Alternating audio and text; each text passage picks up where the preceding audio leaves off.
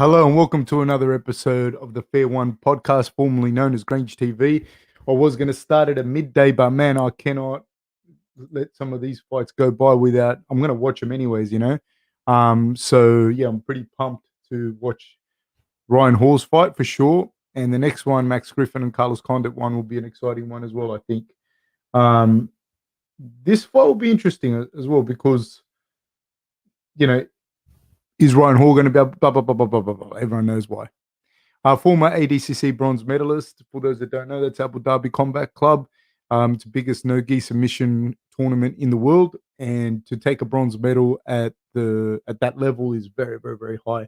Um, Probably the most well-known, I think, bronze medalist would have to be what's his name? Oh my god, Eddie Bravo. He took a bronze medal in that match when he beat Hoyler. He beat Hoyler, and then he lost to Leo Vieira, if I'm not mistaken. I could be wrong on that. That was a long time ago, but yeah. But let's just give you an idea of bronze medal at ADCC is a pretty big deal. Ilia Topuria, this is interesting, Georgian by way of Spain. Let's see. Well, there's no secret. Ryan Hall want this on the ground. Ryan Hall is 5'10" versus 5'7" Ilia Topuria, which is a significant height advantage. But there is a difference in age: 36 for Ryan Hall, 24 for Ilia. So a big difference. Is minus 220 favorite is Ilia Topuria. Thank you very much. My wife just brought me a cup of tea. Hungarian Hustler says, happy fight day, guys. What a card. I'm heading to the pub to watch this one. Let's go, Ty. Cracking the first can now. Most definitely, we're going for Ty over here for sure. Julius Banda says, hey, Fab. Hey, mate. Right back at you. Joseph says, yes, coach. Perfect timing. Mr. Hall is back in the octagon. Yeah, I've been waiting for it. I watched the Brad Tavares fight, but I wasn't going to do the whole card from start to finish. Oliver Ekman says, hey, Fab. Early start, huh? Yeah, I started a little bit early. I wanted to catch the Ryan Hall fight, and I wanted to catch the other fight as well, the Max Griffin versus Carlos Condit card fight. Juice says, let's go. G'day, coach, and the little one. Hola, amigos y amigas.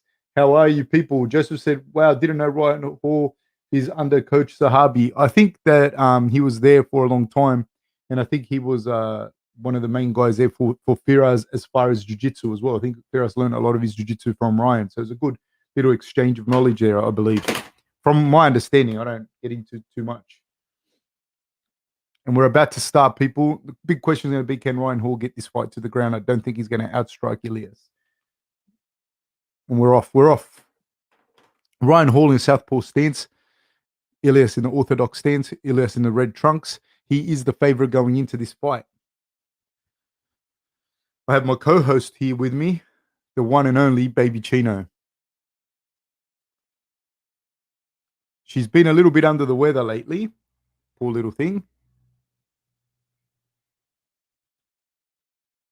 Elias kind of backing Ryan Hall up against the wall, but nothing's exchanged. Nothing has happened yet.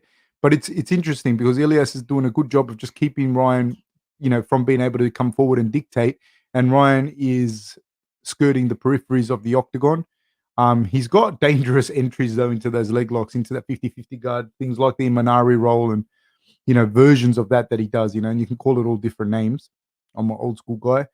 Manari was probably one of the first people, if not the first one, to do it successfully and all the time in MMA. Nice spinning wheel kick by Ryan Hall. Ryan Hall's doing a good job of showing that level fake and then coming over the top. There it is. There's the guard pull / Imanari roll.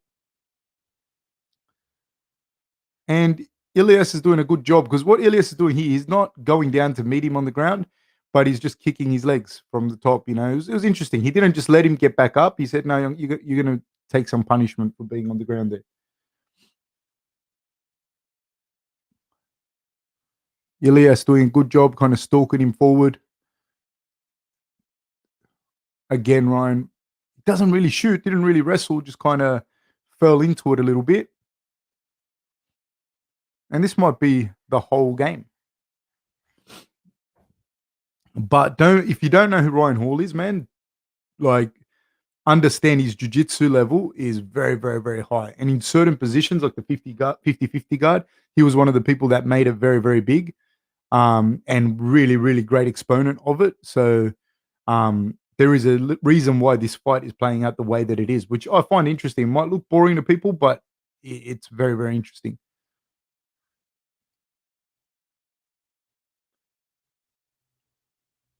Volkanovski said that he put a bet on Ryan Hall, but he put too much money on there.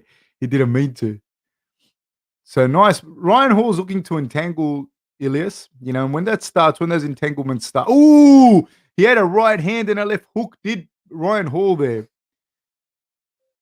Oh, huge right hand by Ilias lands on Hall. Kind of dropped him. Ryan Hall is not in a good way. There's 2 minutes to go. He's not in a good way. Ryan Hall goes looking for a left hand lead and then rolls his own way. Topuria had side control, but like Ryan Hall just matrixed out of that.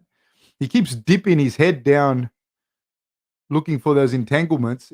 Does Ryan Hall, and he could eat a high kick at some point. I think he's going to eat a kick from Topuria. I think Topuria is going to set up that kick. But if you just see in the way that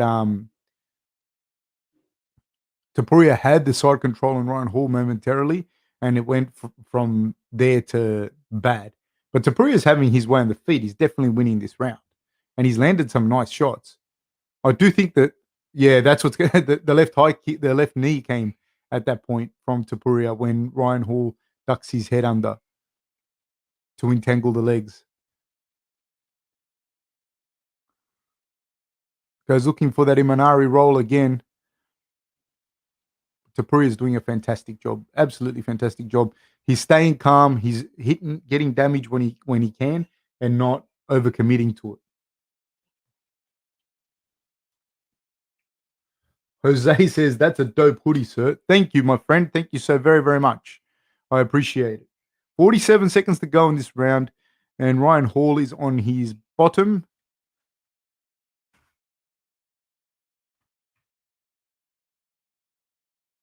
Oblique kick by Ryan Hall. Oh. My co-host almost went into sabotage mode. Big hammer fists landing from Ilia. Very, very big shots. Ryan Hall's in a lot of trouble. Ryan Hall is out with 14 seconds to go in the first round. Big hammer fists.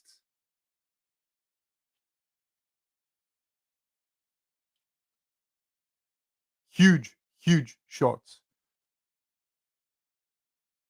Great work by Ilia. Huge shots. Jeannie Douglas says, Fab, what do you think about Kris Moutinho versus Sean O'Malley? He says he has 15 years experience in MMA, but in the regionals, not seeing a striker like O'Malley before will have more than a striker's chance. Man, that were big shots. Sorry, I'll answer that in a second. I'm just watching the replay. So, yeah. And he's kind of landed the right hand in the back of the head, and then he landed a bunch of shots thereafter, The striking discrepancy was huge, though, in that field. Like you have a very good striker, a guy that and who was very patient and picked his shots very well. That was big. That was good. Jeannie Douglas. I mean, yeah, he's got a puncher's chance. Everyone's got a chance going into any fight, but I think Sean O'Malley is a very good fighter, and like I said earlier, I haven't seen him in enough fights that are really going to tell me something that I don't know already. I'd like to see him fight, a bit stiffer competition and see where he's at. The fight with Chito Vera could have told us a little more, but obviously it ended the way that it did. I think Sean O'Malley wins this fight and looks good winning it too. But like I said, even if he wins it, it doesn't tell me anything that I don't already know about Sean. Ewan Ferguson says, little it there. Good to see that Fab was not fibbing about where the donations go. No, she's been eating. Thank you, guys. Thank you very much. Ewan Ferguson says, hope all is well, Fab. Everything's good, but we're in lockdown at the moment, my friend. We're in lockdown. Oliver Ekman says Eli's replacement right there. Yes. Yes, and much better attitude. Django Bango says Hall grabbing the glove. Ben Gallagher says Fab is the only one I listen to and watch on fight day. Thank you, sir. Nothing soft comes out of the croft. No, the fights will come back on. There's an advertisement and she's not happy with it. There it is. The fights are back on. Okay. Ram Diesel says, I like Ryan Hall, kind of one-trick pony that just got stabled. Yeah, he is definitely a one-trick pony, but he's very good at what he does, very good at what he does. Hanoi Tripper says, morning, just got back from kids' footy, bloody freezing in Victoria.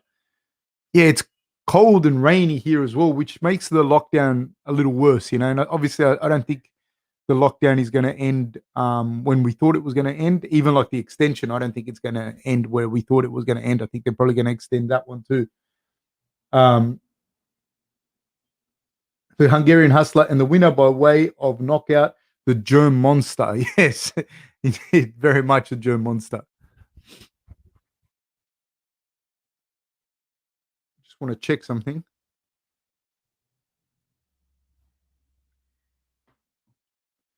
Now that was interesting. That was good. That was he this guy did everything that he was meant to do. He did it really well. He didn't fall into the traps of trying to get him trying to get entangled up with him or overexert himself with the strikes or even overextend himself on the ground. He hit enough shots to hurt Ryan Hall whenever he could, so that was really, really good. Oh, that was a bad loss for Ryan Hall too, though, man. Really bad.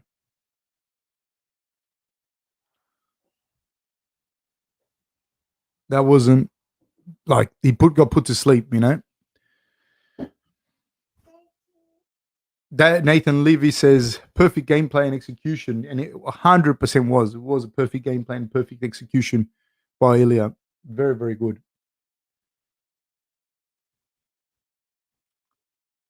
Just a second, guys. Maybe.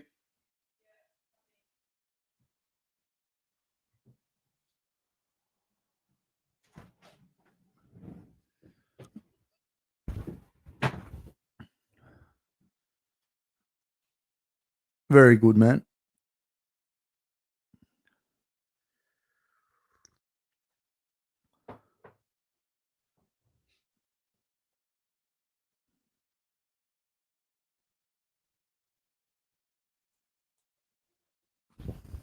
So who do you guys have in the main event and why? Form of finish, win, how, and why? How do you see it happening? How do you see it playing out? Tell me your predictions and why throughout the card. Because I think it doesn't have to be, one guy or the other. Because for me, I see Conor. The first two rounds for Conor are going to be very, very telltale. It's going to be either Conor really, really hurts Dustin and he's able to capitalize later in the fight, or he stops Dustin early in the fight. But those first two rounds are going to be, for Conor. After that, it would be for Dustin. But the thing with Dustin is he can stop Conor as well. He can hit very hard and look for the check hook, that counter hook or that lead right hook from Dustin to go into effect. Because everyone spoke a lot about the low kicks, which obviously were very, very clear. But a big thing that's going to occur in this fight is going to be that hook. He was hit. Conor was hit by both Diaz and Dustin in both fights by that check hook or that right hook, lead hook from those guys, because he hasn't often fought another southpaw, and he hasn't fought another southpaw with competent boxers than Diaz and Poirier off the top of my head. So look for that, and look for him to land that.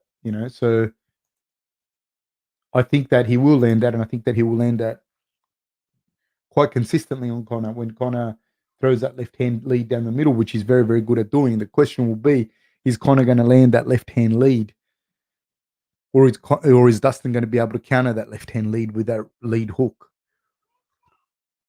And I don't think it's something that Conor's going to change, that left hand lead, because that's his bread and butter. That's what he does. He's so successful with it. If he touches you with it, he really, really, really hurts you if he doesn't finish it. Hussein Salah says Dustin KO round 2, Conor too open and takes serious damage. I think Dustin's overhand catches him. Could do. He could definitely do. I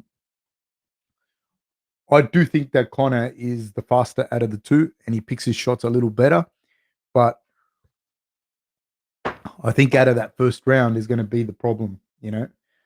Juice says Conor's going to struggle hitting Dustin's P head. It's too small of a target. Now, mate. Now. Joseph says 50-50 fight for me. Yeah, I mean, it's a very close fight. I agree with you. I don't think there's a clear-cut favorite in that fight. I think Conor will go in as a betting favorite just because he's got so many people that will bet on him. But I think it's a very close fight. It may not look like a close fight, but it's a very close fight. Roy C says, hey, Fab, always good to hear your thoughts along with the fights. Thank you, sir. Thank you very much. TJC says, Conor needs to establish his range in the first minute or so. His best weapon was always spacing. He hasn't done that recently. I agree with you. I'd like to see him. This is one of the things that's, because it's southpaw to southpaw, it's harder to do. He likes to use that front kick down the middle, but that front kick works best, like the little front kick that he throws. That front kick, the front snap kick works the best when it's switch stances. So orthodox to southpaw, southpaw to orthodox, then it works. But when you're throwing it southpaw to southpaw or orthodox to orthodox, it's a little harder for it to land as effectively. So what you're probably going to see from Conor is a bit of a switch stance. He'll go from southpaw to orthodox, throw that front kick and come back, I think. Although Conor doesn't do a lot off the orthodox stance, you know, he's very successful with his southpaw. He likes to set that trap. You opens a panel, you go to his right, and he throws that left hand long over the top. You know, long, not over the top, but long left hand lead. But it's in that situation with the southpaws that he's fought that they hit him with a check hook or with a lead hook, even. You know, so it's going to be interesting to see who can get off first. These guys with the Irish flags in the background don't look Irish. You know, like they don't look Irish. Not that they shouldn't support Conor. I'm just saying they don't look Irish.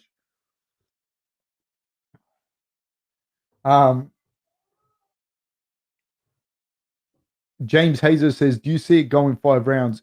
I mean, it could. It could, but like, again, it's one of those things where it could just end at any stage, you know, it could just end, you know, there's no way of saying, yeah, this way or that way or whatever. It could just end at any stage.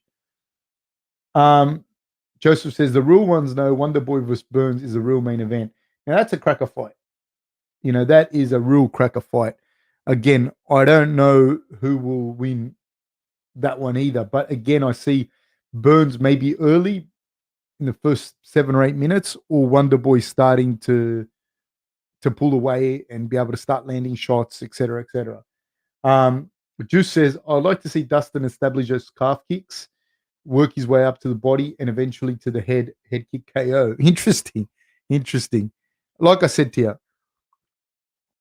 look for that right hook over the top that I've been saying, because that's one of the big ones that I think a lot of people miss. They talk about the calf kicks, they talk about that, but they don't talk about that hook a lot. Joseph says, Coach, your thoughts on the Bam Bam versus Hardy fight? Is it going to be as one-sided? I expect it to be on Bam Bam's side. I can't see Hardy beating him outside of landing a big shot on Bam Bam, and that being that. Like, but Bam Bam's got a good chin. I think he's the better striker out of the two. I think he's got the better gas tank out of the two. I don't see how he beats him, to be honest with you. How hard he beats him outside of one big shot. Joseph says, last one, Coach. We don't want a last one, man. You got to keep going. We're having a conversation. We're hanging out with our mates, having a good talk, etc., etc. How do I think Wonderboy versus GSP fight would go? Like, arguably both in their primes we're talking about, or right now? Because I think, man, I don't know. I would kind of start to lean towards Wonderboy on that. I don't see GSP finishing him on the feet. Wonder Boy is notoriously difficult to take down. He's a good grappler in his own right. He's got a very good chin. Yeah, I don't see GSP being able to take him down and hold him down for 5 rounds like he's done to other people. Because Wonder Boy is not a guy that sits on his like he doesn't sit there and throw those power shots which open him up to being taken down, and he's every bit the athlete that GSP is. I tend to say Wonder Boy. If I had gun on my head, and I'm a huge GSP fan, but I would have to say I'm a huge Wonder Boy fan as well. If I was going to bet, honestly, I'd bet on Wonder Boy. That's just me. I just think he's just a bad style for GSP.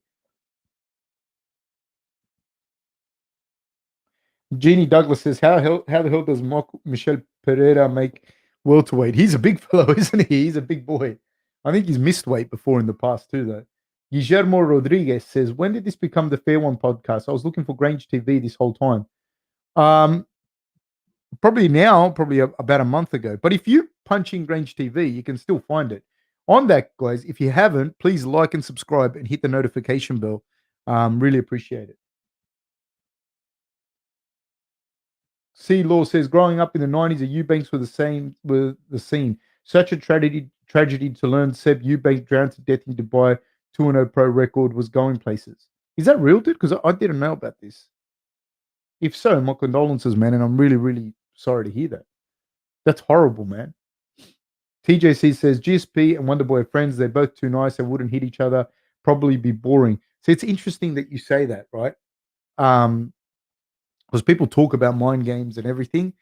And just because you're the loudest person in the room, it doesn't mean that you're the one with the best mental warfare in that. Because Steve Thompson does that whole I'm a nice guy thing, Wonder Boy, blah, blah, blah. But don't get it twisted. Don't get mixed up, dude. That guy will fucking kill you and then go have a burger and then be nice about it. I'm not saying he's fake nice. I'm not saying he's this, but he's playing on that as well. He's playing on that, and he knows how to do that. So when you talk about like mental warfare and all that stuff, like guys like Wonder Boy and that, they're the ones that come to mind as well to me, big time, because he's doing that off his own. He hasn't got a big promotion behind him pushing it, blah, blah, blah, blah, blah. He's just being him, and he doesn't get rattled, and he pulls you into his game, and he knocks you the fuck out, and then goes and has a burger.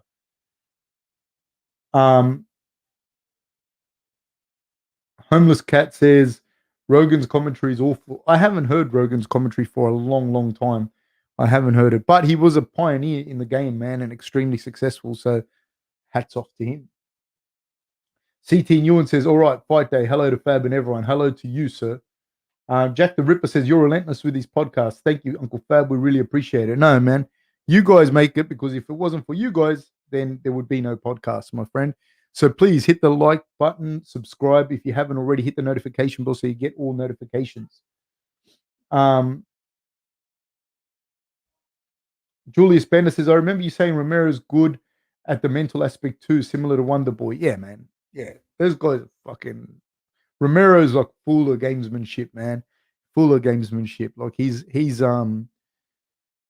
been in every competition. He medaled at world level wrestling, every major competition for 10 years straight. If you don't understand what that means, man, if you understand wrestling, or you understand world elite sport, you got to think like, and in wrestling too, wrestling where you have like countries like Russia that are just pumping out kids, every year. Every single year you got a new kid just coming out of Russia. Every single year, got 5 or 6 of them. You know what I mean?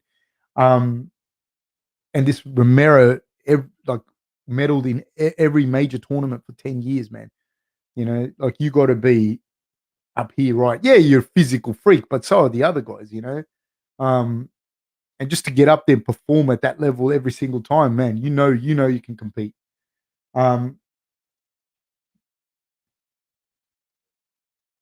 C-Law says, yeah, I couldn't believe it. Obviously, Kris Eubank Jr. is a well-known brother, but Seb Eubank was going places, only 29 years old. Makes you appreciate life. Dude, it's so fucking sad. I think I was speaking about this the other day, and what a way to go as well. I was speaking about this like the other day. My leg rope broke. Sorry, I'll come back to that in a second. So we got 76-inch to 73-inch reach, 76 for Niko Price. Everything else is more or less the same. Michel Pereira has a 1-inch height advantage, and Michel Pereira is a minus 180 under the a favorite. Give me 1 second, guys.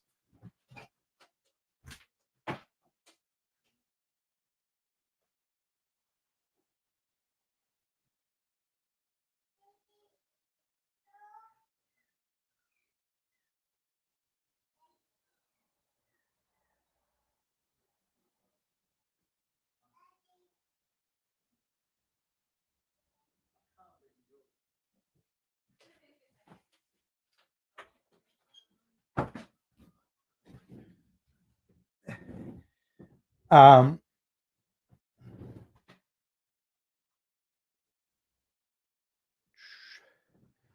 um, yeah, no, sorry, my leg rope snapped, and I was in a decent surf from my side. For me, I'm not a big surfer. I'm just trying to learn, but I got I got caught on the inside. I got caught like with all the waves breaking on me, and I had no more board. And I got started getting held under. But I never go out there by myself. I was out there with a few like really good surfers, and but there was a point there where I was like, I'm fucked. Like I'm fucked. I was trying not to panic. I spoke about this on a different podcast, but I knew I was fucked. Like I wasn't gonna get out of that. And one of the boys was able to just come, like, and they're like fish, dude. So the guy just came in, grabbed me, and took me back in. So it's a fucking scary way to go in those final things. 4:55 of the first round. Niko Price pressuring Michel Pereira. Michel Pereira with very, very awkward style, bouncing in and out, skirting the peripheries of the octagon. Niko Price coming forward, creating pressure. 1-2 by Michel Pereira. Michel Pereira switch. It goes from southpaw to orthodox. I think there's been an eye poke here by Niko Price. Niko Price has got like the broadest shoulders in the world, man. He's got such manly shoulders. Royce C says, whatever the outcome, this next fight is going to be fun. Yeah, this fight's going to be nuts, man. Oh, what an eye gouge. We're off to an interesting start. Um, Jack the Ripper says, I'm hungry now. You're talking about Wonder Boy having a burger. Grumia says, currently, but I'll never be enough to tune in and watch UFC without you lot. Thank you very much, man. I appreciate that. Joseph says, some people walking around pretending they're tough. Wonder Boy Rob, the exact opposite. Man, some people are not even fucking normal, dude, and they're doing their best to just be fucking normal, And that's not even professional fighters. They're just being nice, but they're fucking dangerous people walking around out there. Not just fighters, man. There's like guys who play first grade football, basketball players are tremendous athletes, but have something not right in their fucking head, and they're just doing their best to just be nice to everyone. So be careful when you start fights. Niko Price looking for the takedown. Niko Price is a really good wrestler too. I'm a big fan of Niko Price. I've always liked Niko Price. I love that little work that he's doing there. So he's pushing in with a double and he's hitting with little overhand rights over the top. I love that. I really like that little combination of things. He's looking for that knee peak now. He's got his legs inside deep. Michel Pereira hasn't got any underhooks here. So that's allowing Niko to keep him pressed to the cage. Doing a good job is Niko of pressing Pereira to the cage. 3:36 to go in the first round. Good work by Pereira to get out from his back from off the cage. Niko Price again pressuring forward. He's got to be careful because the thing with Pereira is he can hit from any angle and from any stance. He takes Price down, but he doesn't want to hit the deck with Niko Price for some reason. I don't know, because Pereira's not a bad grappler himself. Price coming forward. Still coming forward. He's very tough, very relentless, his Price. But his striking's a little bit more laborious, a little bit more cumbersome than Pereira's. But he does hit hard, and he's a tough wrestler. I love watching Niko Price fight. They're both wild men, these guys.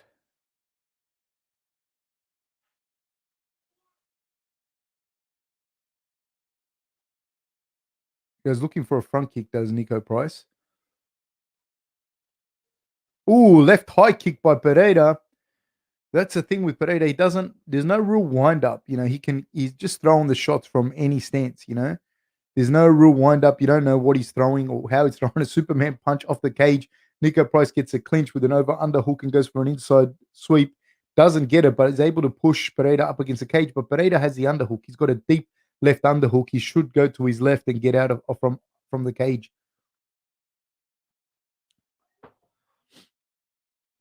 The way Niko kind of walks into it, though, is a little bit scary for my liking with Pereira, because the shots come from any angle with him. 154 to go in this first round. Nice right hand to the body by Pereira. Right low kick by Pereira. Niko Price reaches for that kick. Niko again pressuring Pereira, making him walk around the peripheries of the cage. Throws a right hand, rather laborious from Niko Price. And he does get hit when he threw that kick. He got hit with a lead right hand by Pereira. Pereira's a big fellow, man.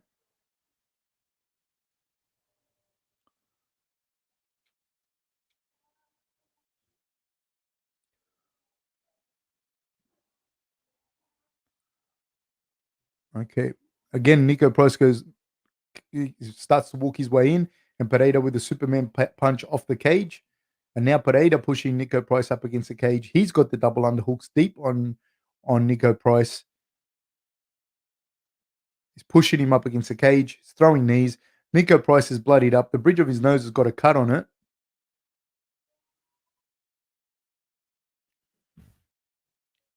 Pereira's doing a good job now, starting to get the timing with a nice left high kick, partially taken on the arm by Niko Price, but you can't take too many of them, whether on the arm or otherwise.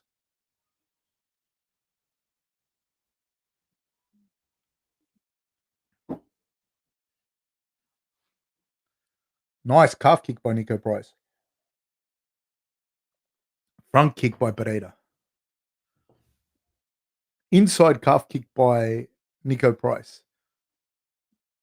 Swing and a miss by Niko Price to the right hand, partially glancing shot. Ooh, rolling thunder kick by Pereira, and then followed by a front kick. And that is the bell, ladies and gentlemen, for the first round. Both guys touch gloves. Interesting round. I'll give it to Pereira.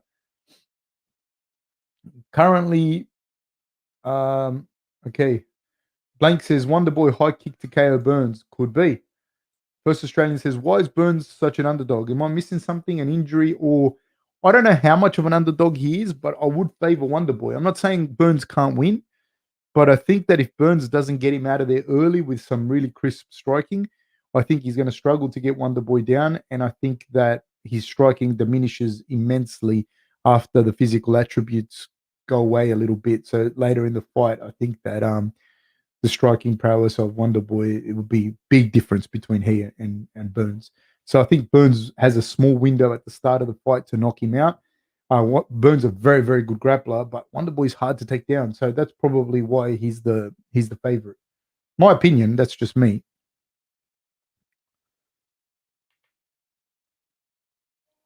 We're about to kick off again. And we're off, people. Bodybuilding News says, I heard a rumor that Romero threw his match at the Olympics. Do you think this is possible, or was it a genuine loss? Yeah, I've heard that rumor as well. But if you're talking about the Adam Satiev loss, it was close, man. If you watch that match, it's an Adam Satiev loss, and Adam Satiev at the time was pretty much the fucking man. You know what I mean?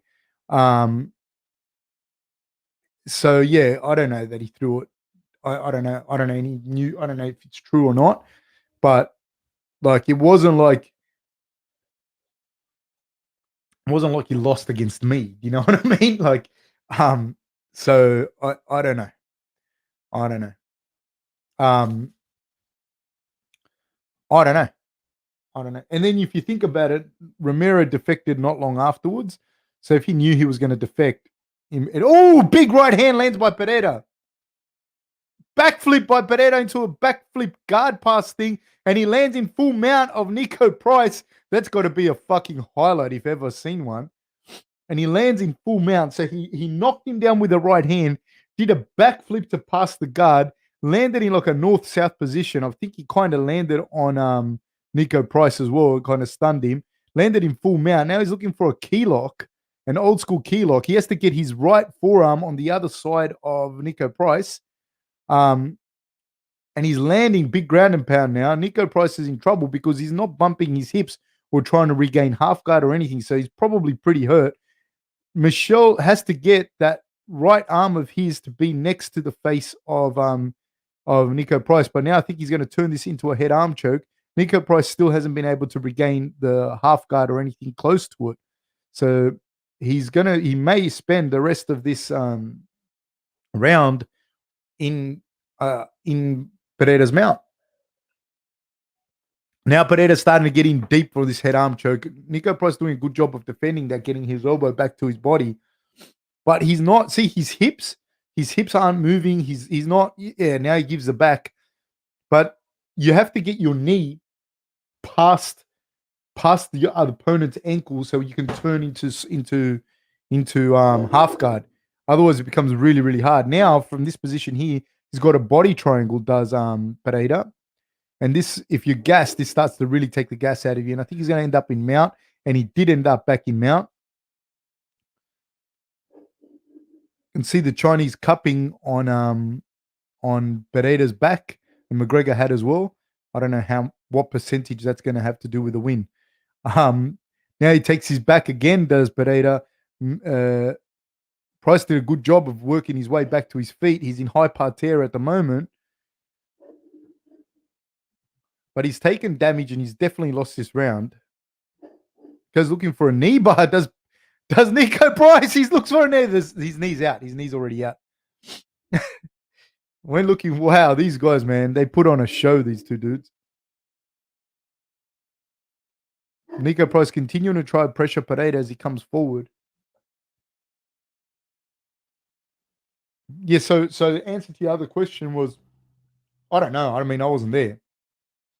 But he defected not long after. I don't even know if it would have been worth it. You know, if you defect as a gold medalist, he went to Germany and Bundesliga and that. So I don't know. I don't know. I can't say he didn't or he did or whatever. But I also say to you, I wouldn't be like Adam Saitiev is well capable of beating him too. You know what I mean? Adam Saitiev is Buvaisa Saitiev's brother, who's basically the best 74 kilogram wrestler, I think, probably of all time. Him and Burroughs.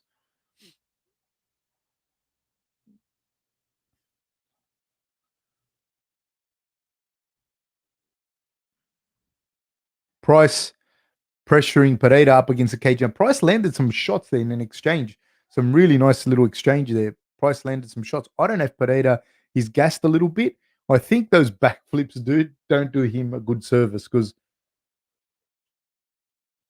they would be incredibly taxing. Incredibly taxing. Just under 30 seconds to go in this second round. Pereira looks like he's starting to fade a little bit. Niko Price, a rugged man. He just keeps coming forward. Doesn't matter what position he was in before.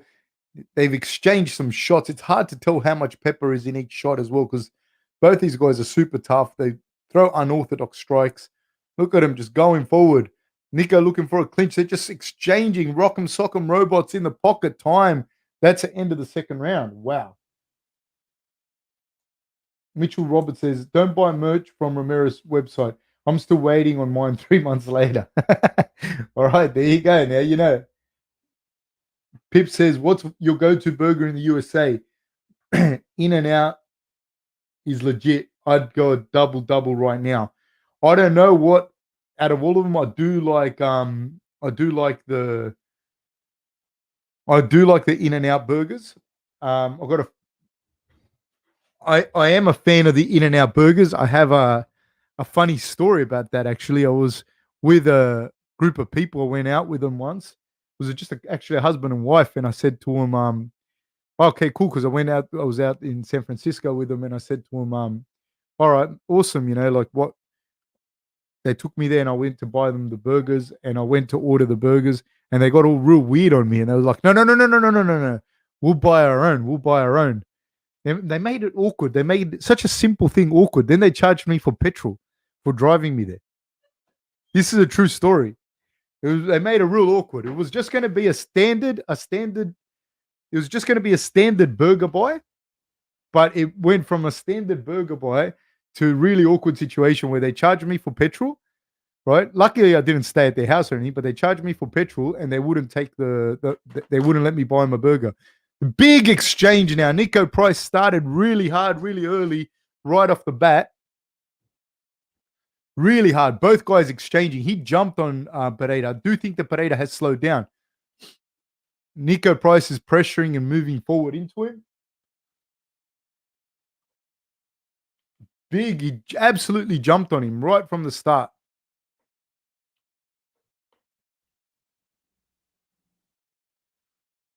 Nice little jab landed by Niko Price. And the odds are coming back in. He was at minus 1100 in the second round, Pereira. Now he's at a minus 425. So he's still favourite to win this fight, but he's definitely slowed down. And Niko Price, I'm sure, can feel that. Oh, there's a low blow on Niko Price landed by Pereira. Niko Price was just crumbled. Fab, did I just see what happened to Hall? I mean, I saw that he got knocked out, if that's what you mean, from Stephen Morgan. Eon says, yo, what's up, homie? What's up, buddy? Jeannie Douglas says, this dude's gigantic. Yes, he is. I'm going to skip a few people. I'm sorry, guys.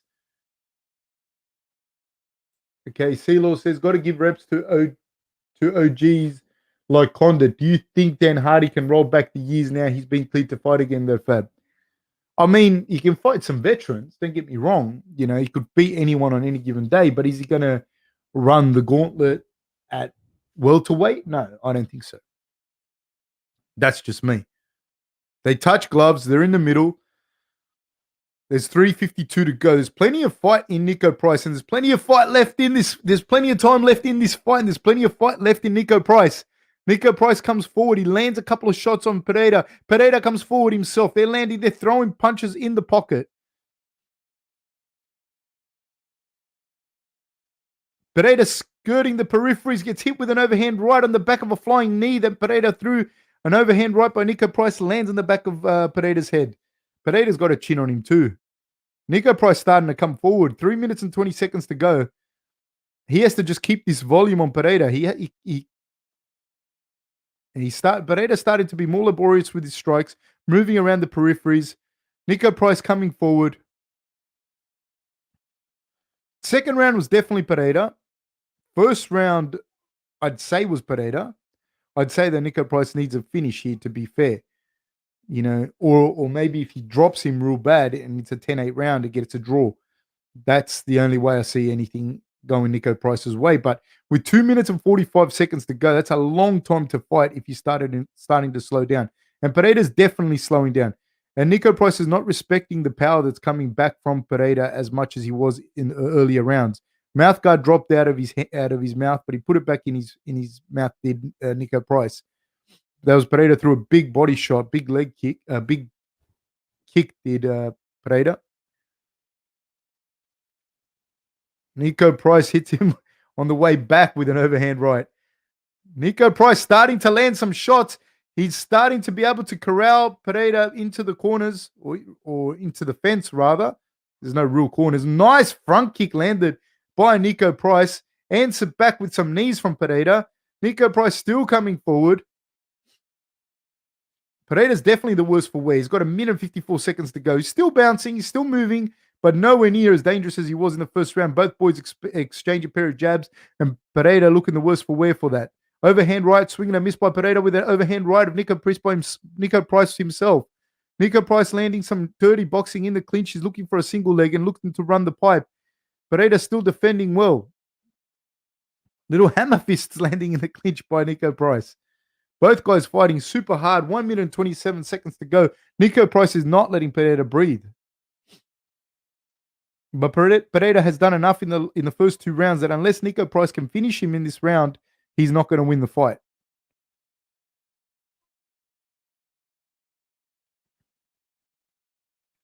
Now Pereira, when looking for a takedown of his own, Niko Price defended that with a Kimura attempt and then landed some nice elbows to Pereira. 57 seconds to go. He's landing some good jabs on Pereira. Pereira's dropping his head. There's 52 seconds to go. Niko Price is starting to put more and more pressure on Pereira. Niko Price landing the lefts and the rights on Pereira slowly. And then they clinch back up again. The takedowns aren't going to do it for Niko Price. Niko Price has to break off and land the strikes. Pereira's doing a good job of holding on. He's trying to hold on and win. There's 31 seconds to go, and those jabs are money for Niko Price. He just has to keep touching him with the jab. 26 seconds to go. Pereira shoots a double. Good thinking by Pereira to shoot that double. He needs to get this double. There's 18 seconds to go. Good defense by Price. Niko Price moving forward. Definitely Price's round. This third round is definitely his. It's not a 10-8 round, though, in my opinion. Like, it's not a 10-8 round at all. There's 3 seconds to go. Oh! Both guys punched on till the end. I don't know. Depends how you give the first round, because the second round definitely was Pereira's, in my opinion. What a fucking fight. First Australian says, Pereira strikes reminds me of Rob Wonderboy's karate stance, especially with the front or leg kicks Rob of Wonderboy snap. There's no wind up like a normal leg kick. Rob snapped, set down the pipe. Yeah, true. But I think they're both more polished with their striking, you know, whereas he's a little bit more of a wild man. First Australian says, harder to see it coming and it's more difficult to shoot for a takedown because they're so square. Agree. Pereira needs to get him out of here, in my opinion, or he looks gassy. Yes. Joseph says, I'm predicting around 1,000 viewers by the time the main event starts. Maybe. Blank says, Pereira, all flash, no cash. No, he's got some cash, man. I'm going to skip a few people. I'm just going to delete someone that put up a stream.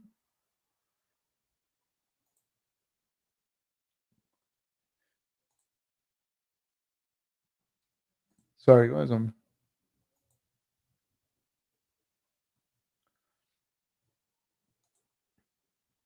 Okay.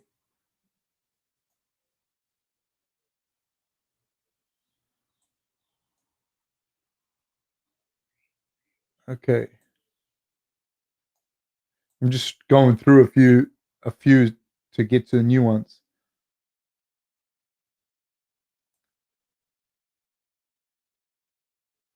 Okay, TJC says, with Niko Price's gas tank and tenacity, I'd love to see him get some Diaz-style boxing and technically overwhelm people towards the end of fights like Nick and Nate. Yeah, man, if he had tidier boxing, that's what TJC said. That's what I was saying. Like, if he had tidier boxing and he could just touch with the jab, people don't understand. When you're gassed and someone's going pop, pop, pop, pop, pop, it'll hurt him. It'll hurt him and it could stop the fight, you know? It'll overwhelm him with the strikes. It was a good fight. I think that was fair. Oliver Ekman says, remember, guys, no links, no political talk, etc. Thank you very much, Oliver Ekman. Thank you. Moist Penguin, the commentary for this fight was terrible. Turned it off after the second round. If you're talking about my commentary, I apologize. Sorry. I'm sorry you hated it. The Hungarian Hustler says, how can you not like Niko Price? He definitely is a money fighter. Great personality also. Yeah, man, he fights hard. I'm a big fan. Oliver Ekman says, Uncle Fab could be hired by ESPN, but doesn't want to be a sellout. Hey, if ESPN wants to hire me, we'll talk. Sorry if I missed some of your questions in that, eh? First Australian and Moist Penguin, the commentary has gotten progressively worse with every event. Are you talking about my commentary? Are you talking about my commentary? You have to understand, I have a very fucking frail ego. You're talking about my commentary? You're talking about the events commentary. Stephen Morgan says, how do you think Pereira would do in a 5-round fight currently? It just depends who he fights with, you know? And a lot of that is how he fights. His gas tank's probably pretty good, but he does like backflips in the middle of the fight, you know? That takes a lot of energy out of you. Michael DeSanta says, hello, Fab. How are you? How you doing? Hope you're doing great. I am, sir. How are you? Joseph says, Oliver Ekman should have had Uncle Fab rather than Stephen A on ESPN. Yeah, they have some interesting people on there, eh? Randy says, "Hey Fab, looking forward to watching the fights with you." Likewise, Randy. Likewise. CT Nguyen says, "Man, that hurts. Niko won that fight." I don't think he did, man. I don't think he did. I think he won the third round. He definitely lost the second, and the first round could have been split either way. So the first round was probably went to Charles Oliveira, and the first round I think was probably Pereira. So I'll give Pereira 1 and 2, and I give Niko Price the third round.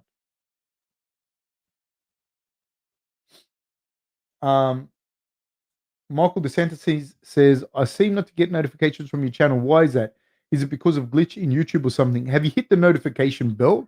You have to hit the little bell thing and you'll get it. Randy says, I don't like Conor, but I'm still excited for the fight. Sorry, I'm missing. Oliver Ekman says, Stephen A is on the com. Apparently he is. Chris Q says, Conor hasn't had a win in a while. I hope he wins. Would love the rematch with Khabib. I don't think Khabib's going to do it. That's my opinion. Mitchell Roberts says, Fab, who are a few of your favorite fighters, past or present?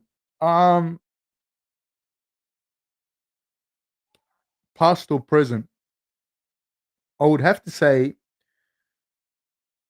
Fedor, Nogueira, Peter Yan, Cain Velasquez,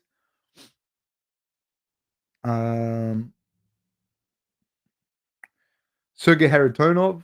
Always been a fan of his. Hard man. Man, too many. BJ Penn. I always liked watching BJ Penn fight. GSP. That's a few there right there, I think. Hey. Matsuda, Sakuraba. Yeah, they're the guys I've always liked watching.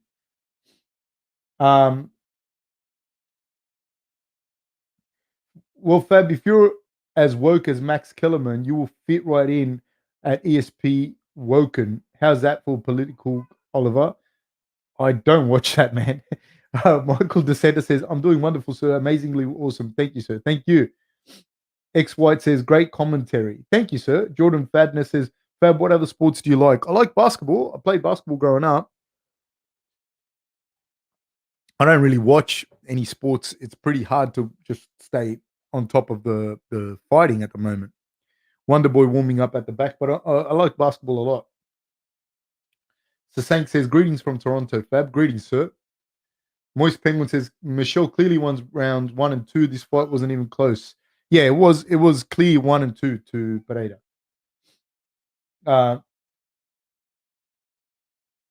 Okay.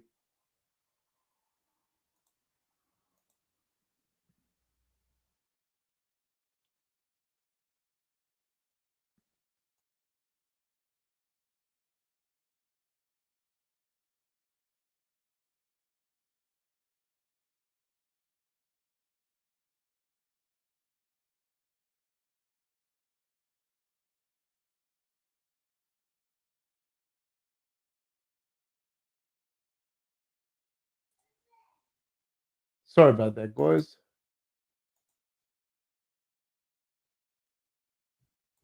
Okay. Who do I want to see for door fight? No one, man. I don't want to see for door fight anyone anymore.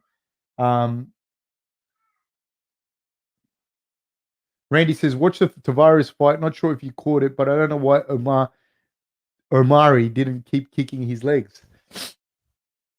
I don't know either, but it does look easier from the outside than it does when you're actually in there, you know. But he was having tremendous success with those kicks.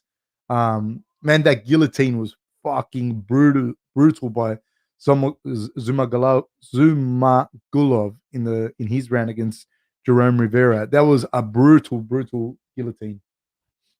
So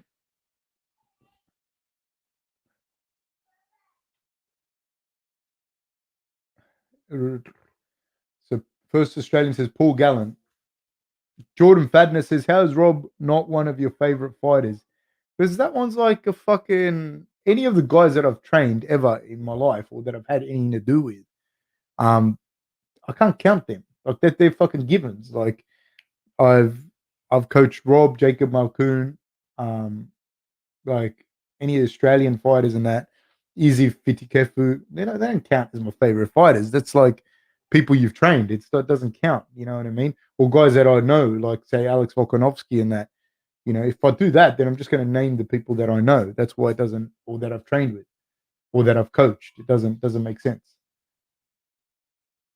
Um, Michael DeSanta says, "Oh, thank you very much. I didn't have the bell on; it was silent. Thank you for your help. No, thank you for your support. So yeah, hit the notification bell, like and subscribe, please, people." Chuck Les says, "Oh ho." So Oliver Ekman says, "Sorry, I was late on that one. It's delayed."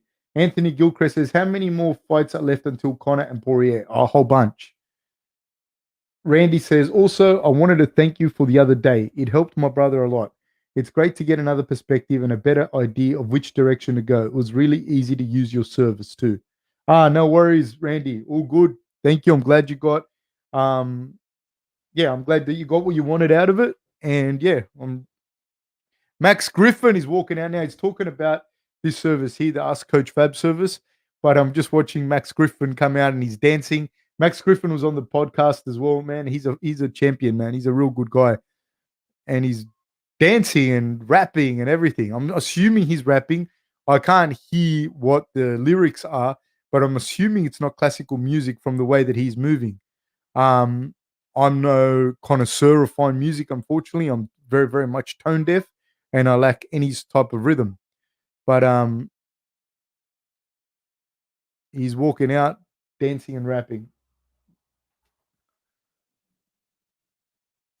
So Sang says, "Did you see the Ryan Hall fight? Bizarre but entertaining." Yes, sir.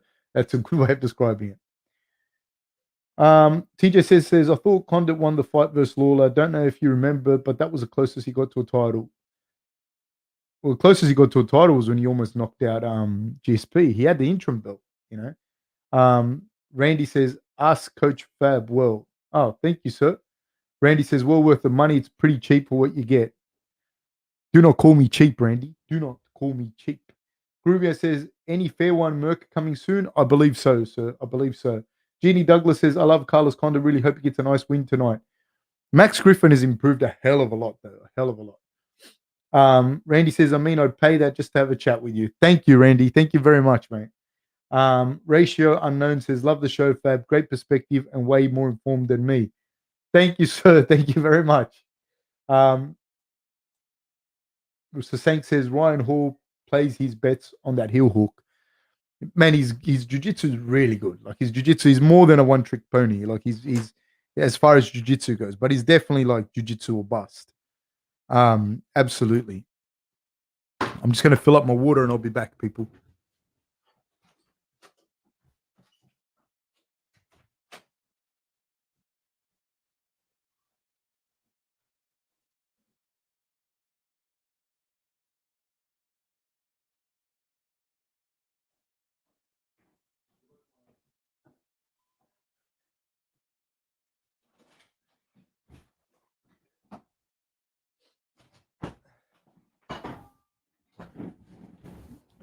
And if you're listening, shout out to those people that took me to In and Out Burger when I was in the US and wouldn't accept my burger off them, but still charged me petrol.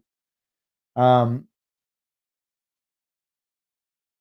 yes, Mitchell Robert, we do have merch on the YouTube channel. That's 100% right. But yeah, we do. That's a short answer to that. Condit always looking angry.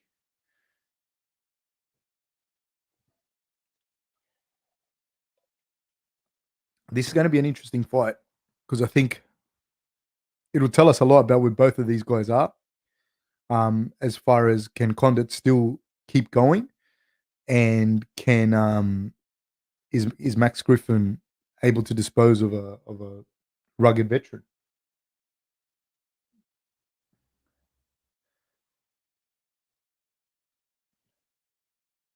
Ben Gallagher says, "Fab, your commentary is the best in the West. Fuck the haters."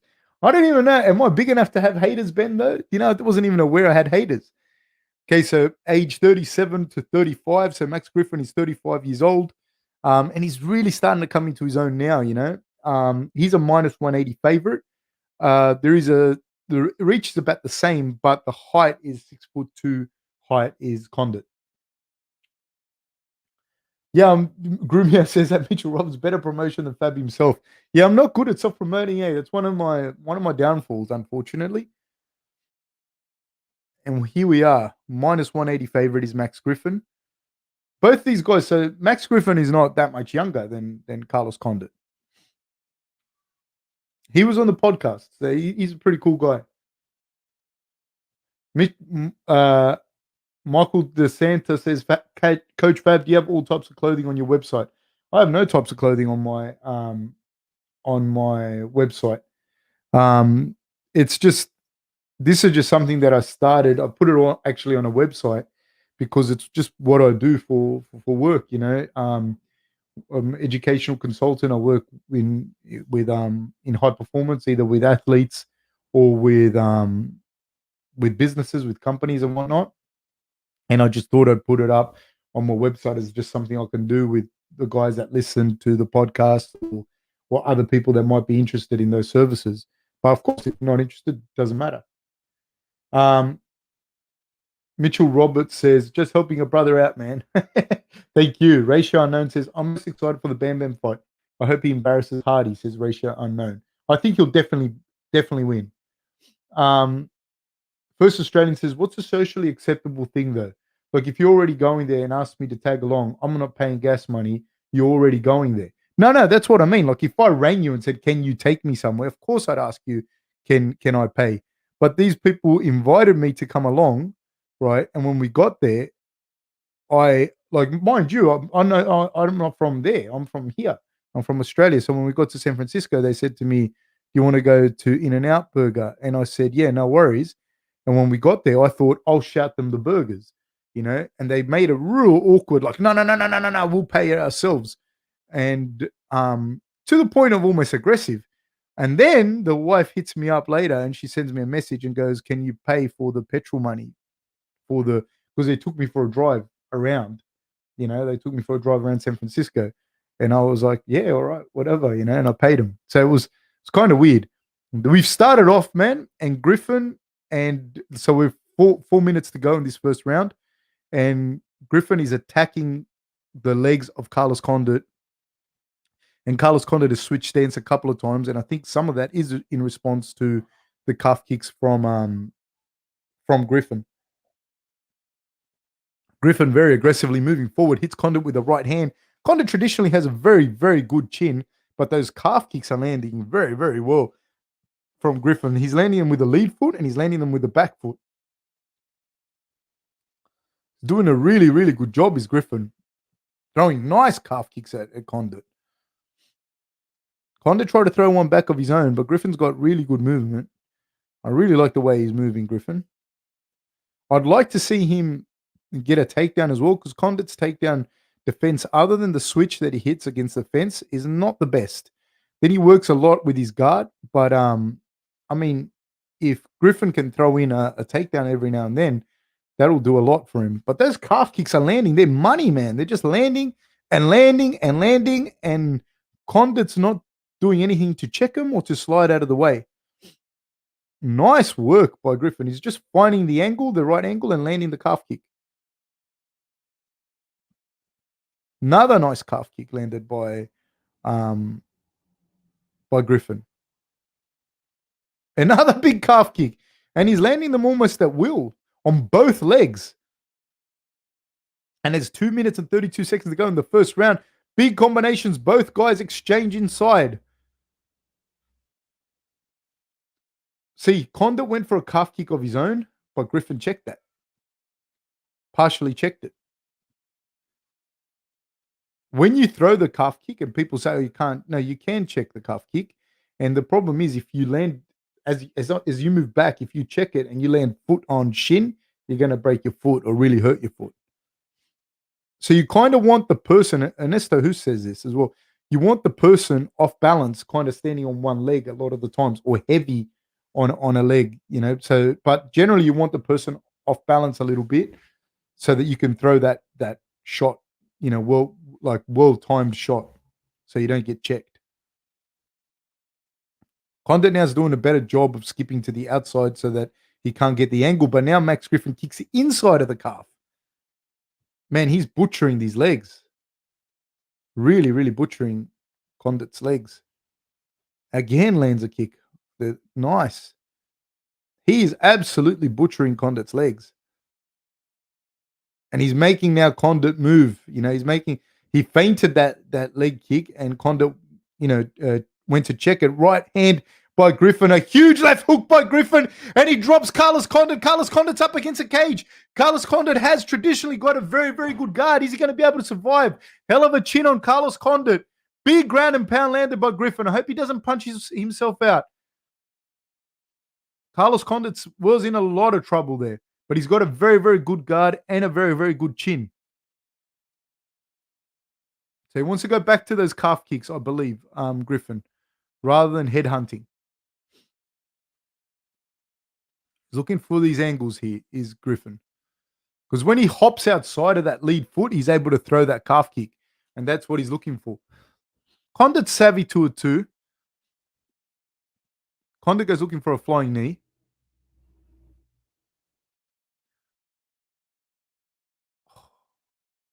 Big exchange by both boys. Condit goes high and goes low and then goes looking for something high. 11 seconds to go. Definitely Max Griffin's round. It's only a 3-round fight. This is the thing in 3-round fights, man. What happens in that first round is big. It's not like a 5-round fight. 5-round fight, you can go out there and lose it 10-8 and you'll still be all right. But in a 3-round fight, you lose that first round 10-8, which he possibly could have done here with that being knocked down. I'm not saying it did, but it could have possibly happened. If that happens, unless you finish the person, or you get 10-8 rounds yourself, like you're looking at a draw. You know what I mean? And that's just off one round, just the way that it's scored. Of course, yeah, you can drop the guy and you get a 10-8, etc., etc. Michael DeSanta says the merchandise does look awesome. I'll definitely cop something. Please do, sir. Please do. Coach Fab, TikTok is the best and one of the greatest platforms to promote things. I will have to get on TikTok, man. I think I even have a thing, but I don't even know. Man, I don't know what to do. You know what I mean? I'm not from this era. Beetle just says, morning, Fab. What services are you talking about? Just tuned in. Just hit the www.askcoachfab.com thing. That's like what I do.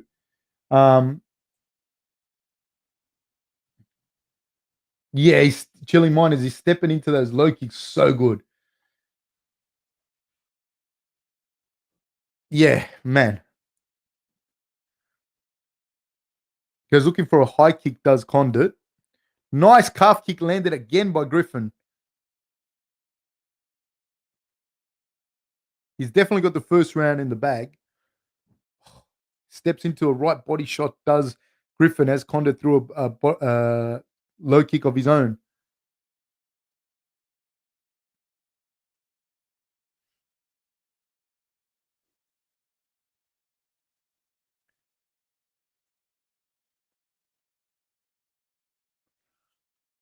He's very, very good at getting out of the way, Griffin, as well. Condit goes looking for a knee up the middle.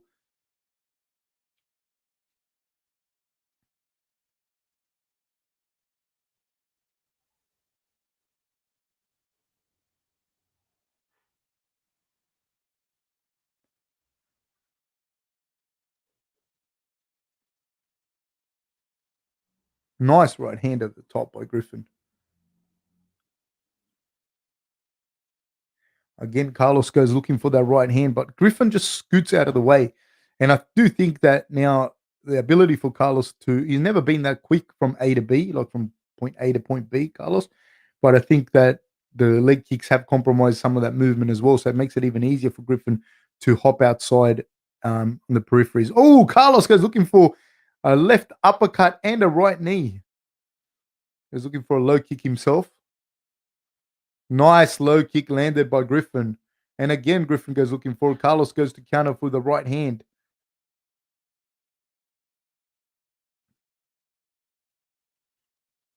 Carlos goes looking for an outside reap takedown. Griffin got back up and hits him with a right hook, left hook combination, both of which land flush on Carlos Condit. But Carlos Condit has such a good chin, even now, Oh, hits Griffin straight right hand. Does Carlos Condit.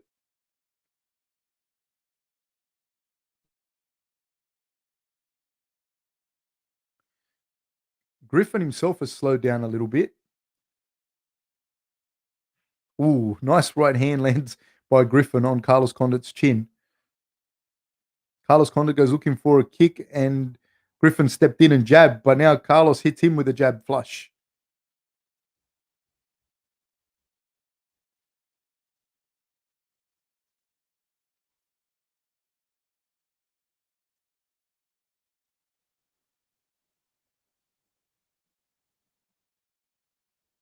Carlos goes looking for a spinning back kick. Nice counter right hand by Griffin. Nice rip to the body by Griffin. Goes looking for a calf kick again. Oh, Carlos Condit goes looking for a double leg. Griffin defends it really, really well. Carlos eats a jab. Carlos takes a right hand to the top of the head. Ooh, nice little feint. He kind of Carlos feinted and made Griffin stutter step, and then he hit him with a nice little lead after that. Then he goes looking for a right high kick. Carlos Condit does that kick so well, where he drops to his left, like his head drops all the way to the left, and then the right high kick comes over the top. So your eyes are following his head as he drops his level, but then the kick comes over the top. That's what he dropped GSP with. Nice calf kick landed by Griffin. Oh, Carlos goes looking for a lead uppercut and gets hit by a straight right hand. Flush on the chin by Griffin. What a chin that, man, what a chin that Condit has. They're very even in this round. Very, very even. The significant strikes actually, I say 21 apiece. But overall, even in the vocabulary of the fight, they're pretty much as even. So I don't know who wins this round. There's still 30 seconds to go. So either one of them can steal the round in these last 30 seconds. Griffin is definitely slowed down.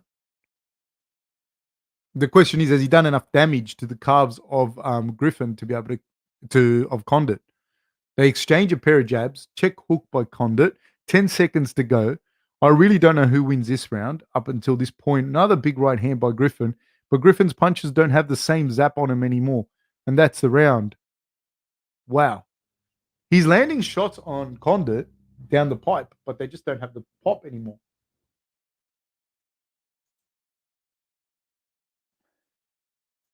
Okay, sorry guys, I'm gonna have to skip a couple of people just so I can kind of catch up. Um, Grumia says people seem to mention age and ring rust when talking about legends like Condit returning to the fight, but the evolution of sport is such a huge factor. Condit has nothing for these calf kicks. Um, yeah, I mean, there's a lot of those factors, but he's definitely not the Condit of old either. Man, his nose. Did this just happen in this fight? Because his nose is no, it did. It happened in this fight. His nose is broken, dude. His nose is splattered. And when your nose is busted like that, he only has to land the jabs on it. He only has to land the jabs. Doesn't have to land huge shots. Man, that fucking nose was terrible. One whole round to go. Arguably, maybe at most you could give Condit this round. I don't know that I'd give this round. I'd split that round straight down the middle, an even round. So I have Griffin ahead by a fair bit. Just because I probably gave that first round a 10-8 almost. Big right hand landed by Griffin.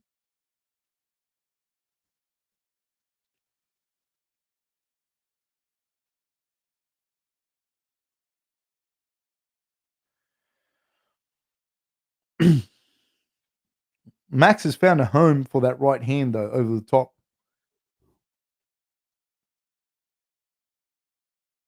Oh, they exchange inside. Griffin landed a nice jab on Max. Oh, left hook landed by Max Griffin.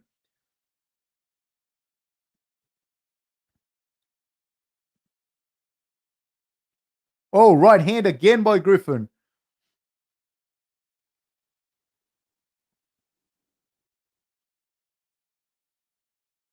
Condit moving forward now. guys exchange, both guys land. Griffin starting to pressure. It could well be a round apiece. I'm not saying it was a 10-8 round, but I'm saying it could have scored at a 10-8 round. But it's definitely a round apiece. Just how you scored that first one.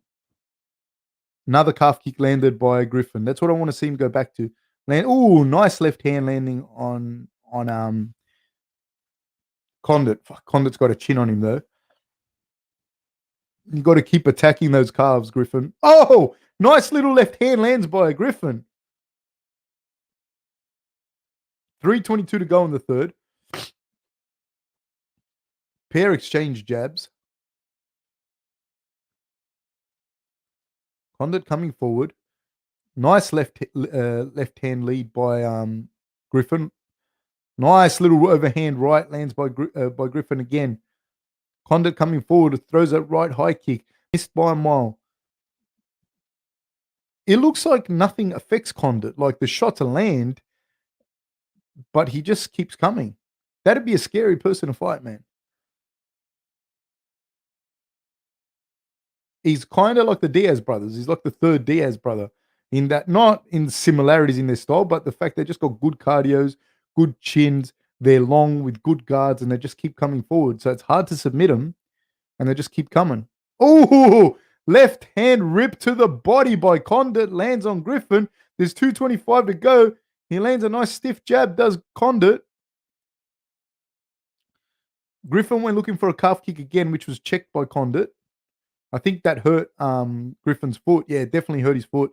Griffin's not stepping correctly on that right foot anymore. I don't think he's going to be throwing many kicks anymore. He's a little bit hurt on that right foot, is Griffin, from the check. It might not have been from that check, but he was definitely hurt. He's got 1 minute and 51 seconds to go. Yeah, he's stepping funny on that right foot, man.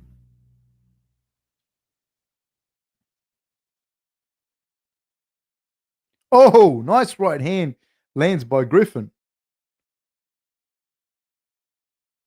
Condit trying to come forward, throws a left rip to the body.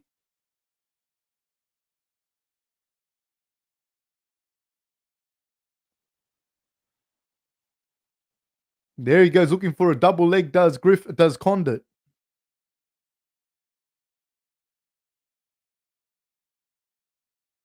Good defense by Griffin to get out of that clinch.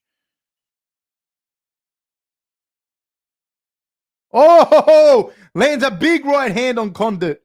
He landed a big right hand. I don't think Condit's in that much trouble because Condit's just got a fucking hell of a chin. But Griffin got a much needed takedown. He got a very, very good takedown on Condit. I don't know how or why Condit defended the way that he did. He kind of crossed his leg behind his leg and gave that takedown, There's 42 seconds to go. Condit will probably find his way back to his feet, but nah, he's got that arm lock, that Dagestani handcuff, Max Griffin. Condit rolls. Condit has to get to his feet here, and he does. And again, Griffin goes looking for the double leg. There's 25 seconds to go. Looking for the Kimura is Condit. Condit has the Kimura. It's locked in. But Griffin's smart. He's moving to his left, so he's not giving the Kimura. Now Condit's looking for a guillotine, but he hasn't got the other hand. And Griffin's doing a good job. He keeps going. Condit turns. He's looking into a Kimura trap. There's 3 seconds to go. He's going to take his back, but there's not enough time. I give this round to Griffin. Just, he did enough. He landed some big shots. He got the takedowns. Condit put the Kimura trap on at the end, and he got it, but it was not enough. Michael Wood says Carlos doesn't give a fuck about his nose. You know what's funny, man? He's like a good-looking dude, and he doesn't give a fuck if he breaks his nose, which I give him more credit for. Because if you're an ugly dude, I understand you don't give a shit about your looks, but he's a good-looking dude. And Joseph says, need more info on the In-N-Out burger story of the day. No, I said it already. It was nothing big. It wasn't even the story of the day. It was just the fact that these people took me to In-N-Out Burger. They invited me there. I was in San Francisco. And they said, you want to come for a drive, blah, blah, blah, because they knew I was from Australia. And I said, yeah, sure. When we got to In-N-Out Burger, I said to them, do you want, what burger do you guys want? Da, da, da, da, da. And they got real weird, like almost to the point of aggressive. Like, no, we'll buy our own burgers. We'll buy our own burgers. No, we don't want, no, it's okay. We don't need it. We'll buy our own burgers. And I was like, fuck, all right. So they bought their own burgers. And then we went for a drive, went and saw the bridge and went saw some other places and da. And then, I went back to my hotel. They went home. And then the wife messages me and she says, can I pay them for the petrol? They invited me, by the way. And I was like, yeah, of course. It's just weird. Chili Minor says, gotta say, as much as those leg kicks landed, the boxing of Griffin seems like it's done way more real damage. Yeah, man, I could say that as well, for sure. Andre says, what's up, Fab? Hope all is well. Yes, it is, sir. I'm just going to skip a few. Randy says, going for Griffin. I liked him on the podcast. Yeah, he was a champion on the podcast, man. He was a champion. Really good guy. Randy says, those people sound like animals. They're absolutely mad. Absolutely mad, man. I don't even know why or how. But enough. I will not repeat that story again. Michael Wood says, Condit also from the DS School of Leg Kick Defense. Yeah, I think so. James Davis says, those people are weird as shit. Oh, dude, it was fucking weird, man. It was weird. James Davis says, who asks for someone to pay for gas? High school kids. Dude, I wouldn't have minded paying for gas. Like, if say for example, I said to you, can you want to go on a road trip? And we were going to go from, I don't know, San Francisco to Vegas or something, or from San Francisco to LA. And we came up with a thing that, hey, let's go on this trip.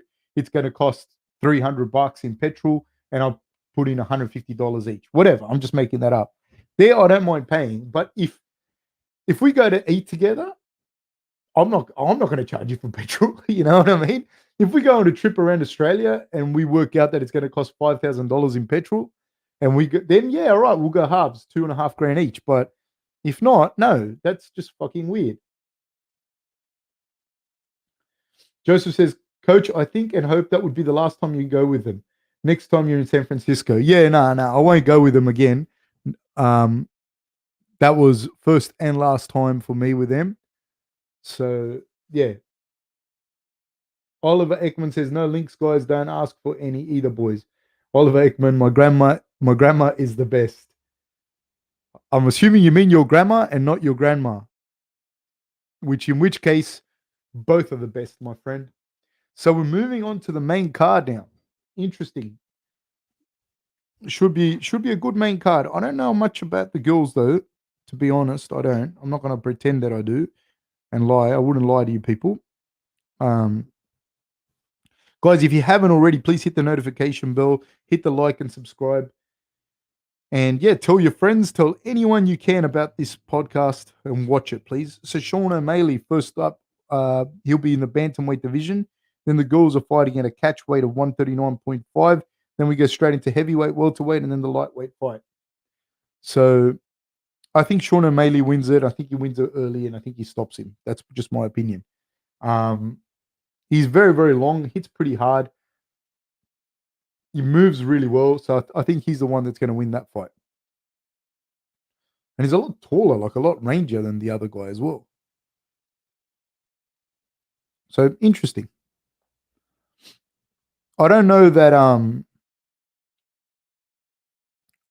Greg Hardy can beat Bam Bam. I just don't see it.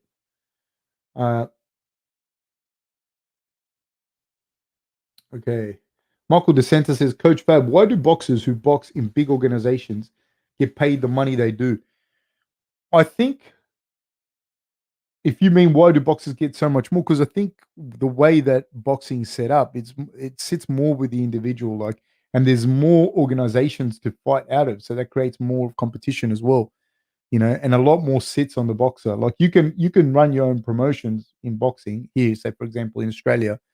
If you've got a bit of money behind you, you've got a bit of a name, and you can build on that. Whereas in MMA, it's UFC. It's UFC or bust really at the moment with how it is. Look, ONE FC and Bellator are coming up, PFL's coming up, but there isn't enough of that competition of that with MMA. Joseph says, I love that the wife messaged you after you went back home. to be a fly on the wall on both of them, thinking how they were going to ask you for petrol money. Man, I wish, hey, that would have been funny because I wonder how the conversation went down, like, because if they'd have just asked me, I would have just paid them right off the bat. But it was weird. I just got a message from her and it was like, do you mind paying? This is how much it cost and we're splitting it. These are the ways we're splitting it. And they included like entry into some park or something that we went to, and it cost like $12 or something. And it was like entry into the park for the car, so it's like $6 for you. Or well, I think that, in fairness, I think they even split it 3 ways. So they only charged me a third, but still, it was like fucking weird, really weird. Luke says Wonder Boy versus Burns. Yeah, man, that's going to be a cracker. Oliver Ekman says I think I'm more pumped about the co-main. That fight's going to be a cracker as well. Luke says boxers get paid more because UFC fighters get something like 20% of the revenue. Absolutely. You know what? Up until a few years ago, and this is going back to about 5 years ago. I don't know what it is now, but UFC fighters were about 13% of revenue. So yeah, Gisley Grimson says, who were these people? Like, what do you mean, who were these people? Just like these people that I knew, I kind of knew them. I don't know them that well, but I kind of knew them. Yeah, man, Dustin's a rugged dude. I just don't know that he's gonna. If he can stay out of the power, out of the way of McGregor's power for 7 or 8 minutes, he's in with a very, very good chance. He can also stop McGregor with some big shots.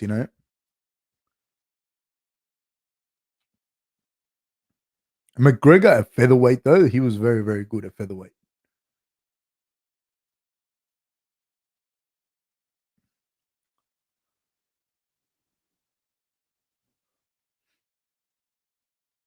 Okay. What do I think of Sean's switch hitting? I think that Sean is a very, very good switch hitter. But like I said earlier on the podcast, I want to see him. There's McGregor at the weigh-in, not at the weigh-in, at the other thing, quickly establishing his lead leg kick, which is going to be important in this fight. I think his switch hitting is very good, but like I said earlier, we're talking about Sean now.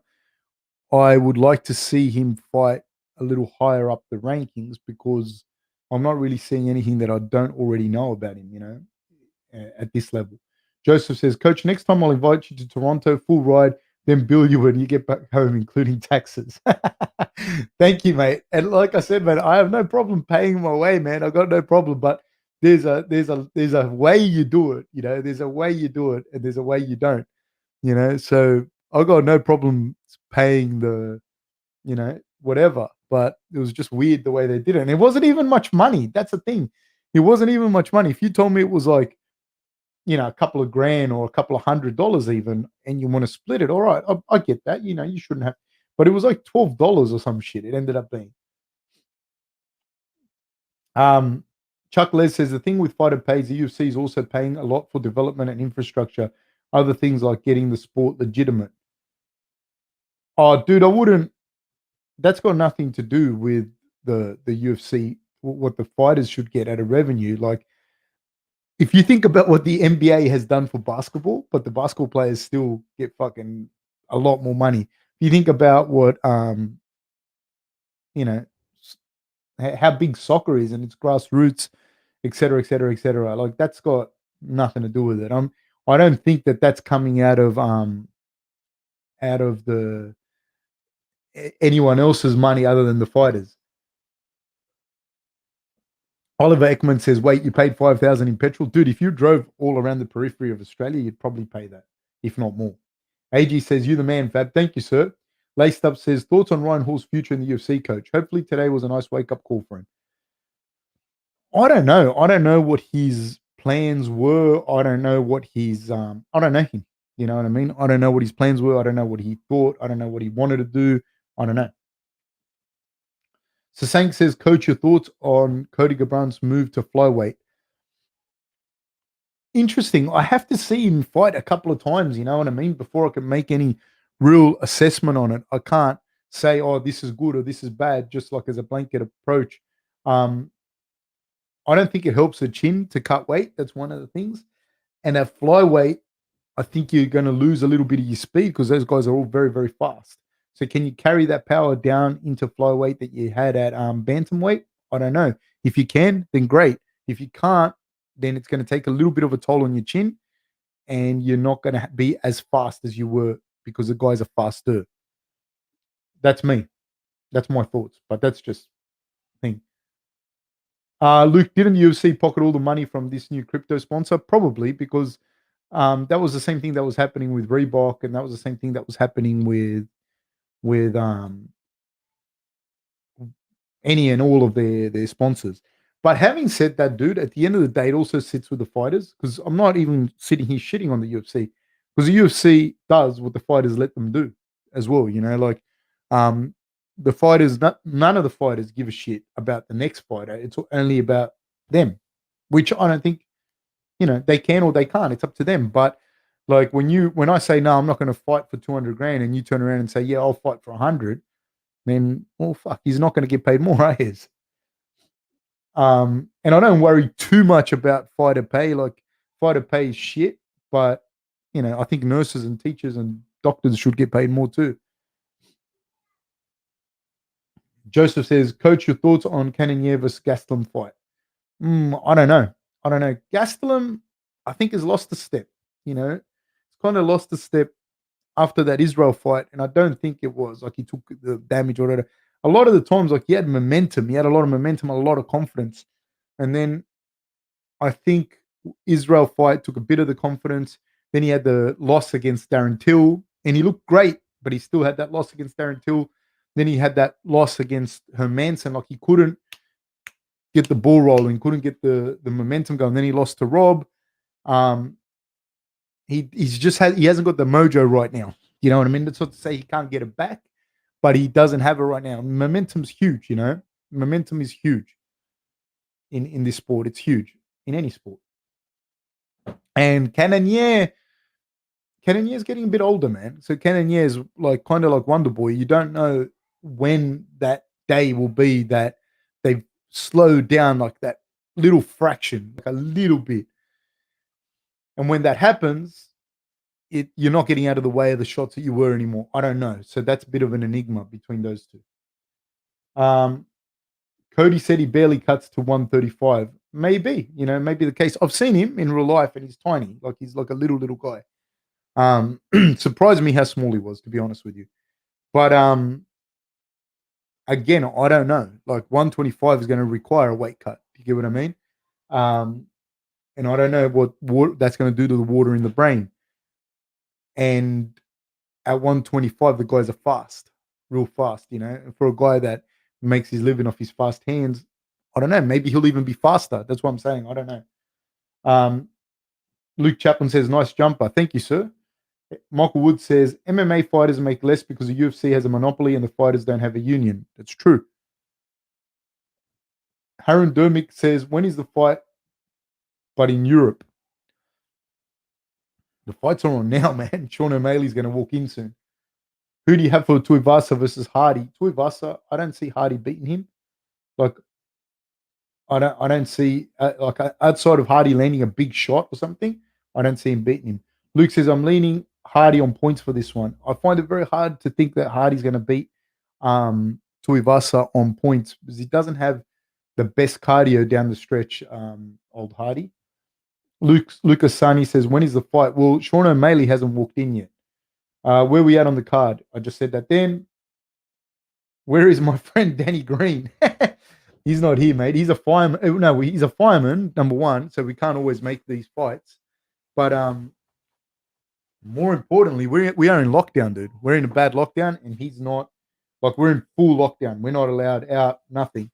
And he doesn't live anywhere near me. So, yeah, so you won't see him for a while here at least until the lockdown's lifted. And then once the lockdown's lifted, has to coincide with what do you call it? Has to coincide with his work as a fiery. Mate, it was a bit chilly in here, man. A bit chilly. Kind of like a Canadian summer. Paul Martin says, I got my money on Wonder Boy tonight. Mr. Fab, you are a blessing on the other side of the planet, someone with knowledge, and it's great watching the fights with your input. Man, thank you so much, sir. Thank you so much. You guys make the whole show, man. Without you guys, there is no show. So, man, thank you guys, and thank you for watching. Celestine Lyon says, where am I from? Where am I from? I'm from like Sydney, Australia, southwest Sydney, Australia. I'm based out of the south coast of Australia now, but my mum and dad are from Uruguay. Michael Wood says, we're not even allowed family visits at the moment. Are you from here, Michael Wood? Because, yeah, we aren't either. I had a lecturer at uni named Michael Wood, really smart guy. Are you the same guy? Did Hall already fight? Yeah, Hall got knocked out. Oliver Ekman says, I was really looking forward to Dan Hardy's return to the UFC, but they had that dispute. Yeah, but I think Dan Hardy's had better days, man. So Sank says, mate, Canadian summers are no joke. I was waiting for someone to say that. Marshall Smarter says, hey, brother, I love from Canada. Love you back, mate. Canada is a place that I've always wanted to go. I've got my sights set on Canada for a long time now. Celestine says, Australia, awesome. Yes, it is. Oliver Ekman, yeah, got KO'd. Khaled Ahmed says, the New South Wales government really screwed up. They should have cracked down on Bondi before waiting for it to spread. Man, it's bad now. Celestine Lyon says, I'm from Lafayette, Louisiana, same as Dustin Poirier. Nice, man. You know what I like about the South, man? I haven't been there enough, to be honest with you, but the food, fuck, man. Every time I go to the US, I go straight away to a Southern restaurant, straight away. And I eat as much Southern food as I can, even though I haven't been proper to the South, you know? But I try and get to as many Southern restaurants as possible. I love the food. I love it. And every time I go, I feel like I'm going to die from cholesterol and just getting too fat. I love that food. JD says, I'd like to see a good fight, but I want it to be a draw. I'd like to see a good fight 3, but I want it to be a draw. Okay, I don't understand, JD. Michael Wood says, yeah, I'm in Western Sydney, not the same. Man, he was at Western Sydney too, Western Sydney Uni. So maybe you are deep down. First Australian says the lockdown sucks. I can't even see my side chick. That's horrible, man. I hope your wife understands. Marshall Smarter says, likewise, many people love Australia and it seems the feeling is generally mutual. It is a nice place, man. It is a nice place. So Sank says, Fab, you got to come to Toronto. We have beavers and bad coffee. Well, I definitely want to see the beavers. I don't drink coffee anymore. So, yeah. Celestine Lyon says, our food, man, it is so good. Beetlejuice says, hey, mate, on your Ask Coach Fab site, very nice. What's the weirdest question you've been asked? I've actually only launched the site now recently, you know, so it doesn't work like people, because you can ask me whatever you want on here. You don't have to pay for it. It usually works out like people want like career planning, career mentoring, or they want advice from an athlete from an athletic perspective. And it's more in-depth questions, you know, so I don't, generally because people pay and we do the thing like that. It's not, you know, they don't really waste my time with it because I was doing this before, but I didn't have my website up and I didn't think about doing it. And then I thought, I'll just do it because then if there's people from overseas or whatever that might have questions or whatever, you know, or need some planning around their training or need some planning around where they can train or how they can train or, you know, what steps to take or whatever. It doesn't have to be fighting, it could be other sports. That's basically what I've always done for a living. So yeah. Celestine Lyon says, have to mail you some Dustin Poirier hot sauce. Is it good, the hot sauce, the Dustin Poirier hot sauce? Celestine. Oliver Ekman says, Fab, you should come to Iowa. You'll love it. Hey, dude, there's been a bunch of times I've been about to go to Iowa. Just Coach Steve Knight from Iowa there. He's the fucking man, dude. He's the man. I was very close to going to Iowa. Very, very close. Coach Steve Knight. Look him up. If you're in Iowa and you want to learn wrestling, there's heaps of places to wrestle in Iowa, but Coach Steve Knight's the man.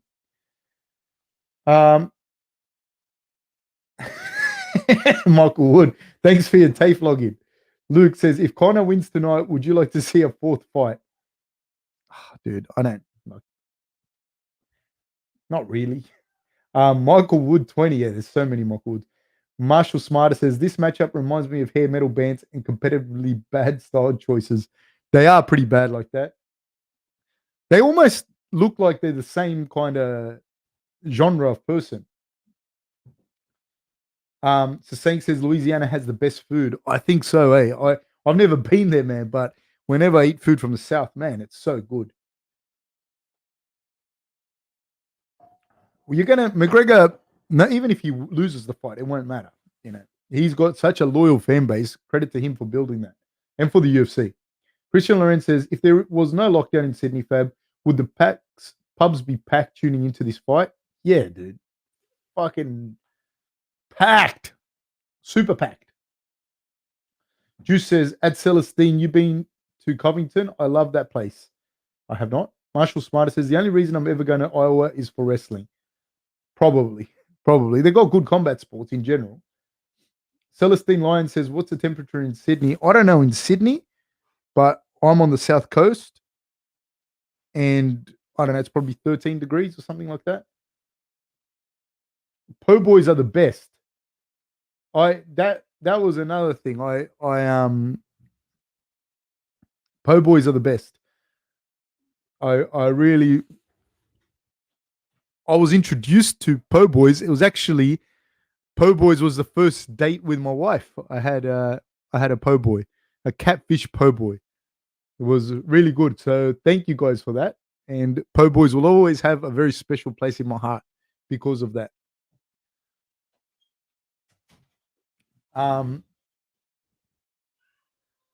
Yeah, I haven't had the hot sauce but I heard it's salty. I'm not really down for that. TJ says, come to Long Island. It's New York with less crazy people. Man, I've been to New York. I've been to Brooklyn in New York and Manhattan, but I haven't been to Long Island. I would like to go. What time is it for me? It's 20 past 12. Khalid Ahmed says, hey Fab, what did you study at uni? I finished a Bachelor of Health Science and Sports Science, and I'm now at uni now doing a master's in social work, a master's in social work. Jaden Humphrey says hi. Randy says and Christian Lorenz says the Wallaby is rooting for Ty tonight via the zoo cam. Yeah, somebody asked me, do I have a special connection to the Wallaby? I do, sir. I do. So 26 years old for Sean O'Malley. Moutinho is 28. 5 feet 11 inches, big height advantage, big reach advantage, 4-inch reach advantage, and he's minus 1,000 on the odds is Sean O'Malley. So he's got the reach advantage. He's much, much taller, much bigger guy than Moutinho when I saw him at the weigh-ins.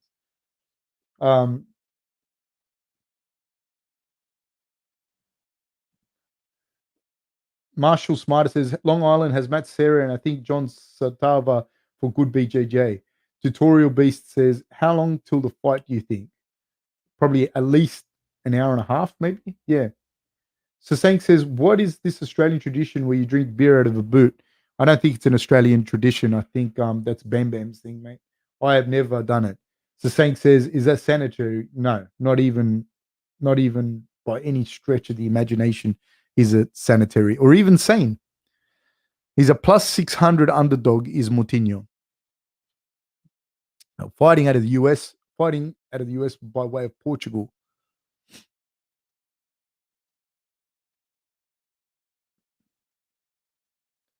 Did Condit win? Nah, he lost. Marshall Smarter says it's a rugby thing. Well, by rugby you mean union or league? Because Bam Bam played league. Dylan Gilk says it's a shoey. Like I have never seen or done a shoey until I seen Bam Bam do it. And like I went to a rough school. I lived out in Southwest Sydney my whole life. Shoeys were not a thing. Not a thing at all.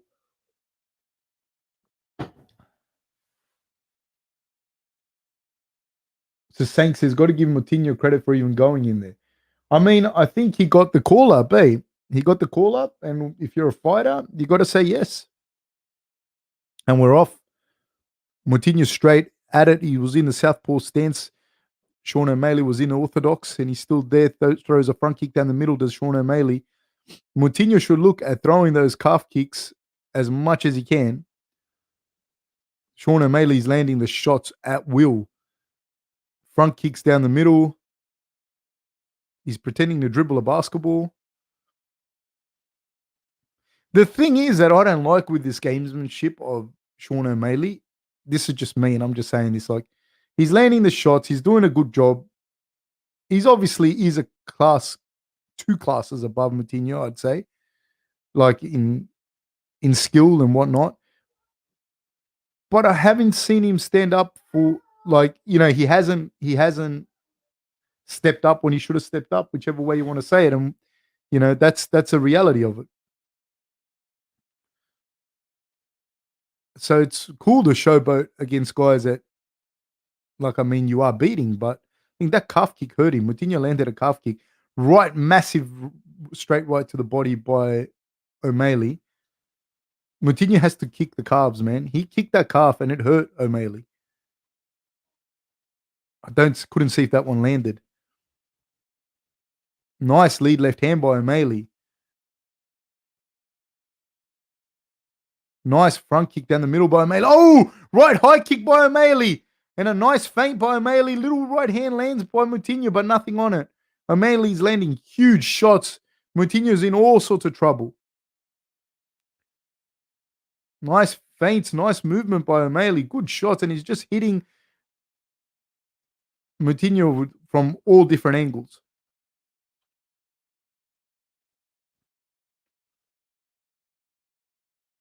Moutinho's walking him down.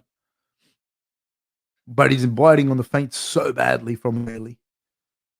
O'Malley lands a huge left hand. Moutinho's in all sorts of trouble. He's got to go to those calf kicks. That's really the only thing that's kind of working for him. When the couple of times that he's landed it, it does seem to have hurt Sean. But Sean's just landing them, man. He's just landing the shots so easily. And he's landing the shots and cutting angles. And then pretending to dribble a basketball. Lands a nice jab down the middle.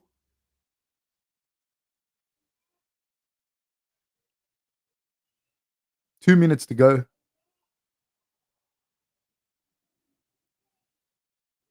Man, Moutinho's a little more than a punching bag at this stage. My God.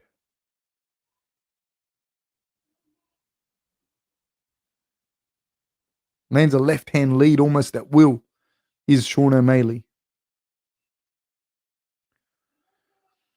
Moutinho's struggling a lot. He's landing a lot. He's getting, he's displaying a big show of heart, but he's really getting hit from all different angles.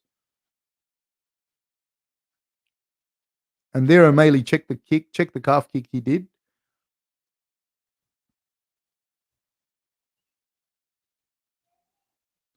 My God, the front kicks down the middle are doing damage to Moutinho. The jabs to the face, the shots, the ability of O'Malley to spin on a dime and get a different angle and land those shots, really, really, really hurting Moutinho. The shots to the body, Moutinho's not going to see a third round if this makes it out of the second. There's way too much damage. Oh, he comes in and he got hit with a lead right hand by O'Malley. There wasn't a lot on it, but he's running himself onto the punches. 57 seconds to go, and he gets hit with a leg kick, does O'Malley again. Moutinho hits him with a little right hand, then takes another front kick down the middle, does Moutinho. Moutinho throws an inside leg kick. Good little exchange by both guys. Moutinho's starting to show a little bit more head movement. O'Malley with a massive right hand. Knee up the middle, landing the shots almost at will. Then he gets hit with a right hand of his own, does O'Malley. Oh, O'Malley hits him with a check hook as Moutinho started coming in.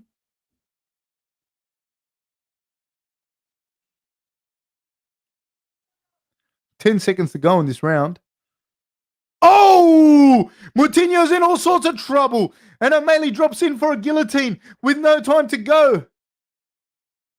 That's the round. Oh, he got dropped bad. Um, I mean, Marshall Smarter says, I mean, in rugby in Canada, League Sevens, they're always drinking. Anita says, Indonesia present to watching. You got this. Thank you very much. Michael Wood says, no, it's a boys thing. You don't need to play rugby. Rebecca Ball says, did McGregor win? He hasn't fought yet. Marshall Smarter says, can I buy an ounce of head movement? Michael Wood says, this kid's got a chin. He does, but he got dropped bad. And then he dropped into the guillotine, did O'Malley. First Australian cases like this, the longer you drag it out and showboat and let the other fighter survive, you only really make an ass out of yourself. I think so. Like, he's obviously a lot better than the other guy. And that's what I'm saying. Like, he's good, but he's obviously a lot better than this guy. Just showboating with a guy that's like rung in on short notice from a regional league is not, and you lost against Chito Vera the way you did. Like, it's not really winning a lot of fans, in my opinion. I mean, sure, he's going to have huge fans, but yeah, that's all I'm saying. Sean O'Malley's very, very good, but I haven't seen anything from him in this fight that I haven't already seen before, you know. And it's not his fault necessarily that Moutinho's a late ring in, but I haven't seen anything that I haven't already seen from him.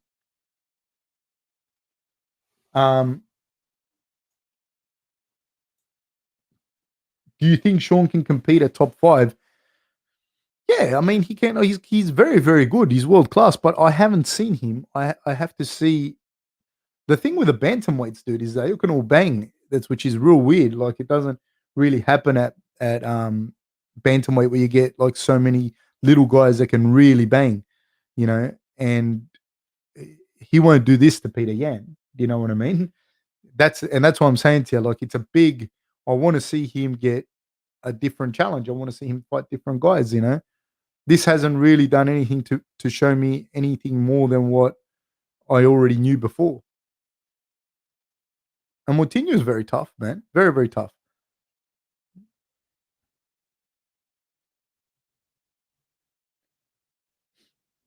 Dylan says, always good commentary here. Keep it up, man. Thank you, sir. Luke says, Gabrandt versus Cruz, how do you do showboating? Is how you do showboating. Yeah, but that's more like showmanship, you know, with Gabrandt and Cruz. Like, that's a close fight. You know, you're doing whatever you're doing to get, you know, an edge on your opponent and et cetera, et cetera, et cetera. I enjoy that. I get, you know, but when you're beating someone and the guy's not in your league and you're just doing that, it's just, I don't know.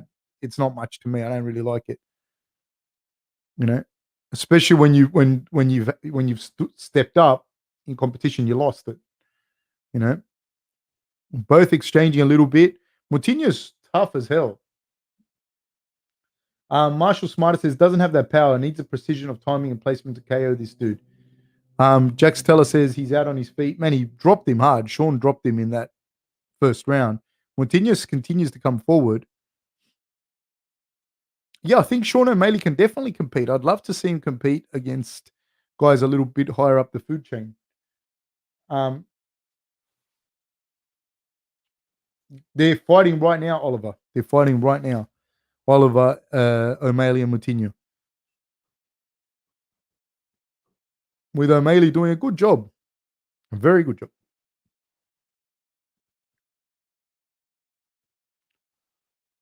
Inside leg kick landed by O'Malley, but 1-2 landed by, I mean, the other way around. But O'Malley's landing shots at will.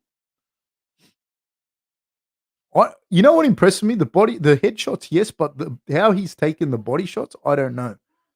Because he's been hit flush with some body shots. Man, those front kicks to the body, those teep kicks to the body, they hurt. They hurt so much, man.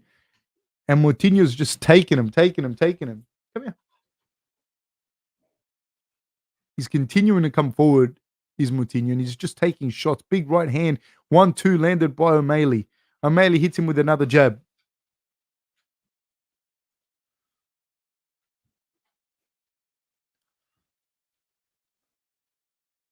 Moutinho now in the southpaw stance, moving forward, creeping forward.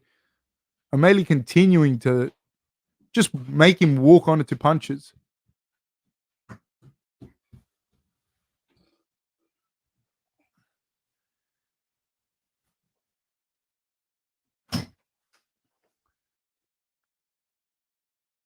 O'Malley getting out of the way of all the shots. Moutinho continuing to walk forward. There's 48 seconds to go. The referee separates him. Mouthguard was out of O'Malley's mouth.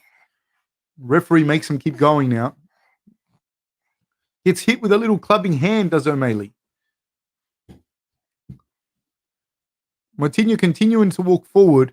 He's taking a lot of punishment. A lot of punishment.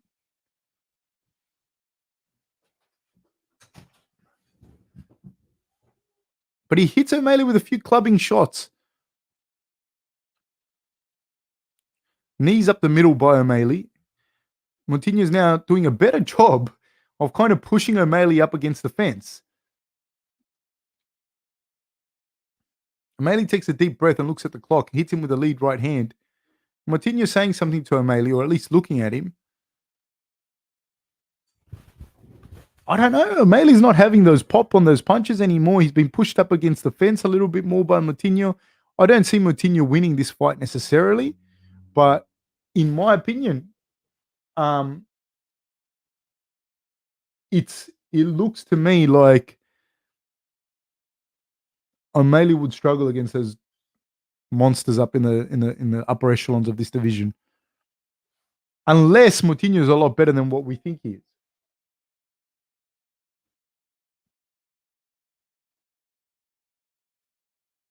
I don't see him as the best striker at bantamweight or martial smartest. Like, can't see O'Malley beating a good wrestler who can avoid the rangefinders.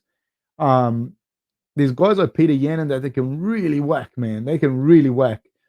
Fucking Aldo's in that division too, you know what I mean? Like, leg kicks as well, you know? Like, I don't know, man. This fight like this, to be honest with you, unless Moutinho is a lot better than what I think he is, like, nice oblique kick, 2 oblique kicks landed by O'Malley.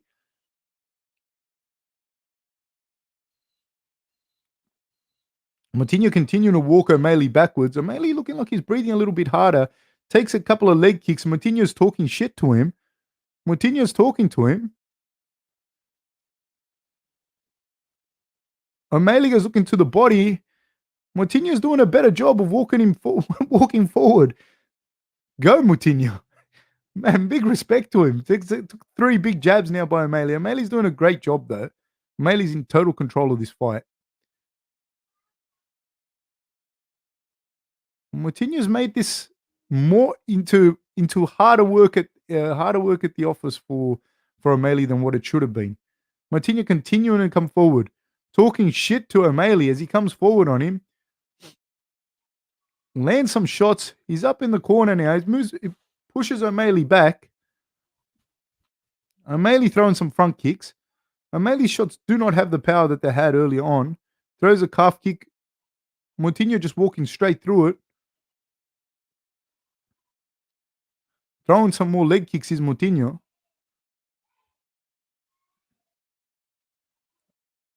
O'Malley looking to hop in and out of the way. Throws a nice stiff jab down the middle, does O'Malley. And another one, and it lands. O'Malley looking to get out of the way and walk Moutinho onto some punches.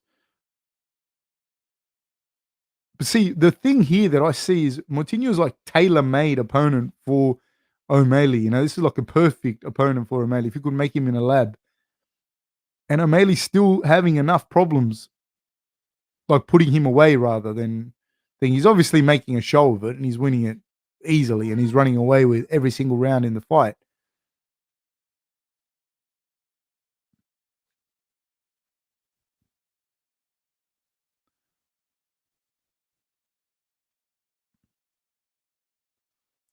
Moutinho walking forward, throwing those leg kicks. Hits O'Malley with a little hook. O'Malley with the lead right hand. Hits Moutinho right on the chin. Jab by Moutinho.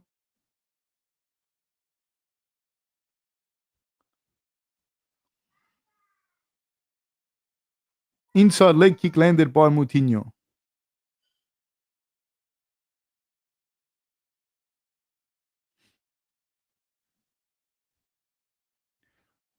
O'Malley keeps looking for that front kick down the middle.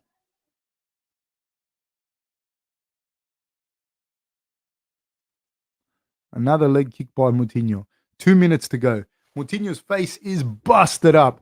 He keeps looking for a little right hand lead hook kind of thing on O'Malley, but O'Malley's blocking that every single time. Another leg kick landed by Moutinho. Oh, O'Malley hits him with everything.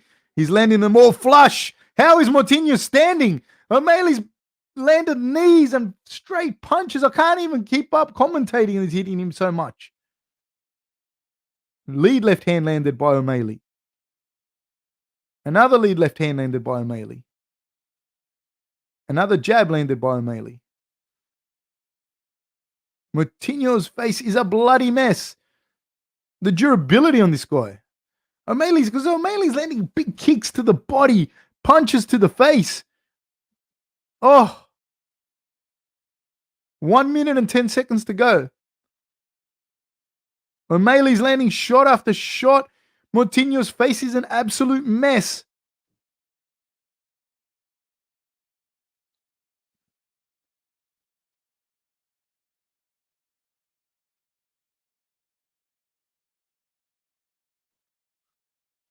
"47 seconds to go.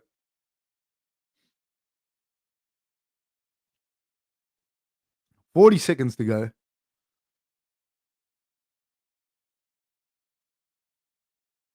O'Malley's putting some power in those punches. How the fuck are you standing? They call the fight. They stopped the fight. Herb Dean stopped the fight.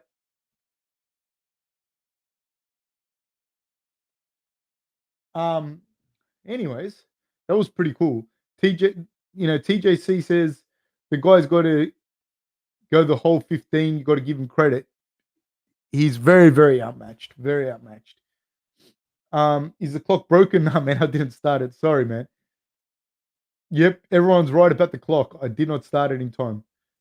DJ Vohm says thoughts on Sean's takedown defense going forward. I don't know, but even with his striking, dude, there are some good strikers in that division, dude. There are some good strikers in that division. That I don't see him necessarily outstriking. That's just me. I don't see him doing that to Peter Yan. I don't see him, dealing. Yeah, I don't know. It's not just. Let me just give you a few names here. Give me 1 second, guys.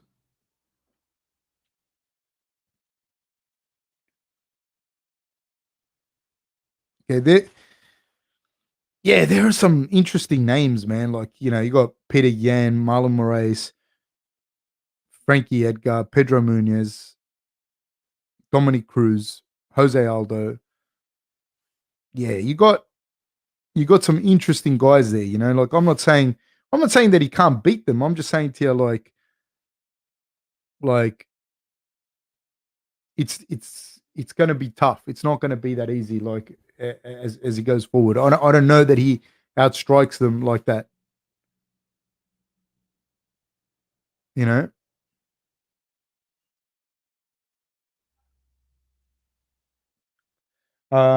Nicholas Bright says, O'Malley may be winning, but I think he's showing that he can be discouraged if he doesn't straight knock the other guy out. Yeah, like I don't know, but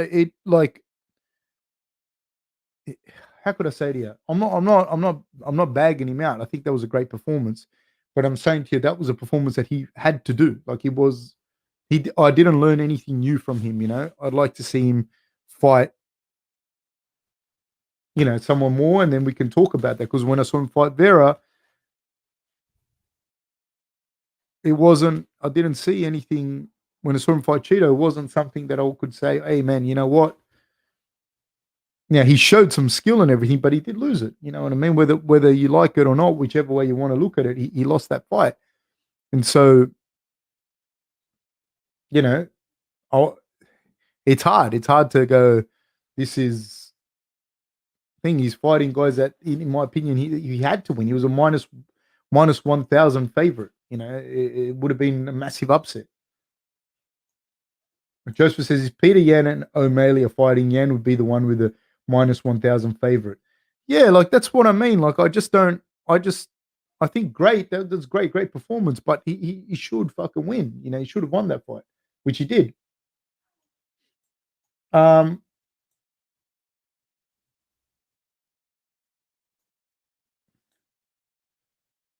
I'm going to skip a few guys. I'm sorry. I'm just skipping a few.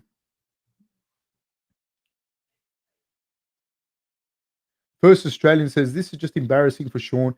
It's not as bad as that journalist that got cut from the UFC for taking the piss with an opponent and prolonging the beating. This just reeks. That was pretty bad, man. That was pretty bad. Chuck Les says, boo. What was that, boo? All right. Cristobal says, ¿dónde se puede ver un streaming de la pelea? No sé, pero acá no puedes pedir por eso. I just asked, where can he get where can he watch a live stream? And I said, I don't know, but you can't ask here for it. See, I don't know who anyone is. I don't know who the Nelk Boys are. I don't know any. I know who Max Holloway is, but I don't know who the others are. Yeah, this is, you say TJC says biggest ass kicking since Holloway versus Qatar, but that dude is no Calvin Qatar. Good for him for what he survived. The thing is, though, like you just said, Calvin Qatar was fucking a monster. Calvin Qatar is a legit monster. If Sean O'Malley did that to Calvin Qatar, I'd be like, wow. You know what I mean? I'd be 100,000% driving the bus, the Sean O'Malley bus. But I don't know. Like, I'm not saying that he's not good, for any Sean O'Malley fans. I'm not saying that he's not good. I'm just saying I didn't see anything. Like, I expected him to do that. I did expect him to do that. I didn't see anything new from him. Andre says, Fab, if you're in Moutinho's corner, would you have stopped it earlier? I don't like to say stuff like that, man, because I don't know the corner. I don't know the relationship they have with their fighter. I'm not even talking about Moutinho, but there's guys that, like, for whatever reason, I might say to him, I don't think you should fight. I don't think you should keep fighting. Like, I don't think people should fight. This is just me. This is all my opinions. I'm not talking about Moutinho. I'm not talking about anyone. But I don't think you should fight unless you've got a legitimate chance of fighting and beating guys in the top 10. If you know that from the start that you don't and you want to just keep fighting for fun, you're just going to get hurt and I'm not going to be a part of it. So hopefully that answers your question in a way, because I'm not here to criticize the corner because I don't know. I don't know what the go is. He was obviously mismatched from the get-go and he's obviously a super tough guy with a good chin, but in professional fighting, that's only going to get you hurt. That's not going to help you. Being tough with a good chin is only going to get you hurt. Joseph says, I don't think he gets past Cruz, to be honest. I think that there'd be a lot of guys that'll give him problems. Joseph says, Coach, was that a good stoppage by Herb? I mean, yeah, I think so. He could have stopped it earlier even, man, because he wasn't going to win that fight. You get what I mean? Like, he wasn't going to win that fight. So, yeah. Michael Wood says, wait till the next card when ESPN brings up Sean's newly padded punch stats. Yeah, like, I don't know. What do I think about Derek Lewis versus Gunn being an interim title fight?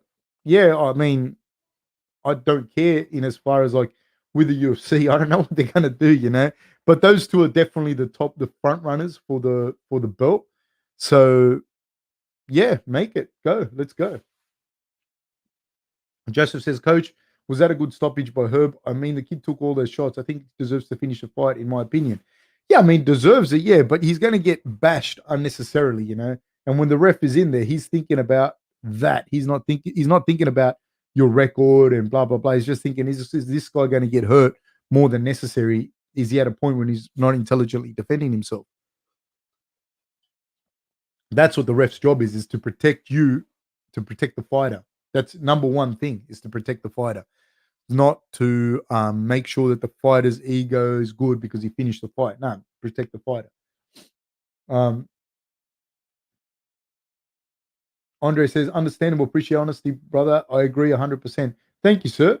Andre says, if O'Malley went to the body, it would have been over earlier. He went to the body a fair bit, dude. That guy just took so much damage.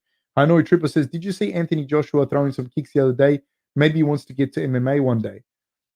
I'd be surprised if Anthony Joshua went to MMA just because of the fucking pay that he gets in boxing. Luke says, Sean has seemingly had an easier road than other UFC fighters. Yeah, I mean, like I said, his step-up fight would have been Cheeto. and he didn't. Luke says his hype is at a higher level than the one he's fighting at. I agree. Not necessarily his fault, but it is, Marshall Smarter says he didn't intelligently defend himself the whole fight, though. I agree. But it got to a point where it gets to a point where he's not going to win the fight anymore. At maybe in the first and second rounds, there was still a chance that he could land something, but the ref's there, he's the one seeing it. The shots landing were fucking bad by Sean, though. Just gonna fill up my water and come back.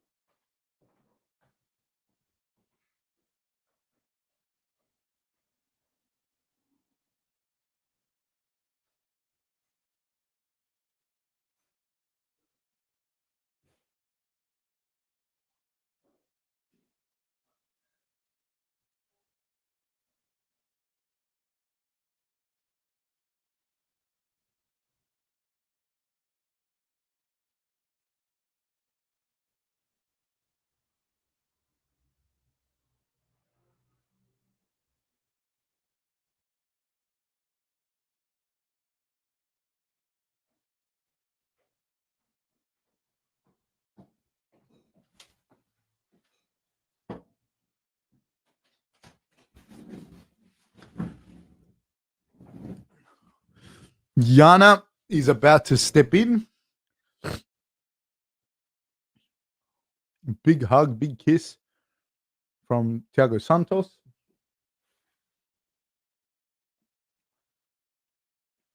Joe Browning says, is it just me who thought that Sean's performance was underwhelming? I think the problem there, and this is, Sean's good at selling himself and marketing himself, so credit to him for that. But and people want to see him fight. They want to see him fight, win, lose, or draw. The problem is when you fight, like when that happens, you have to be prepared to like your performance has to match that hype. You know what I mean? And when you're fighting a guy that you should beat, it was a given that he should win. Hold on.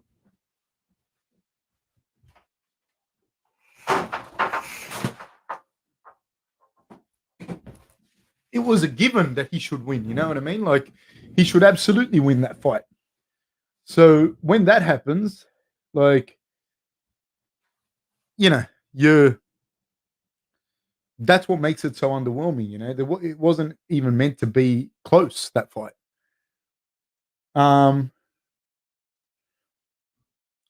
808, was that a good stoppage with 20 seconds left? That's a thing, man. Like, you don't. Sorry, there's too much light in here now.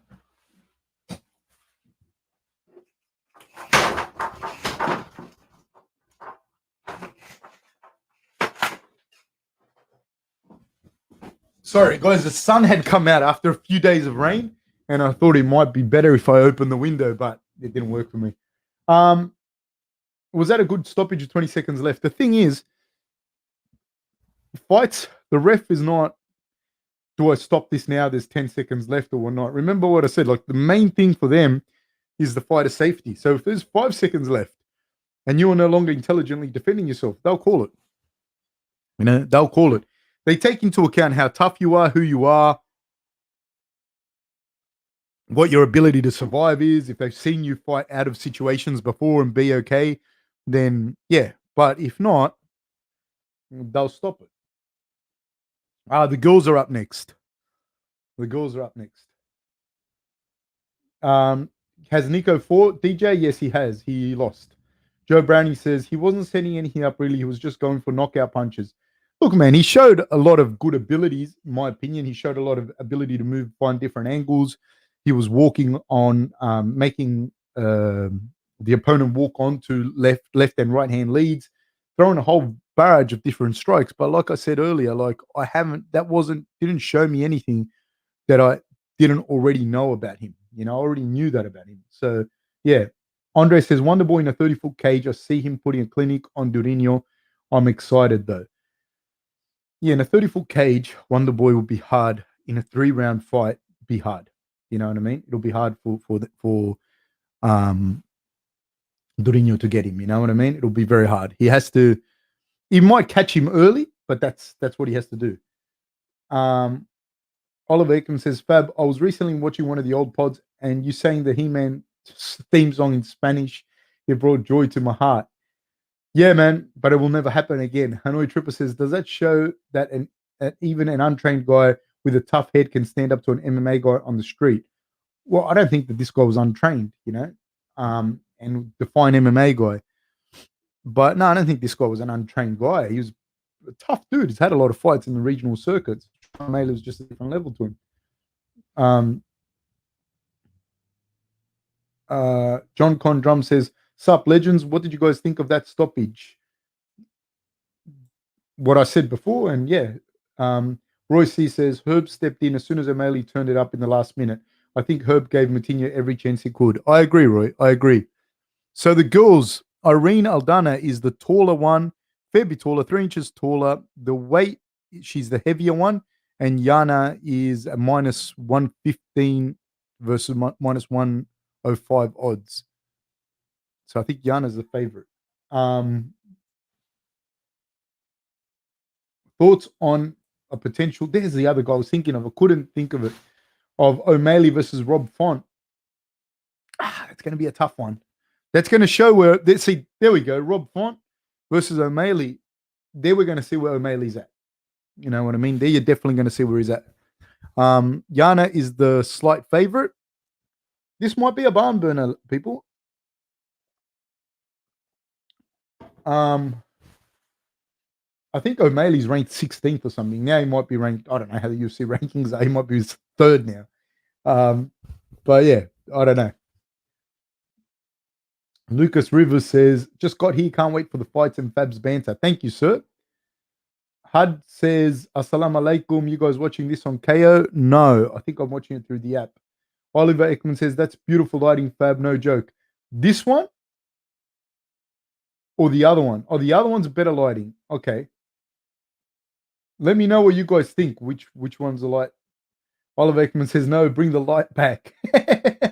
Mayan says, they gave one Maley an easy fight. Dude had top 15 ranked fighters calling to fight him tonight. Well, I think that's fair. I think he should be fighting ranked guys. And I think that is the criticism, like the showboating and everything.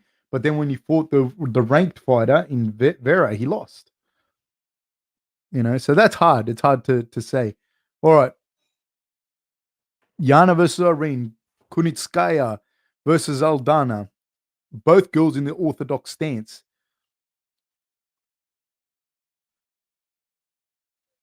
Yana looking for a takedown kind of thing early on, so it appears. These girls are big, like strong girls. Oh, big axe kick by Yana.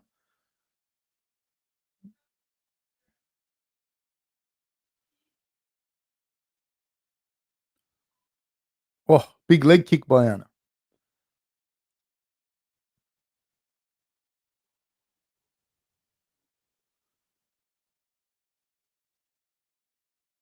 Oh, jab landed by Irene.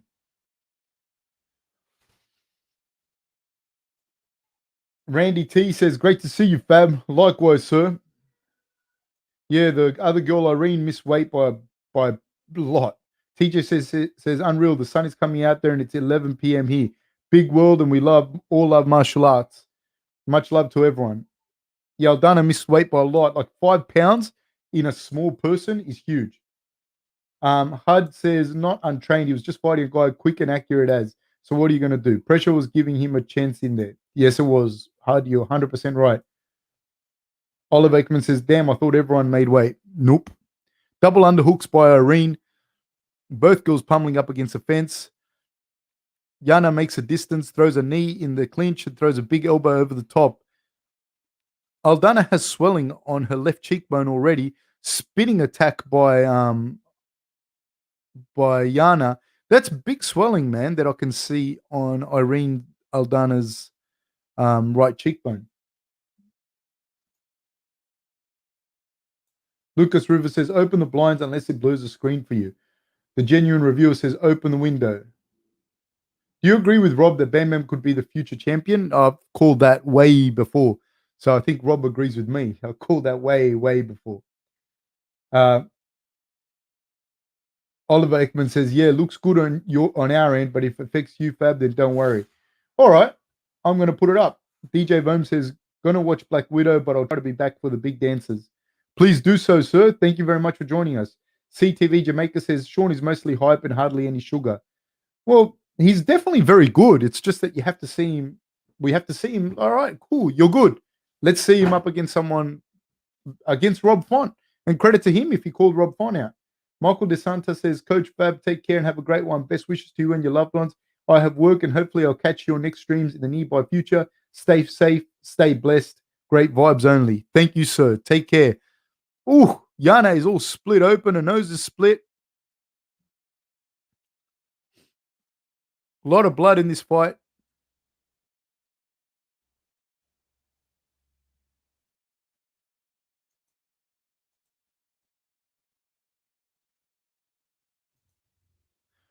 Taken down. Yana is on the bottom. Irene's trying to land some heavy ground and pound. Yana has to push off, has to make some distance here because she's getting smashed from the top.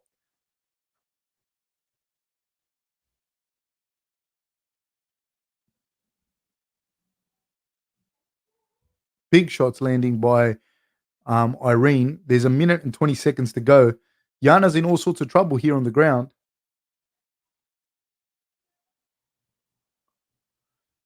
Yana doing a good job of maintaining a little bit of distance, but Irene is starting to land some shots here.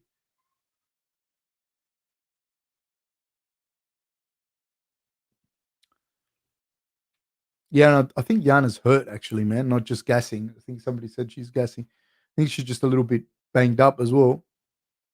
Dude, but 5 pounds, when somebody misses weight by 5 pounds, like especially a bantamweight fight, it's a lot. It's a lot because the other person had to make that weight.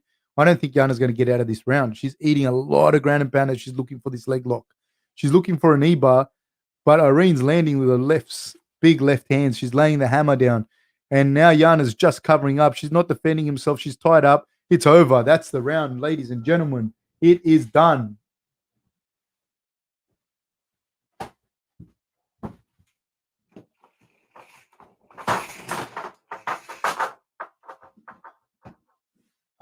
What is Tuivasa's style? Sorry, I don't know much about him. Tuivasa has always come up from a striking background. He's always done striking. And boxed and kickbox. That's mainly been his style of fighting. Very tough guy. Very, very, very tough kid.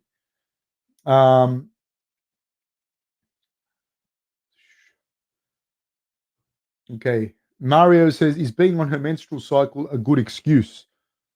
Well, no, because the other person still has to make weight. Do you know what I mean? So maybe you shouldn't fight in that division if you can't make weight for whatever the reason, because the other person has to make the weight regardless. So it's not just you. It's like you can't enter that then, you know what I mean? Irrespective of whatever. Oliver Ekman says the new season of Tough is actually really good. I haven't really enjoyed the newer seasons, but really enjoyed this one. I haven't watched it, man, to be honest with you. First Australian says, what's the record now for fighters that miss weight and win? I don't know, but you know what? There's no real punishment because you give 20% up of your purse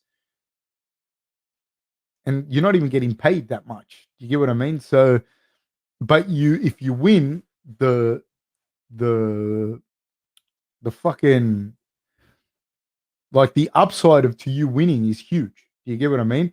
I think if you miss weight, you shouldn't fight, and all of your purse should go to the other person. That's what should happen because it's too much. It's not you missing weight or 5 pounds. It's the fact that I had to cut the weight and go through the weight cut. That's what's massive. I'm the one that had to dehydrate myself all the way down. Oliver Ekman says, yes, the bright lights make the biracial angel shine. Thank you, sir.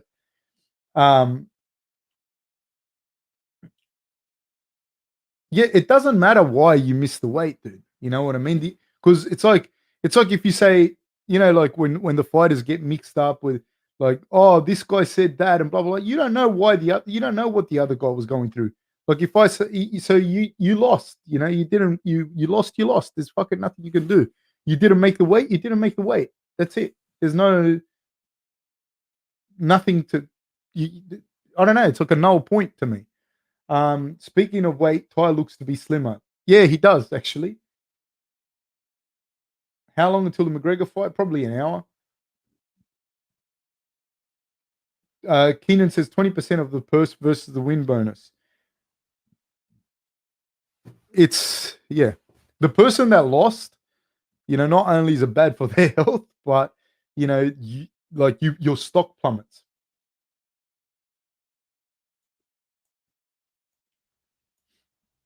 So yeah, like I don't think that's. There has to be better ways of dealing with that. You know what I mean? Then you missed weight and the other person has to eat shit. Because at the end of the day, that's what happened. Like you missed weight for whatever the reason, and the other person has to cop a flogging on that. So nah, you know.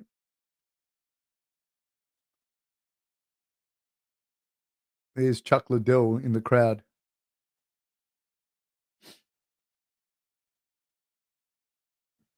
Oliver Ekman says, I was just wondering, I have to drive home but can't moderate and drive, at Joseph. What happened there? Yes, Oliver Ekman is a mod on the podcast. Hud John says Dave Chappelle. What do you mean by Dave Chappelle? Was he in the crowd? I didn't see him. Interesting, man. Now we have Hardy versus Tuivasa right straight away now. So this should be a good one, man. I don't see Hardy beating Bam Bam.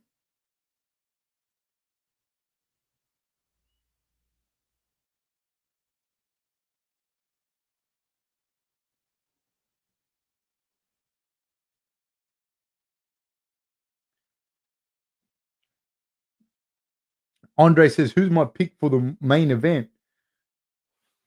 Like I said before, I see McGregor winning it early, could win it early, land that big left hand that he's well capable of doing. I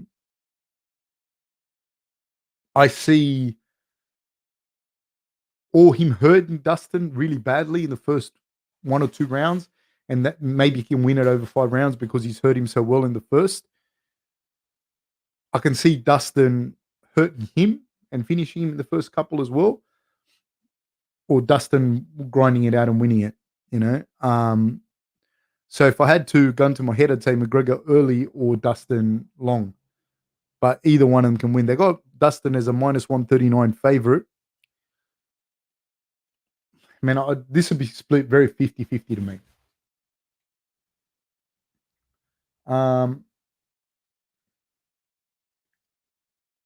Dave TJ says a dumb question. How do you think Jackass Jake Paul would do in an MMA fight against Amanda Nunes or Valentina? He's way fucking bigger. I think he'd smash him, to be honest with you. He's fucking way bigger. You know, way fucking bigger than them. And he and his brother wrestled. So there'd be no way, even if they could take him to the ground, there'd be no way of them taking him to the ground. And he's just so much fucking bigger. You know what I mean? So yeah, they'd smash him. It'd be like full fucking domestic violence. I don't understand. Keenan Milham says, does that mean we can go wild Oliver? I don't know what that means. Oh, does that mean we can go wild Oliver? Yes, you can.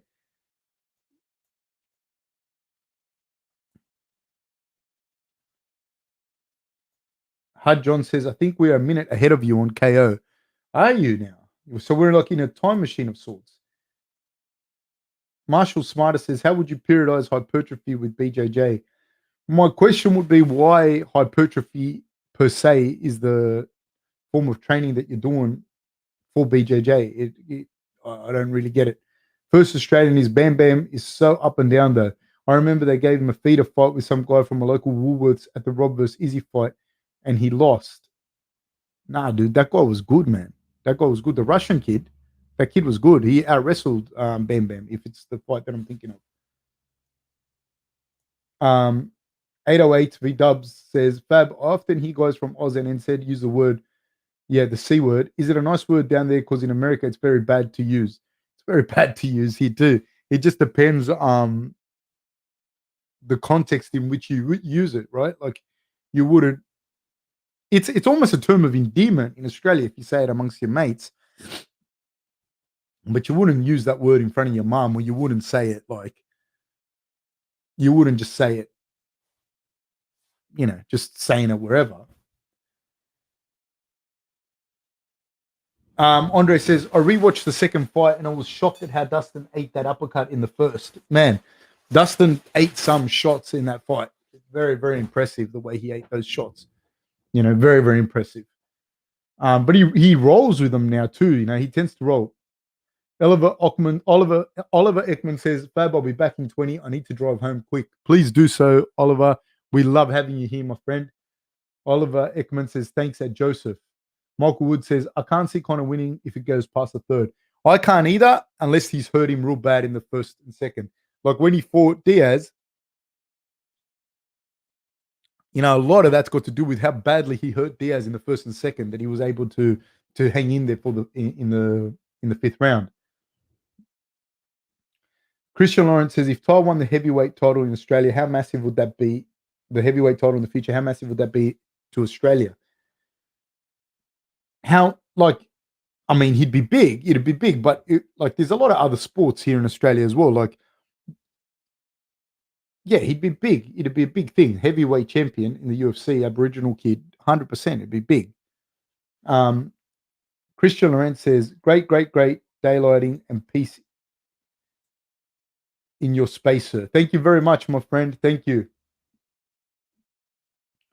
Juice says, why hypertrophy for the chicks, mate? Beetlejuice says, hey, bro, was preparing some burritos. What did I miss? Well, Hardy's about to fight Bam Bam. TJ says, I'm like 30 seconds ahead on ESPN in NY. Won't say anything early, though. Man, 30 seconds is not enough time to say anything,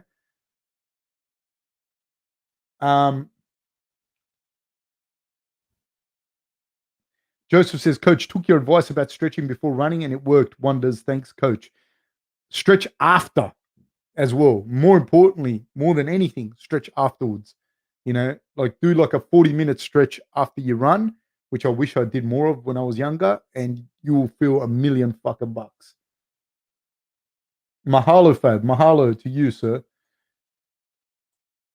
Bam Bam's Chuck Les says, Bam Bam said Australia has nothing for him, so he went to AKA. Is that because of a lack of heavyweight training in Australia?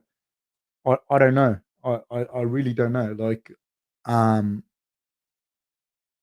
I think a lot of that's got to do with who you click with and how you click with them. Because like we've had from this region of the world, we've had a lot of good fighters come out of here. So I don't think that.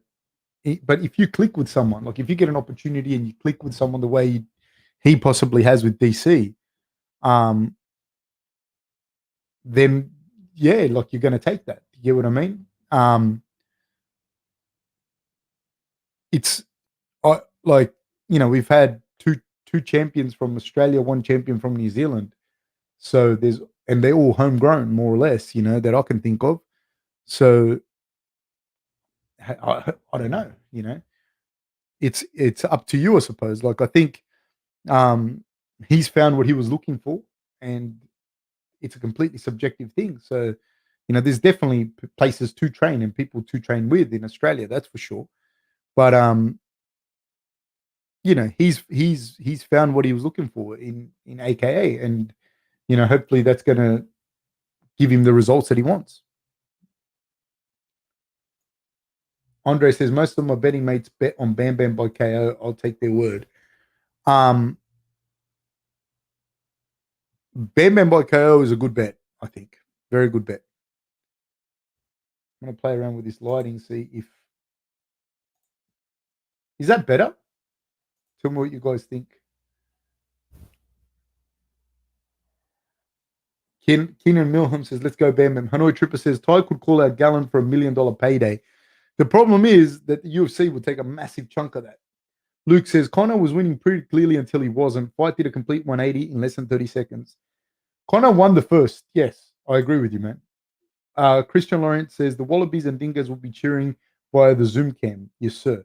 Andre says, I've always wondered, do fighters only cut weight the week of the fight? Yeah, because what you're meant to do is cut the water that's in your muscles. That's it. You're not trying to lose weight. You're just trying to cut. You want to be lean going into that last week, and then the water that's in it. The time before that, you're actually losing weight and calories if you're a thing. That's why you don't want to be too heavy, man. You want to be like depends on your size and your ability to cut weight. You want to be able to just cut the water out of your body, just before you step on the scales, and you're done. I don't know what was the song that Ty played. Christian Lorenz says, Fab, Messi finally won the Copa America. I'm very happy for him. What was this one? Oh, the Spice Girls. First Australian says, Fab, what the hell is going on with Tyson? Pedro seems to just be existing in the UFC and not doing much. I haven't seen him in ages. I don't know, dude. I don't know. Let's see. So Hardy is doing a little jump thing for his introduction.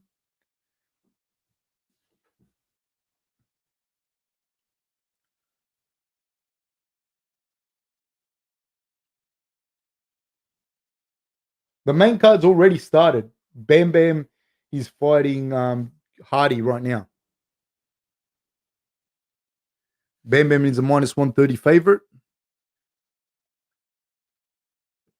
I'd be very, very, very surprised if Hardy beats him. But no, I wouldn't be surprised if it happens early because they both hit hard and they're both big boys.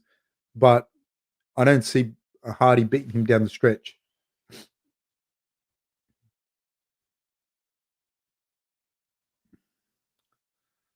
And we're about to start.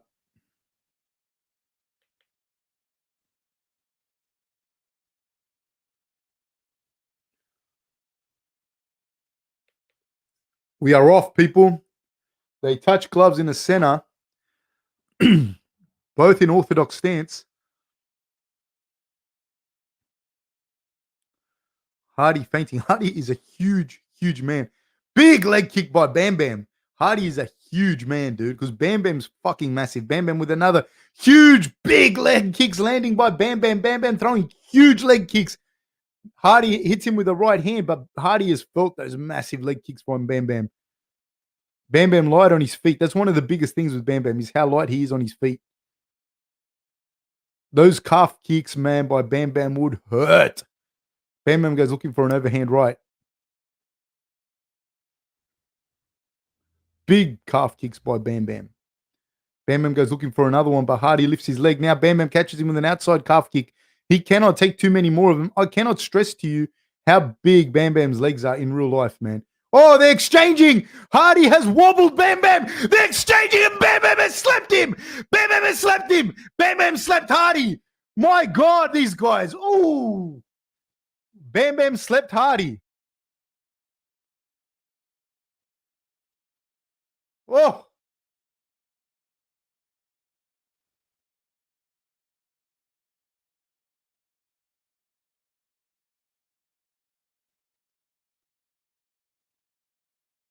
And he's got a shoe. And he's going to have a shoey. And he drank the shoey.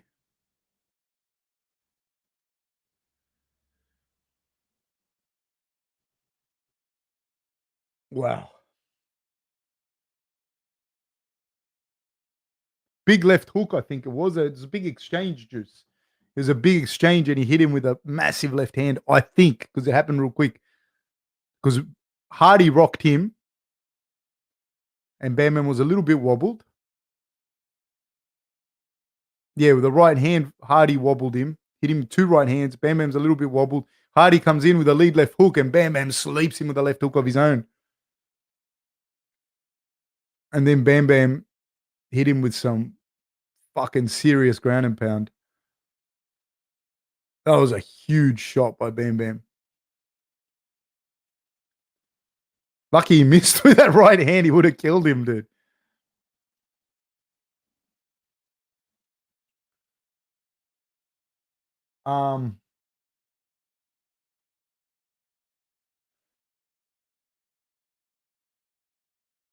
Okay, Marshall Smarter says, reason being, I could be between weight classes and need a few kilograms lean mass. Hypertrophy to grow for 3 months before full tilt, changing motor patterns to more dynamics. Honestly, dude, most of your benefits when you're doing weights, man, get stronger. I wouldn't be doing a lot of hypertrophy stuff and get better at grappling. You know, you probably a lot of stuff you could be doing with your grappling to make you stronger and better in the actual grappling exchanges. Joseph says, Coach, if you were to ask between up and comer or established fighter, which one would you prefer? Usually up and comers. Like I like to work with people from the get go, so it's not that. Because when you have an established fighter, it's funny because I'm going through these kind of conversations at the moment.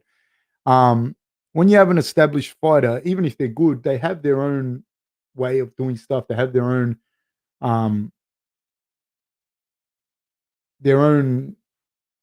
there's stuff that they've done before. There's there's a lot of other stuff that's involved. It's not just the coaching part of it, the learning the skills and stuff. Is a lot of times there's habits that are in place and that. So an up and coming fight, I think for me, I like it a little bit more. And that's generally where I've had the most success is when I've been able to work with someone that's been up and coming or new or whatever, and establish those relationships and that rapport, and then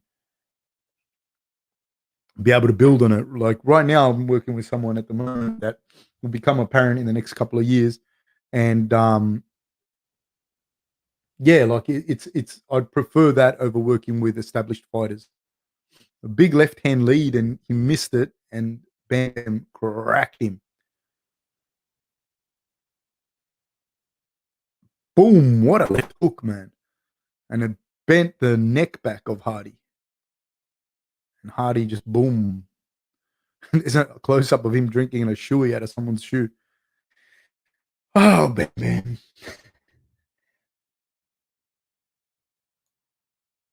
So I'm going to miss a few of these. First Australian says, slept him during NAIDOC week. Our ancestors looking down with a smile. Yes, sir. Sorry, I'm missing a few of them, man. Rick James says, slept that woman. Okay. Michael Wood says, man, great recovery from Bam Bam. Squad Life says, McGregor already got dogged by Floyd Mayweather. Laugh aloud, why do keep people falling? Okay. Jeremy, there is no one. There is no live stream, mate. Andre, did Greg go to sleep? Yeah, he got beat up bad. Bad. He hit him with a massive left hook, man. Juice says, yeah, mate, strength over hypertrophy. You can have big muscles and be weak. It's pointless unless, of course, it's for the chicky babes. Hanoi Trips, that's from Juice. Hanoi Tripper says, slept a massive NFL athlete. Yeah, Bam Bam's an amazing athlete in his own right. Like he should have played NRL, but he went into fighting.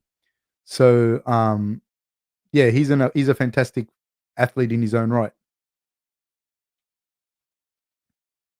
He's having another shoey. He's got a good grip on this person's. This is a work boot. Oh my God, Bam Bam. It's a fucking work boot, man. What are you doing? Stop it. Oh, he didn't like the taste of that guy's shoey. Bam Bam did? No. He didn't like the taste. Bam Bam, stop, man. No, another shoey from this guy. This guy's in a suit. He's got a multicolored Nike. What are you doing, Bam Bam? What are you doing, my friend? Masvidal says, congratulations to him. He's a savage, though. He's a wild man and a savage. And people are pouring beer out of the bleachers for him. Okay. Marshall Smarter says, I think you're avoiding the question. Laugh out loud. I'm a black belt in BJJ and want to move into 15 training sessions a week. Obviously, a larger muscle with the same architecture will be stronger. I need a few kilograms. Well, I said to you, have to outline the question. So this is one of those questions, right, that's got more to do here than what I'm going to be able to answer in one hit for you. I don't know. Like, I'd have to sit down and look at the whole thing and ask you why you're going up into a division, et cetera, et cetera. It's not that I'm avoiding the question, but it's I can't answer you something without me knowing all the details and why, and probably having a look at you and what you're doing, et cetera. And again, I would probably say to you, there might be things that you need to do that are outside of the weight room and outside of hypertrophy. You can periodize your hypertrophy, and that would be something you probably want to do in the off season. But again, I'd be looking at your frame. There'd be a whole bunch of stuff that I can't just answer it in one hit like this. And even if you're a black belt in BJJ, there's probably still a lot of stuff you can do grappling wise that might improve your strength in grappling. I don't know. I'd have to. It's not a question that I can answer like that.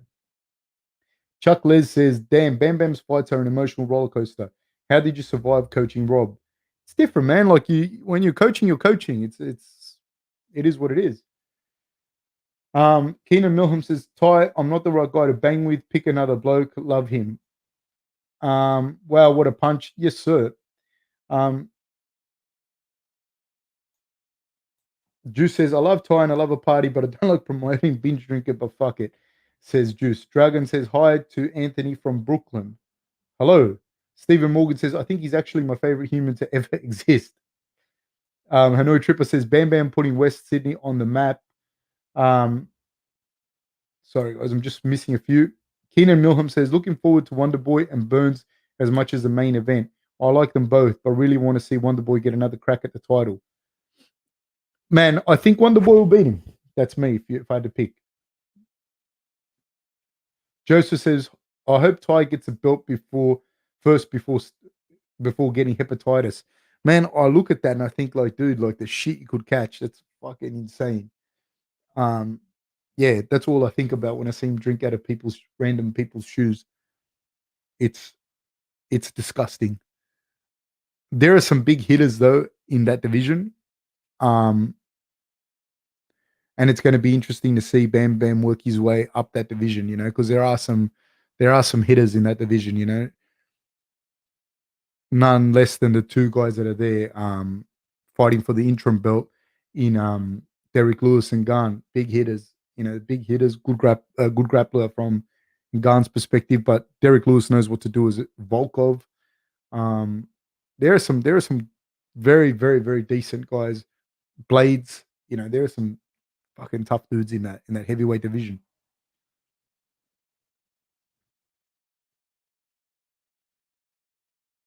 Coach, honestly, how many more times do you think we see Conor in the UFC?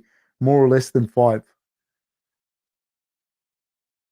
It it'd have to be less, I would imagine, because he's 32, 33 years old now. I don't know that he'd want to keep going because 5 fights, the way he fights, he's not fighting like back, week in, week out. So, I would imagine he'd drag 5 fights out, big money fights over the next 3 or 4 years. So I don't see him fighting well past his prime. Um, so maybe 5. 5 fights a fair bit.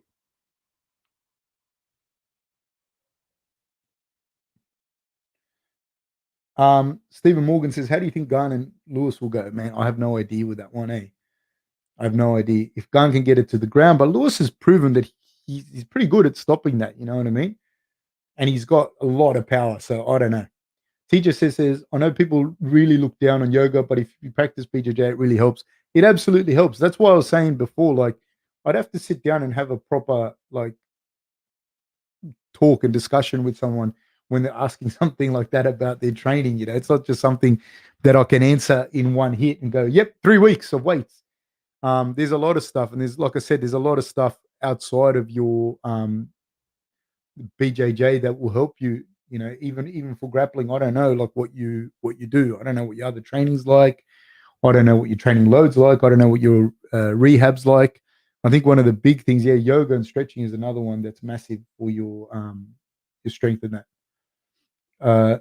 your flexibility because your flexibility allows you to be stronger allows you to be strong through the whole range of muscle. Who do I think Bam Bam should scrap next? I don't know because I don't know where he sits in the rankings. Um, yeah, I don't know. Speaking of the heavyweight interim belt, did you talk about it already? Do you agree with JT? What's JT? Wonder Boy stance and style. He has always drops his hands. Yes, he does. Have we looked into using Ty's blood for the vaccine? How many shoes until you get immunity? It's fucking insane, eh? Um, they're saying social distance, social distance. No, man, give me a shoey. There's no social distancing. Do we get to see the actual fight, Nathan? No, you don't, my friend. No, you don't, unless you pay for it. Nathan, speaking of the heavyweight interim belt, did you talk about DJ Vom says where we are?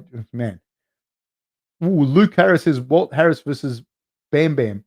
I think Bam Bam wins that one as well. Do you agree? Juice says, do you agree with them putting the heavyweight belt on the line? Well, they're not. It's an interim belt, and Francis hasn't had to relinquish his belt, so Francis would still be the champion. So, I mean, me personally, if they're going to fight it out for the number one contender or like for the next guy in the belt, they can have an interim belt. They can have a purple ribbon. I don't care. Like as long as he keeps his belt, he doesn't have to relinquish it. Marshall Smartest says, it's all good lifting 15 years, Olympic and powerlifting, looking to go and do well at ADCC trial level, PANS level. But if you're doing Olympic lifting and powerlifting and you've been lifting for 15 years, what is it that you like? What's the hypertrophy thing? Like, why can't you put the hypertrophy into like the periodization that you already have for your Olympic and powerlifting? G. Cole says, love the Cobra Kai hoodie. Thank you, sir. T. Wayne says, think Thompson will win, brother? I think so. I think if he can't get him out of there early, I would say if Burns can't get him out of there early, I think it'll be Wonder Boy. Where are we at? I just ducked out. Sorry, mate. Oh, Bam Bam just slept Greg Hardy. Joe Browning says Ty is number 15, Olenik number 14, Spivak number 13, Walt Harris number 12, Ivanov number 11, Muscle Tabura 10. Tabura versus Ty would be immense. Yeah, look, man, all of those are tough fights. If they give him Olenik and he can keep it off the ground, he'll bash Olenik. Olenek on the ground's pretty fucking good, but hey, there are some good guys there.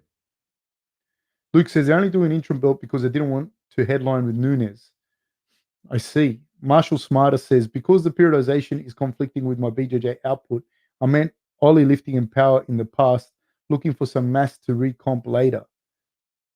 Yeah, like I said, that'd come down to a conversation, man, Marshall Smartest, that one.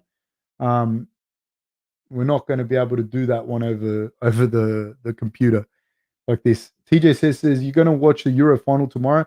I don't really watch soccer, but I think England's playing Italy, aren't they? I think England's going to win. Keenan Milham says, Big Cage works for Wonderboy, but Wonderboy's gotten a little clipped in his last couple, which makes me nervous for him. Well, I agree with that as well. And that's one of the things I was saying earlier to someone. Like, with someone like Wonderboy, when they're approaching their late 30s and the way they fight is based off reflex and movement, and one day it'll be just he didn't get out of the way anymore. He's not really getting out of the way of the punches in the way that it was before. Olenek striking is so odd. It is, man. Watch him on the podcast. He was on my podcast as well, and he's like the manliest man ever. Wilson Huang says, on Wikipedia, it currently says that Tuivasa is wanted for the murder of Greg Hardy. Marshall Smarter says, well, I appreciate you entertaining the thought. I'm going to visit your website and shoot an email. All right, man. Well, please do. If I can help you, I will. If I can't, I can't. Again, man, sorry. Like, I'll try and answer the questions here as best as I can. But there's going to be times where I probably won't be able to, I think that one was a little bit more involved. And like you said, like you have some very specific goals around ADCC and around you obviously have been doing jiu-jitsu for a long time, 15 years. I think you said you're a black belt, so it probably comes down to having a good conversation about that, and understanding like what it is exactly you want to do. Marshall Smarter says, you are legit. I just had to poke a bit. I appreciate it, my friend. I'm here to answer and try to answer any questions that we can. Yeah, like I said, I just think it depends on what you want to do, man. Stephen Thompson looks exactly like his dad. Like he looks exactly like you can tell that's his dad, and that's how he's going to look in a few years. I think his dad, wherever he's from or wherever his dad was from, like I think he was like known as the toughest man in Tennessee or something like that. Yeah, his dad was like a karate guy, really, really tough dude, etc., etc., etc. He's a minus 160 favorite. Is Thompson? It's not a big favorite either. TJ says Wonderboy is one of my favorite fighters, but I think Burns going to get inside and clip him and put him away. I pray. Burns can do that. He's got fast hands and a lot of power, and I think if that's going to happen, it's going to happen in the first 7 minutes. Zach Stern says, does the fact that Burns was training partners with Luke play a factor if he and fights Usman? That's another. Is that relevant? I mean, maybe. You know what I mean? I don't know how close he and Luke are. I don't know if they're still close. I don't know that they have very similar styles either. You know what I mean? I don't know that he has. Luke is like a striker that gets in there and trades, and he's got a tremendous chin, and he's able to take a huge amount of punishment. So he fights like that. Burns doesn't fight like that, man. Doesn't fight like that. He hits super hard and fast, but that in and of itself, I think I'm not saying his striking is overrated, but I think it lends itself for people to overrate his striking a little bit as well. Same as his wrestling, I think is a little bit overrated because people make that off the back of the Woodley fight, where he was able to outbox Woodley and Woodley would counter with a big right hand and that would square his hips. And then Durinho was able to time that double leg and get it, So he is what it is. And I think people surprisingly underrate his jiu-jitsu, which I think is absolutely fucking superb. Um, Hard John says Wonder Boy drops his hands. Yeah, he drops his hands, but he uses that's to his advantage. You know, whether he gets clipped today or not, that's a different story. But he does that because you can't see the shots coming, and you can't. They're all from the same chamber. The front kick, the punches, whatever, are all from the same chamber. Hanoi Tripper says, can Bam Bam get suspended if he does a shoey from a steroid head who sweated steroids leftovers all through his shoe? Yeah, you'd have to be on a lot of juice for that to come up positive. Royce C says, crazy to think Elvis planted the seed for one of the best strikers in MMA. Yeah, I'd read that somewhere before as well about Thompson's dad. Yeah, I like Durinho a lot. He's a very, very good fighter. This is going to be a good fight. Marshall Smarter says, for those who doubt Durinho's BJJ, watch his match against Tonin. Dude, this guy's jiu-jitsu is fucking good. He just beat Lovato Jr., I think, in April. Like, that was a good match as well. He's a four-time Brazilian Jiu-Jitsu world champion, BJJ black belt, etc., etc., etc. He's the man, dude. He's the fucking man. Keenan Milham says, what do you think happened with Woodley? Seems like he dropped off a cliff overnight. But that's what happens, dude. Like, that's what happens. Like, the fight game's a young man's sport, you know? And so you see people one day and they're there, and then they stop getting out of the way of the punches. They've slowed down a little bit, you know.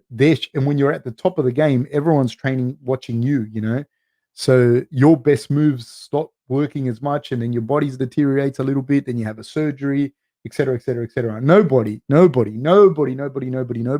is exempt from gravity, my friend.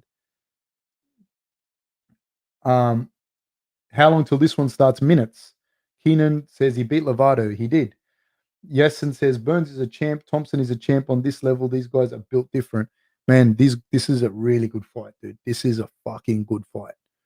You know, Wonder Boy is very, very, very good. But like I said, is today the day that Wonder Boy slows down a little bit and Durinho hits him? 75-inch to 71-inch, 4-inch reach advantage to Thompson. And that's very telling, man, because someone like him knows how to use that range, knows how to use that, you know? So, yeah, that's a very interesting one. He knows how to use his reach. It's not just the fact that he's got the reach.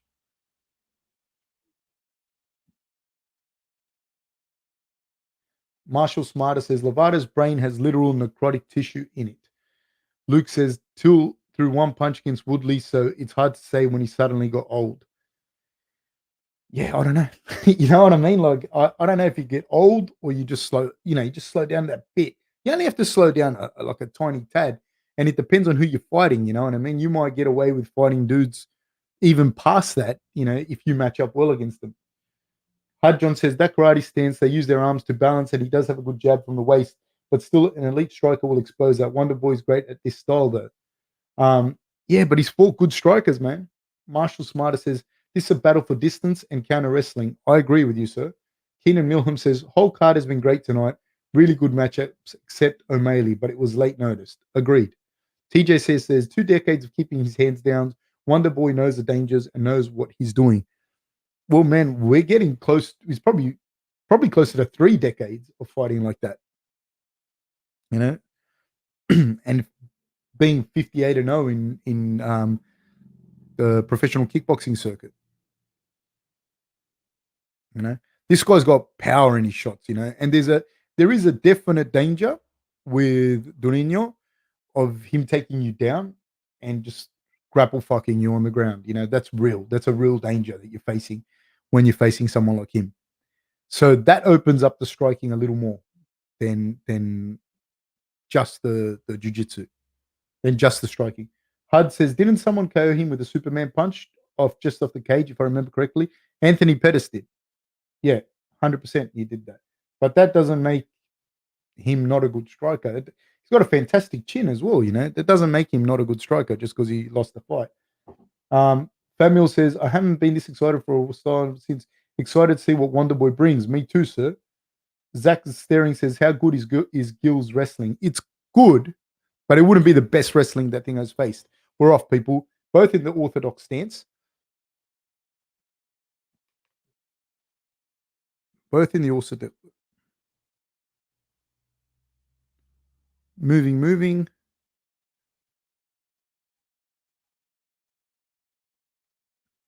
good stance by Wonderboy. Wonderboy very, very cautious here. Very cautious. Neither one of these guys blasting in. They both respect each other's power. Wonderboy is a very solid chin, but Gilbert hits very, very hard, man. Anyone can get pulled out no matter how good your chin is. Durinho is just outside of the range. Thompson put out a leg kick, seeing what's happening with the leg kick. Durinho's faking the leg kicks. He's faking the leg kicks, and he comes over the top with a right hand, then a left hook. He's now moved Thompson to the peripheries of the cage. Durinho's throwing a lot of power. Durinho's feinting the leg kick when he gets a chance. He's feinting the calf kick. Very clever. Very, very, very clever of him to do so. Wonderboy is going to need to get out of these 7 minutes, you know. This is the biggest thing for him. Durinho shoots in low on a single leg. He's got the single leg. He's pushed Thompson up against the cage. Good job by Durinho. Durinho, but his left hand is still tied up, though. He's holding Thompson's wrist. So there's not an immediate risk of the takedown right now. Now he's gone to a single leg. Thompson defending with the whizzer. Thompson doing a great job of defending with the whizzer. And Gilbert went back to trying to wrist control, which means that he's not tying up with the other hand. He's now working towards an underhook a little bit higher up, looking to get Wonderboy's back off the cage.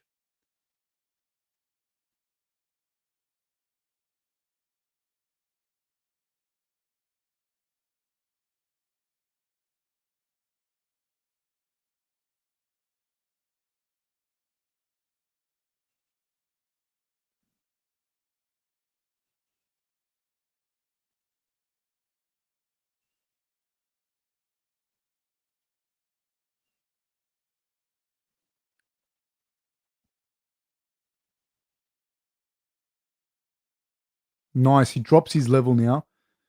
He's been pushing Wonderboy up against the cage the whole time. Wonderboy's in no danger of being taken down here, mind you. There's 2 minutes to go. Gilbert now has a single leg, and he's taken Wonderboy down at this stage. Very good. He needed to get that single leg. This is problems for Wonderboy here. I mean, there was no risk of him getting taken down the way that he was. But as soon as I said that, Gilbert Melendez switched to a single leg, ran the pipe, and took him down. Okay, so he's in smash pass, and I think he's almost past the full mount. Now he's in half guard. This is the problem. This is where someone like Burns is super dangerous early on as well. He would feel like an absolute fridge on top of you. Wouldn't be able to even shift him in this way that he is. But Wonderboy is very composed, man. He's not losing his shit. He's just staying composed, trying to avoid damage.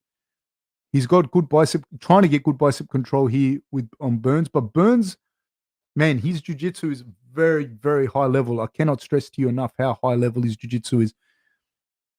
Thompson's now doing a good job of getting his back to the cage. He needs to get that knee free. He has to clear that knee so that he can bend that knee and get it to the ground. But Burns is doing a good job of almost knee barring him. He got his knee to the ground. He's going to be able to get his way up. He's going to work his way up, is Thompson.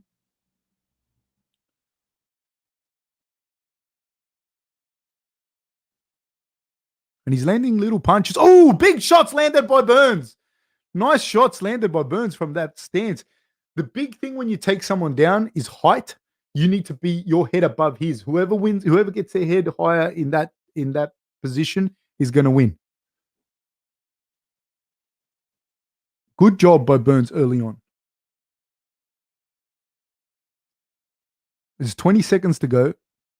And this mitigates some of Thompson's movement. But it also takes some of the juice out of Burns' arms, even though he's the one that was controlling the grappling. So that's going to only help Stephen Thompson as well. They're both exchanging. Big high kick landed right at the end by Thompson, not flush. There's 10 minutes left in this fight. Great job.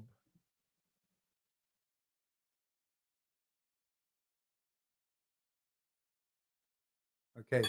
People complaining about the light. I will turn the light off.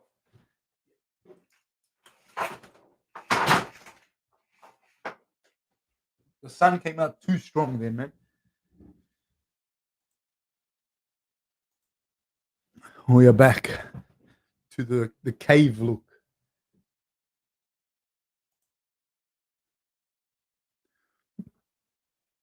Yeah, I'd love to see this as a um 5-round fight.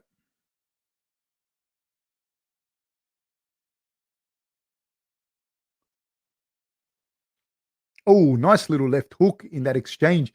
But Wonder Boy has a really, really good chin, man. He does have a very good chin.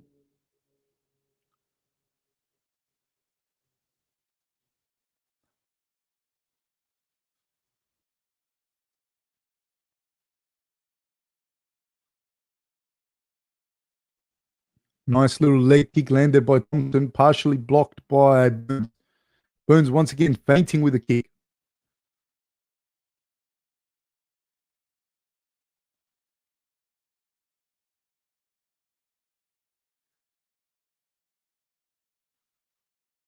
Wonder Boy, nice switches to southpaw. Does Wonder Boy. Burns with a swing and a miss with the right high kick.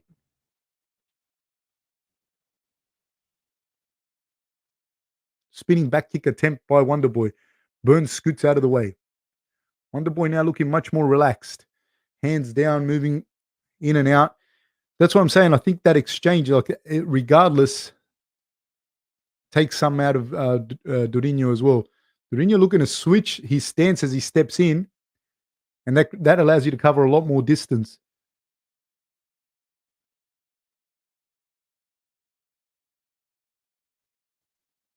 Oh, steps in, does Burns, but Thompson throws a left kick to the body, a roundhouse kick from the southpaw stance. Now, when Thompson fights out of southpaw, his side kick, and I was just about to say it, his side kick, that's when it comes into play, and it's on point here against Durinho. Now, when he switches to orthodox, that's when the spinning attack comes. That's when the spinning wheel kick comes. That's how he fights. He's very, very good at doing that. Not many people can throw that side kick the way that he does. Now, from the right, from southpaw stance, the side kick will come. Oblique kick attempt by Burns. Either that or a hook kick will come from Thompson. Man, his ability to move in the octagon on his feet is just phenomenal, man. Like watching Thompson do that. It's just a beautiful thing.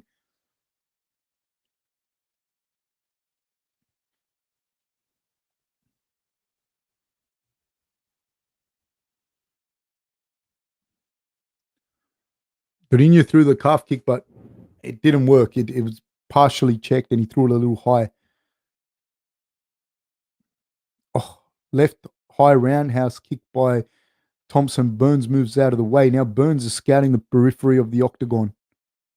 Oh, and there's a wheel kick. See from the orthodox stance? Ooh, he ducks under that overhand right from Durinho. Durinho comes forward, hits him with the right hand, does Durinho. Durinho's loading up that right hand. You can see that he wants to throw that right hand. Throws a calf kick. Thompson hits him with a 2 and a 1. Oh, he looks for that right hand with the switching stance. So he goes from orthodox to southpaw, and as he's throwing that southpaw, he throws a right hand. He'll be looking to throw a left hook after it, but Thompson's pretty savvy to it.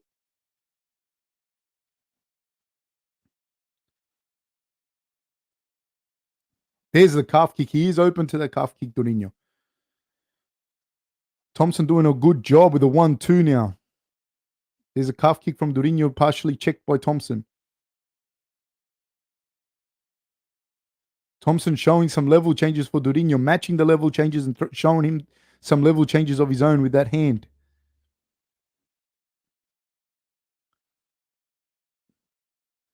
Look for the spinning attacks when Thompson's in the orthodox stance.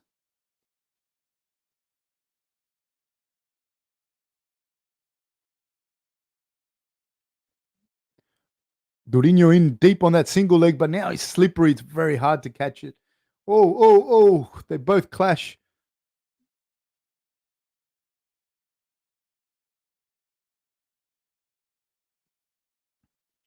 Nice kick from Thompson. from the southpaw stance. He's giving Durinho little level changes to think about with his hands and really keeping Durinho at bay. Durinho throws a nice calf kick, trying to impede the movement of Thompson. Then he goes looking for that right hand. He's looking for the right hand and then the left hook under it. Another takedown attempt by Burns. He scooped up the legs, but Thompson is continuing to defend. And landing some punishing shots there is Durinho. He's got the waist control of Thompson. There's 15 seconds to go, but he's not going to be able to finish the round. Like, he's not going to finish him from here unless he lands something brutal in the next 5 seconds. They're not pleasant, those shots. They're just... That was the least amount of finesse I've ever seen from Thompson ever. I'll probably give Thompson that round. I'll give them a round apiece. That's just me. I could be horrendously wrong.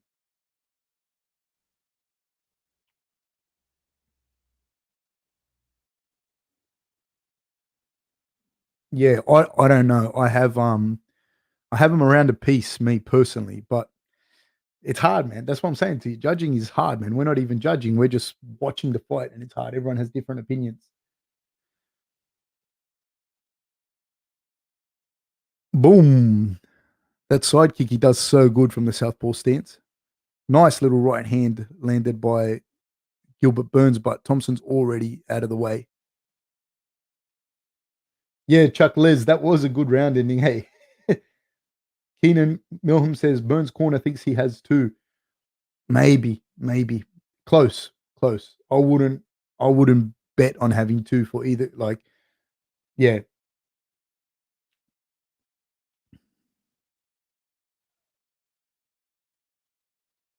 Luke says missed some of the round, but I'd say 1-1. I'd say 1-1 too. They touch gloves in the center. Burns goes looking for a calf kick, which Thompson had scooted out of the way, but he'd also started checking it already. Throws a right hand and the right high kick right after it. Yeah, this is a close fight, man. I wouldn't back anyone to have won that.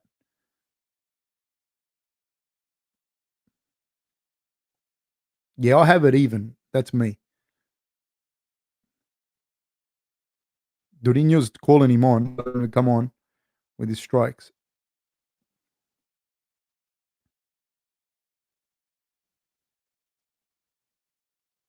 Oh, Durinho gets hit with a nice right hand. He got hit with a nice right hand. Then a left hand, then a left high kick by Thompson. Oh, that was a nice little right hand. It was right on the chin of Durinho. Man, that was a good one. Durinho can't take him like that, man, because the way he got hit, he wasn't hit super hard, but he got hit flush, you know? Like he found the range there.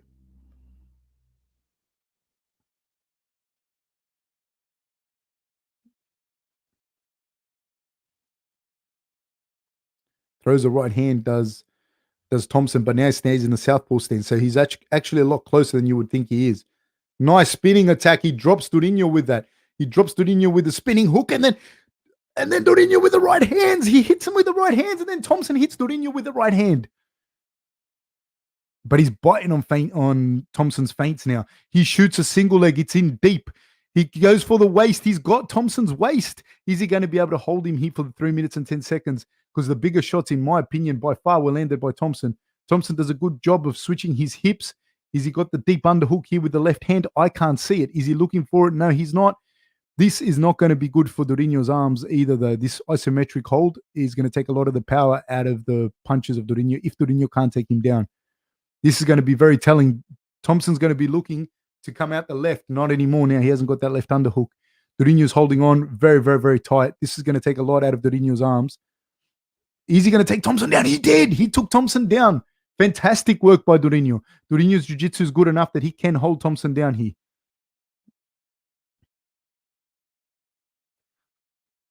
And he's basically inside control. He's looking for a smash. So this keeps his hips facing the other way, makes it very hard for Thompson to move in any shape, way, or form. And from there, Burns can land some really good ground and pound. But he's not looking to do that. He's looking now more just to hold him down. The only way now I see for Woodley for Thompson to win would be for him to get to his feet. Like I don't see him winning this fight any other way. And I don't see him getting up from the way that that Burns is holding him here. Now he's getting his back to the cage. But the way that Burns has that leg tied up, it doesn't let now Woodley. I keep calling him Woodley, and he's like white. He's like the whitest dude.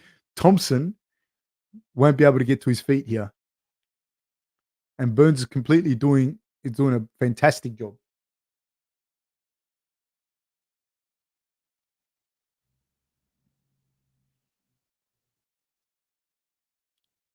Good little ground and pound landed by Burns. Good job by Burns. Knee on the belly.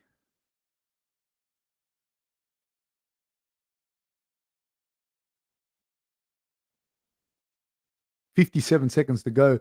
Man, Burns would feel like a truck on top of you.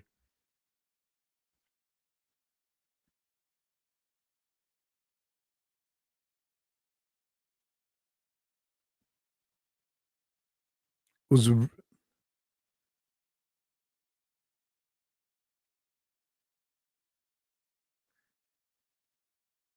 Wonder Boy, 30 seconds to go. Burns looking for a guillotine, but he's doing it more to make Wonder Boy lift his hand up to defend, and so he can take him back down. And this will be the fight, guys. And I believe Thompson loses this fight to Burns. I believe that Burns won the first and won the third. Smashing shots now by a lot of them to the back of the head by Burns. He definitely won that one.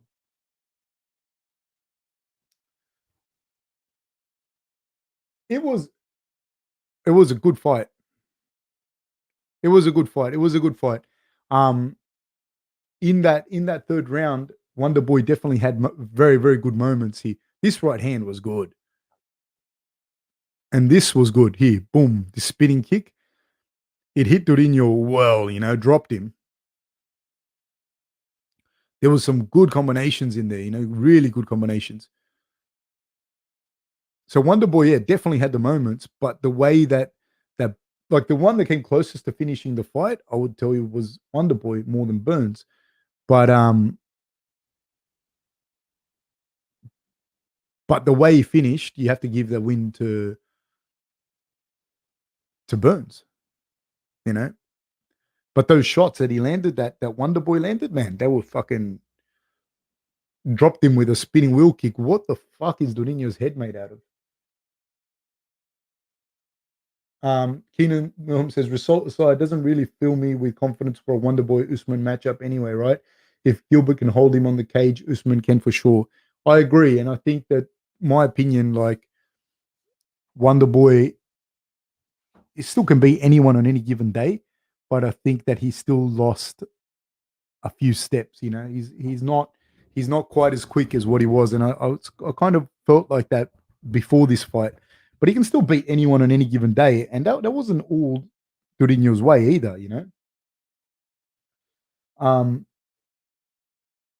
So yeah, it wasn't an easy fight. It wasn't an easy fight at all.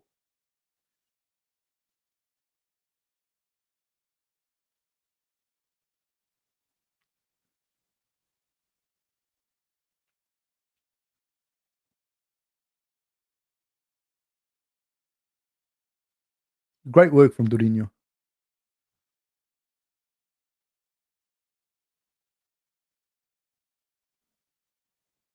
Blanco B says, Fab, you is legend. Who would win a fight between Bruce Buffer and Rob Whittaker in an elevator? Bruce, man. Bruce.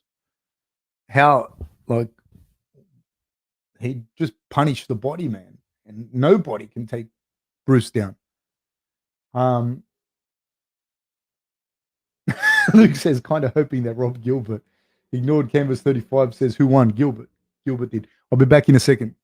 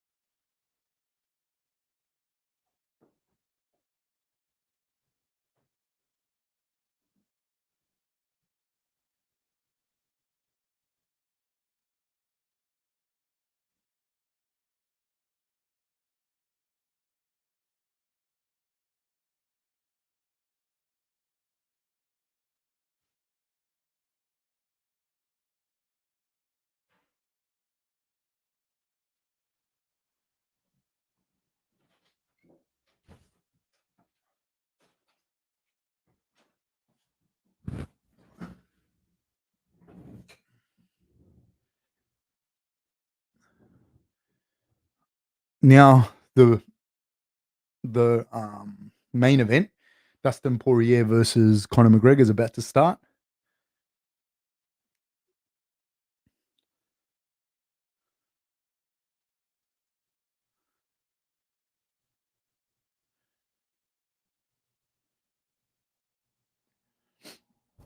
Where does Wonder Boy go from here? I don't know. Like it's up to him. I mean, he's still good enough to fight anyone in that division, but I don't think he's like just quite.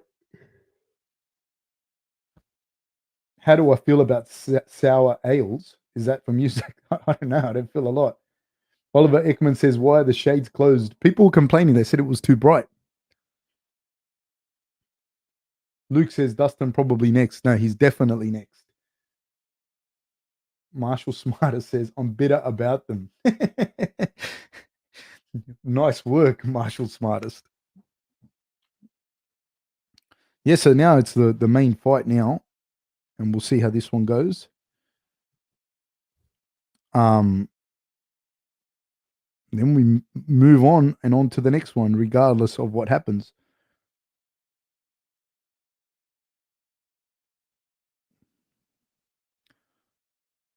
Real interesting, man, like the matchups thus far.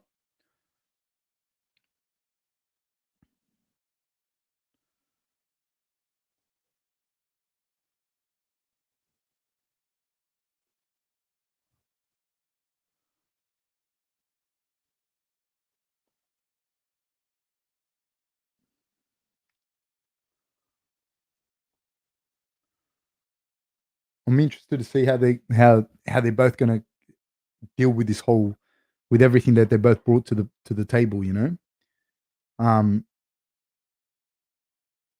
in particular, I think the adjustments I think McGregor has to make. You know, bouncing in and out, I think is going to be a big one. His movement, that's going to be a big one. That will help to mitigate the calf kicks,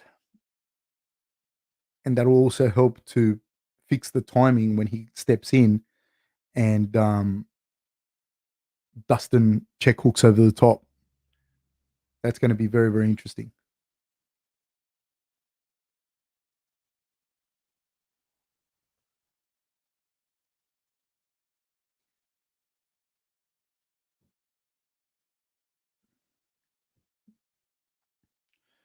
Zach Sterling said, I think if Dustin can just get Conor to grapple in the first round, he'll be at an advantage. Last fight was about 3 minutes of grappling, wrestling, clinch work. That it's his path, in my opinion. Yeah, it is, but it's harder. It's easier said than done because McGregor doesn't want to do that. Uh, Marshall Smarter says probably Wonder Boy will go back to high above the mucky muck. I don't understand that, Marshall Smartest. Pip Dennison says taking the fair one mobile, checking. Please do. Zach Sterling says first round. Hud John says, come on, who you got, lads? Pip Dennison says the surf is big. Keenan Milham says, yeah, man, the surf out here was massive. It was like 10 foot this morning, probably more. Keenan Milham says, I think Dustin has Conor just on the gas tank, but I hope Conor wins to keep the hype train going. It's so good for the game. Choo choo McGregor. Luke says, would Conor benefit from switching to orthodox to nullify the calf kick? I think he would benefit from switching to orthodox for a second, although he doesn't fight that well. He's very left hand orientated. I think he would benefit switching to orthodox to throw that front kick down the middle, which is much more effective when you throw into opposing stance. Thank you, sir. TJC says, thank you for your support, my friends. All right, friends, I'm going to go watch this fight. Much love to everyone. Support this man and his channel. Peace till the next time. TJC, thank you so much for your support, my friend. I really appreciate it so much, man. Thank you so much. Take care, my friend. First Australian says, I hope Dustin sends Conor and his nauseating fans into orbit and the MMA community never has to hear from either of them again. Lofty goals, my friend.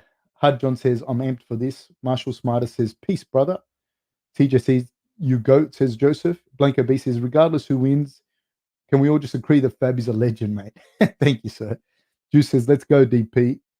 Hud John says, I'm hoping Poirier wins mainly because I want Conor to lose. Laugh out loud. That's from Hud Johns. Yeah, I think it'll be I think, I do think this is going to be a. That's the thing, man. When you watch this fight, is what I'm trying to say. I think I was losing the words. The fight could be over in 1 minute just because of how they are, and it won't really do justice to the actual matchup. Marshall Smarter says Tenacious D wrote the song Wonder Boy. Thompson walks out to it. Wonder Boy is from High Above the Mucky Muck. Good tune. Ah, I see. See, I didn't know this. Mark Whelan says, I think Conor will dominate from go to woe. I think if Conor hurts him early, then he can. But if Conor doesn't hurt him, then I don't see him dominating him for 5 rounds. That's like Dustin. Dustin's much better at that. You know what I mean? It just toughen it out, third, fourth, and fifth. But if Conor hurts him in the first and second, then he could dominate him. Thing. But again, if Conor starts dominating him like that, he's going to finish him because he's got too much power in his shots. I don't see heaps of ways for Dustin to win, to be honest with you. Other than catching Conor the way he did in that first fight. But in the first fight, he landed those leg kicks. They were fucking money. They were good. So who knows? It's interesting seeing Conor being the B side.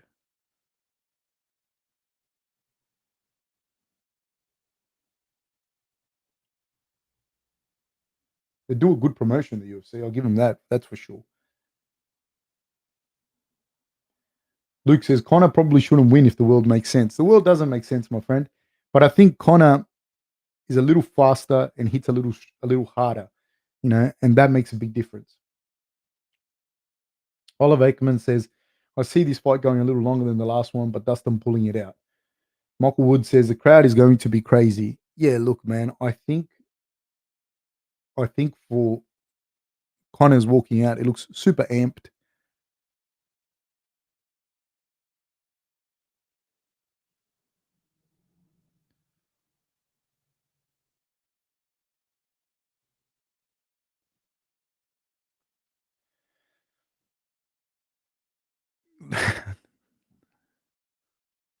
Conor's stepping out now. He's walking out. I like this security guy, Security Steve. He looks like he's killed about 1,000 people. First Australian says Dustin should utilize that head kick when Conor is in southpaw. Conor has a tendency to leave his hands down as he approaches. That's true. That's true because he's got long arms and good head movement, a good chin, and he backs himself on it. So I do like the idea of throwing that left high kick. Big bet alert. One better is backing McGregor with $10,000. Fair enough.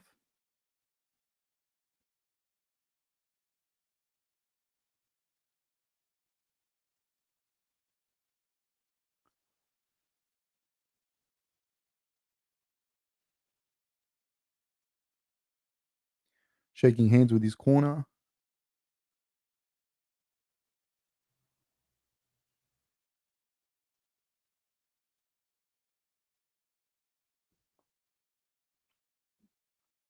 Joseph says, I feel bad for the people listening to UFC commentary. It's going to go in Conor's favor for sure. Maybe. I don't know. Juice says double KO via shoulder strikes. Ooh, that'd be nasty. That'd be nasty. So number fifth ranked Conor McGregor.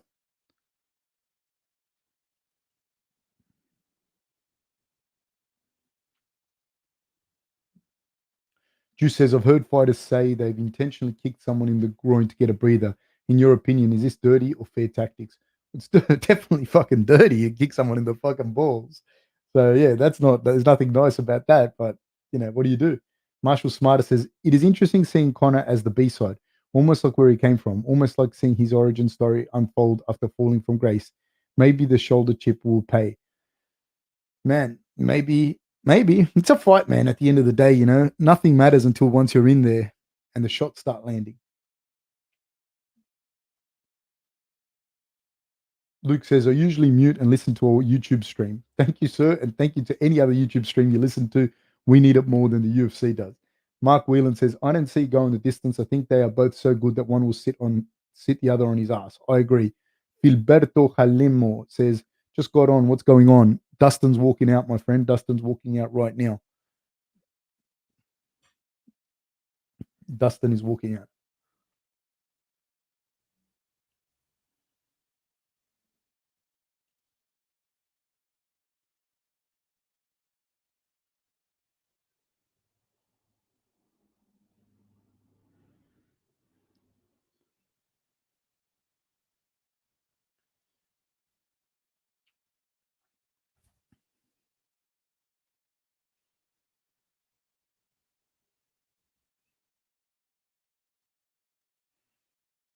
And interesting seeing Dustin as the A side like this, you know.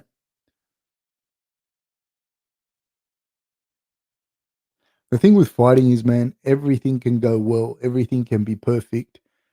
You know, you can be fighting well, you can be all of that, and then you catch a hot one and it's over. One better is feeling confident in Dustin.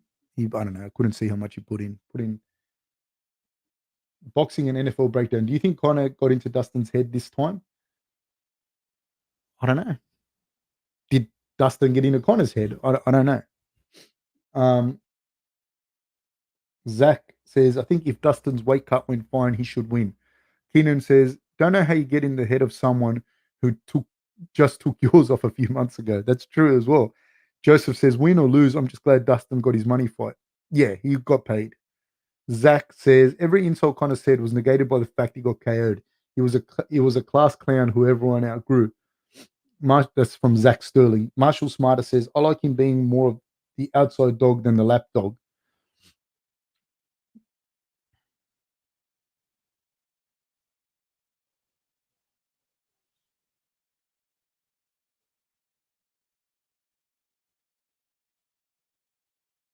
Tiago Alves' arm is in a cast for some reason. There in the background. Hud John says James Brown walkout music was cool. Tyler says DP wins TKO round 3. I hope.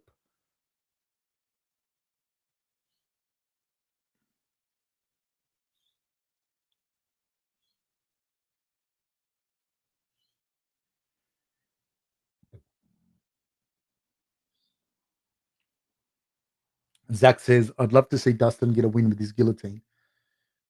Marshall Smarter says fighting is a motherfucker. Yes, it is, sir. Yes, it is. Luke says Dustin round 1.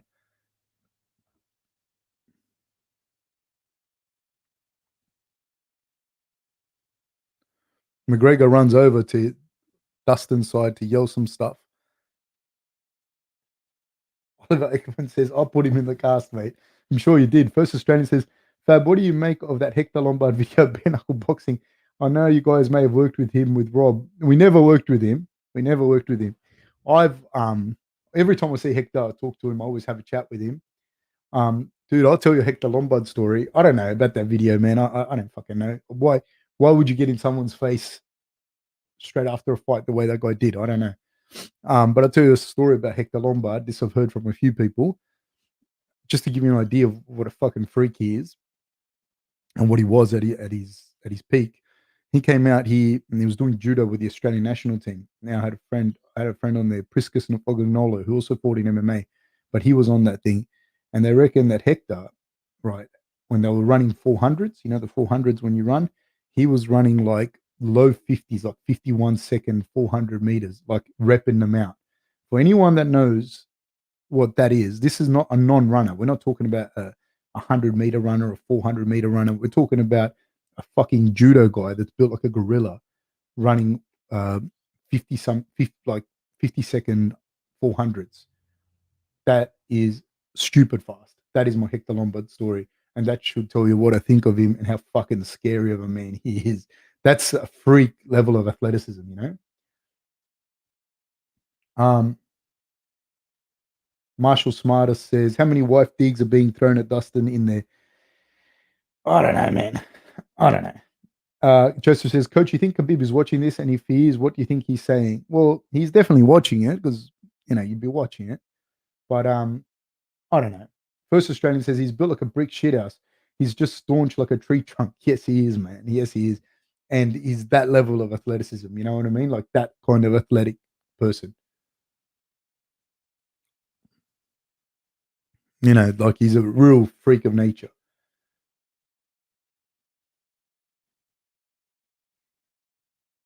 I remember when he fought James Tahuna in Sydney.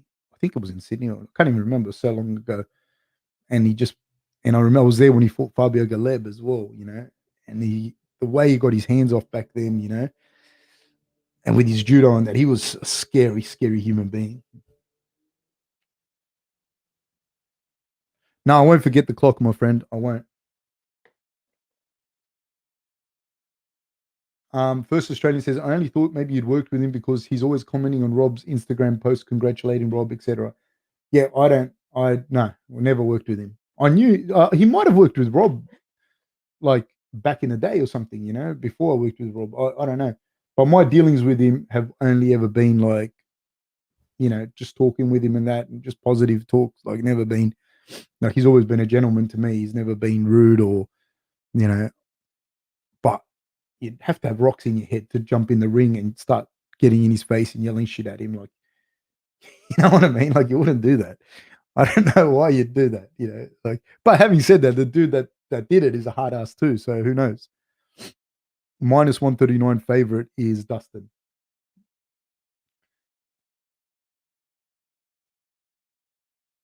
I don't think that Gaethje beats I don't think Gaethje beats Conor. Mark Whelan, the world record for 400 meters, 42 seconds. That's quick.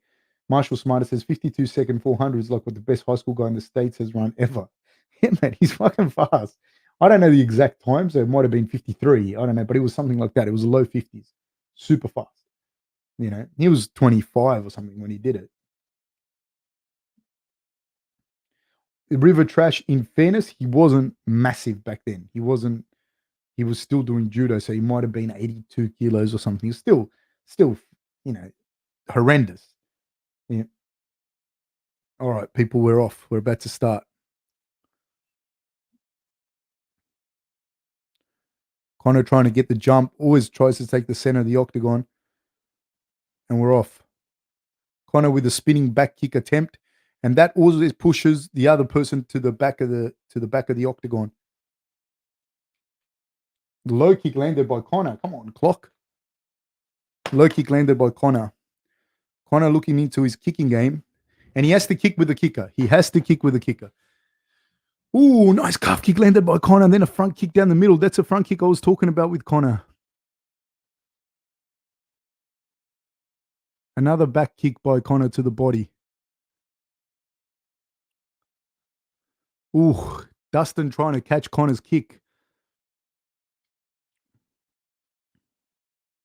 Oh, Dustin dips his head. Conor throws a massive left hand. Conor with a massive. Ooh, Conor kicks a left calf kick of his own. Switches his stance. Dustin with a right hook over the top. Oh, man. Conor's got so much power in his shots too, man.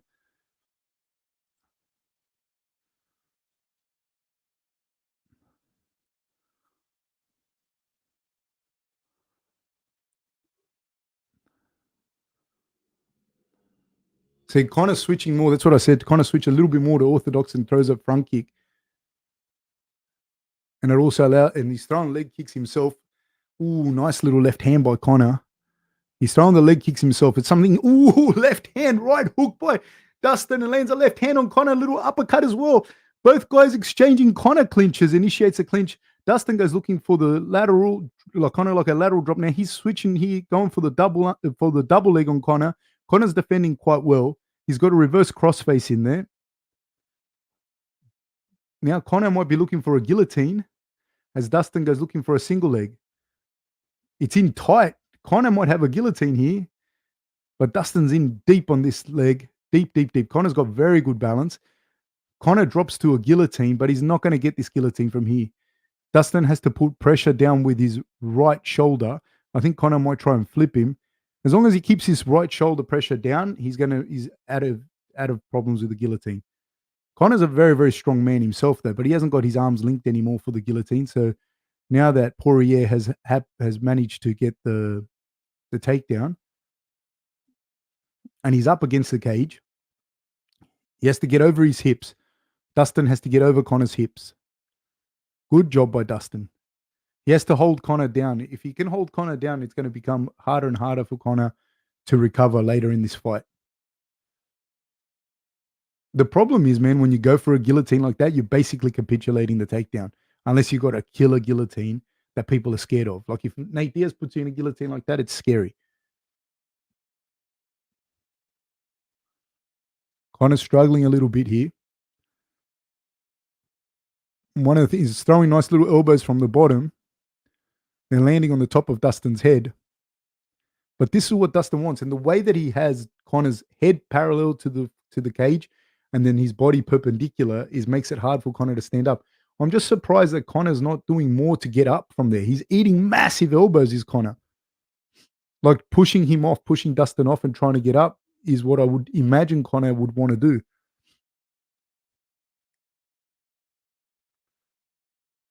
Because everything that's happening from here on in is to Conor's detriment. Big right hand landed by Dustin. Conor with an up kick. Dustin once again. Conor, I don't see an urgency from Conor to stand up, to get back to his feet. Big elbows landing by Dustin. Big ground and pound landing. The shots are landing big from Dustin. Up kicks from Conor McGregor. Another right hand. Conor's got a chin, man. He does have a good chin. I'll give him that. Ooh, the up kicks. Up kicks landing by Conor. Ooh. But Dustin's landing some big elbows. Big ones.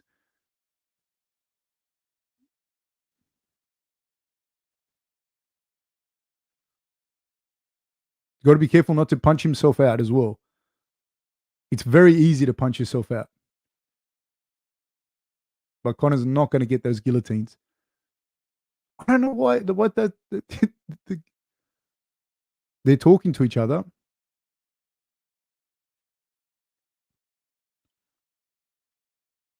He holds the gloves a lot, does Conor?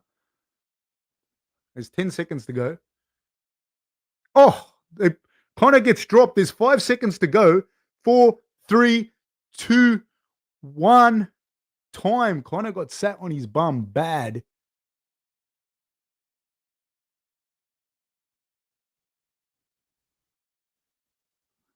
I think his leg's broken. His leg's broken. His leg's broken. Conor's leg's fucking broken. Ah, fuck. His leg's fucking snapped. Oh my God. His leg's fucking broken. That's why he wasn't getting up. Oh, his leg's fucking snapped. No wonder he wasn't getting up. Oh my God.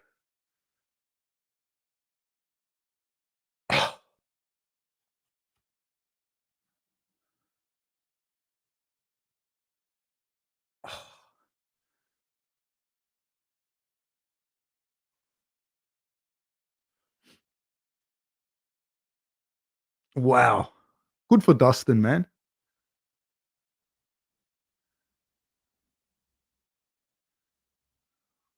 Fuck.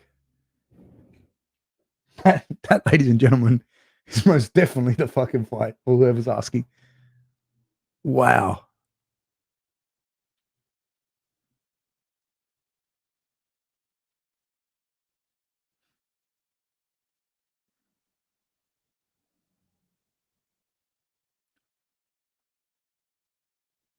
Oh, fuck. His leg was fucked. Oh, God. Oh, fucked. So it must have had like a hairline fracture in it, and then he just put his weight down on it, and it just went. Oh, God. And Dustin had, oh, shit. Oh, shit. Oh, fuck. Oh, fuck. I'm watching it in slow motion. Stop doing that to me, man. Oh.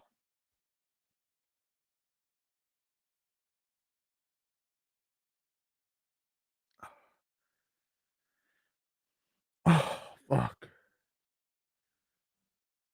I think he must have broken it.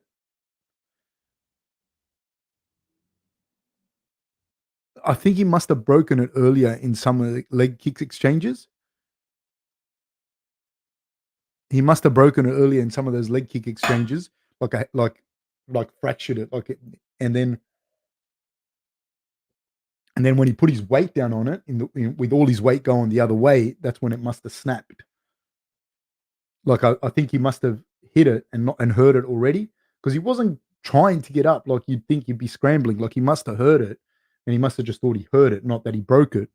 And then when he got up and he put the weight down and back, it fucking snapped.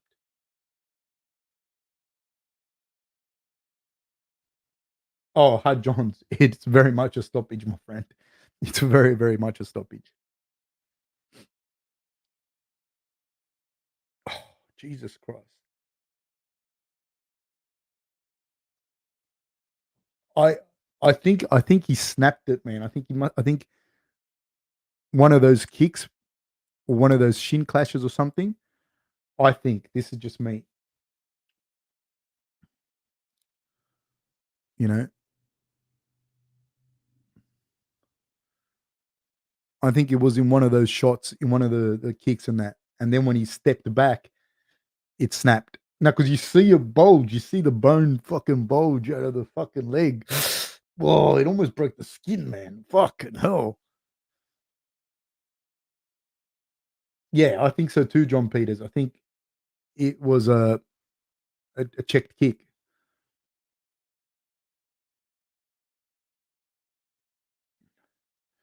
Hud John says McGregor was saying to the judges it wasn't a stoppage. It was a stoppage.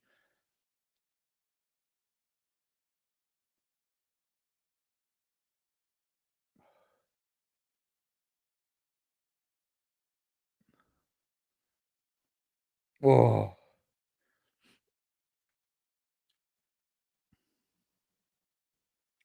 Happy for Dustin, dude. Happy for Dustin. It's good to see it, man. Good to see it.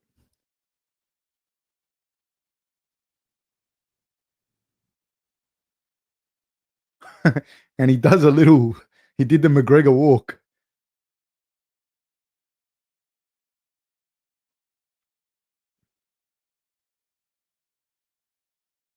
And he's talking shit. They're both still talking shit.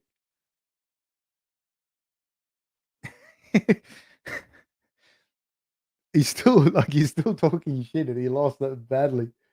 Fuck it all.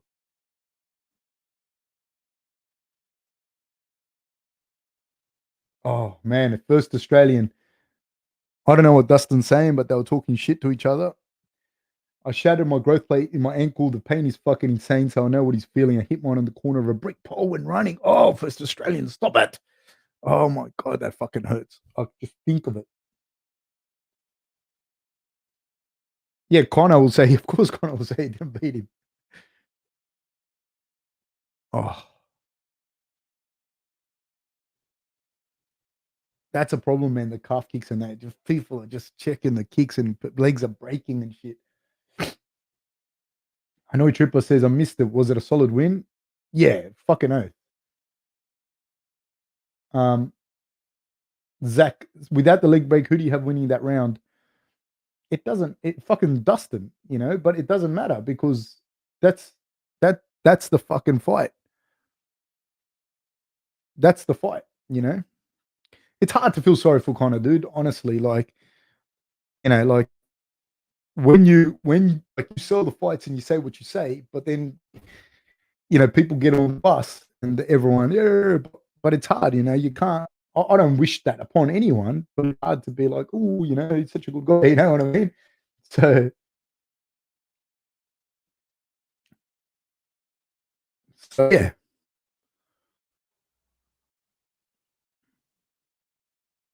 wow,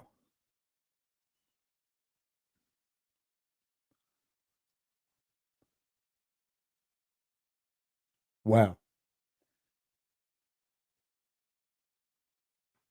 wow. It is true, but he who laughs last laughs hardest.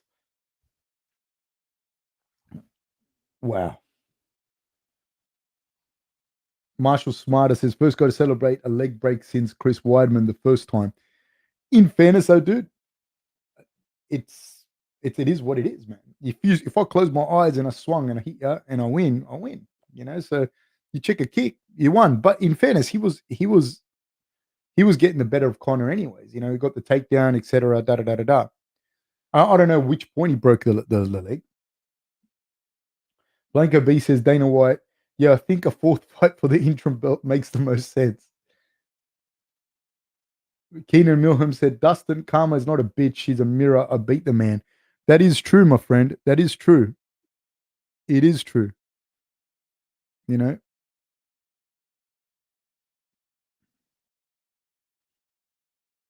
it's good to see. It's good to see it. You know, good for him.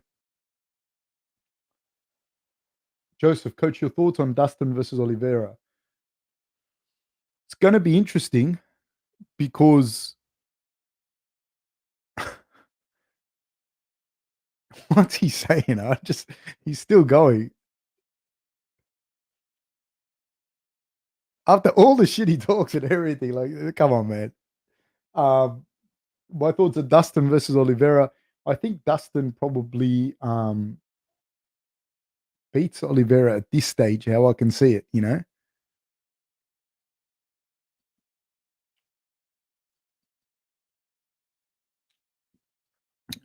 But I don't know because Oliveira seems to have grown a lot in the last year or so.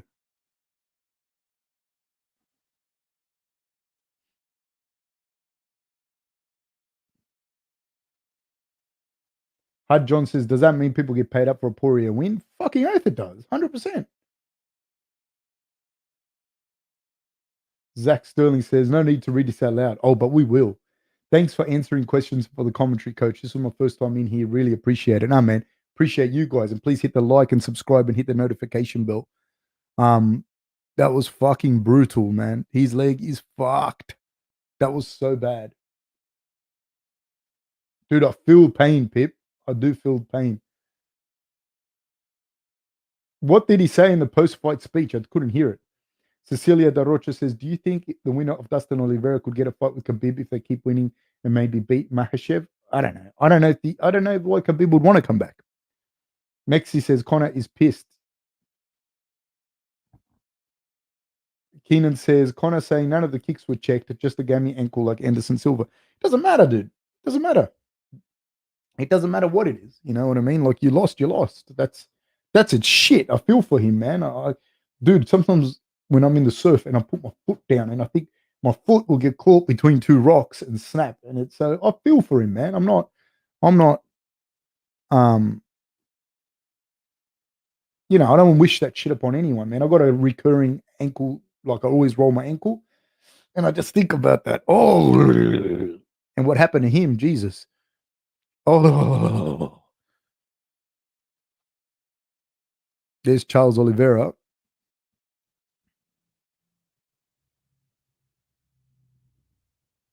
My God. No doubt Poirier was winning, and I'm not saying the animosity wasn't warranted. All good. Wish him a speedy recovery. What happened though, Marshall Smartest? Like, what happened between them? Did what did Poirier say? Because I can't hear. You know what I mean? Like, I can't hear. Mark Whelan says, "Yeah, agree. He just paid the piper. Dustin has always been humble. Was you can't say that about Conor. He's made enough from his fighting, so now he can retire. He's mad if he doesn't. Yeah, I think so. Like I think otherwise it's just going to look sad. You know what I mean? But the thing is, man, and this is a lesson for anyone, all of us. Like, at the end of the day, it doesn't matter how much money you win or how much money you have or whatever. Like, it really is like you have to live with what's up here. You know what I mean? With yourself and what's inside your head. And if you're not like at at peace or okay with that, like the money's not going to help you, man. It's just such a weird thing, like, and you see it. Blanco B says, psychologically speaking, why is it so hard for people to admit defeat, whether for themselves or for their favorite fighter? Surely they'd rather want to lose fairly than win unfairly. Well, no, they don't. They want to win. Um, but why is it so hard for people to admit defeat? I don't know, dude. Because I think people, like I've worked with a lot of different athletes and a lot of like successful, whatever that means, athletes and business people and whatnot. And like the thing is, when you have a certain level of success, not a lot of people are going to tell you that you're fucked up or you're doing the wrong things or you said this or you did that and da da da. So you've created a persona which you believe you are. You know what I mean? And I'm not talking about McGregor here. I'm not. I'm just talking about people in general in any position. Where that like they genuinely believe it. Like I don't know. I'll give you an example. I don't know Dustin. I don't know Dustin Poirier at all. I'm sure he's a nice guy. He seems like a nice guy, but he might not be. So if he's created this persona, and I'm just threw this out there. I'm in no way saying this, but if he's created this persona, he's winning right now. Do you get what I mean? And everyone around him will be telling him he's the fucking man. Um, and at some point, like it becomes obvious that you're not that person. You're not who you pretend to be. And with McGregor's thing, like you can say you didn't lose, but you did lose. Like you fucking lost. Like you can see you lost back to back to the same dude. First Australian says, when I shattered my ankles, 4 months of rehab, he'll be out for a year at least. Yeah, for sure. Um, man, sorry to hear that, First Australian, my brother. Honestly, man, those injuries are shocking, man. A guy that I know lives up the street, dude. He just slipped over in the grass. He was watering his lettuce of all fucking things, and he broke his tibia and fibula. Just the way he slipped, and he snapped it. Oh, Keenan Milham says Dustin keeping his class, saying it was a check that did the ankle. Conor saying he was outboxing him and the ankle gave out. It's not over. Once number 4 went after Dustin's wife again at the end. I think it's real sad, dude. I don't like to say shit about someone's wife, and I think it says more about you as a person, and that's what I mean. Like, I think honestly, to be there and doing there's certain shit that I see people do, and I see people that worked with people that have a lot of money and I've worked with people that very, very successful, and I see people do shit. And like, no matter how much money you have, you can't. The money doesn't make you okay up here. You know what I mean? Like, I think to just be publicly talking shit about someone's wife is sad, dude. And it kind of makes you think like what your relationship is with your family. That I don't know, man. I just could never. I could never because just of what I think of my wife and kids, and then I think of like what my wife and kids would think if I said some shit like that about somebody. Like I just find that so strange for me to be saying stuff like that about someone's wife. Man, my wife and kids would be like, why is she on your fucking mind like that? It's so weird. Such a weird thing. Um, Thanks, Hud Johns. Yeah, I don't know. I'm not trying to come across as some wise guy because I'm a bit of a fucking mess myself, but I've seen it. I've seen it like where there's I've dealt with people where you think, man, these guys have everything. They've got their money, they've got status, they're at the top of their respective sport, be it rugby league or soccer. Mainly in rugby league, soccer, MMA is what I work in. You know, and these are sports where they're rewarded financially, and then I see people do some shit, and I think like, dude, you're not, or even in business, I see business dudes, and I think like, dude, you're at the top of your game, you're making X amount of money a year, and you're doing this shit, like you're doing that, or you're acting like this, like you're not happy, you're not okay. Um, Marshall Smarter says identity is an interesting interplay between what others decide you are and what you decide you will be. Yeah, no, it definitely is, man. And people have like a dude, that alter ego becomes you as well. You know what I mean? The alter ego becomes you. You become that person that that you created. You know what I mean? Like, or you think you become that person. So it's interesting.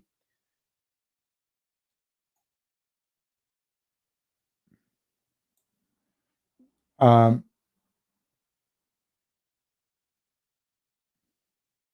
Mark Whelan says, I understand this, but he's crazy if he thinks he's ever going to reach the lofty heights he did previously, and he will turn into a punching bag for the better fighters in the division. The thing with McGregor as a fighter, I think at featherweight he was really terrifying.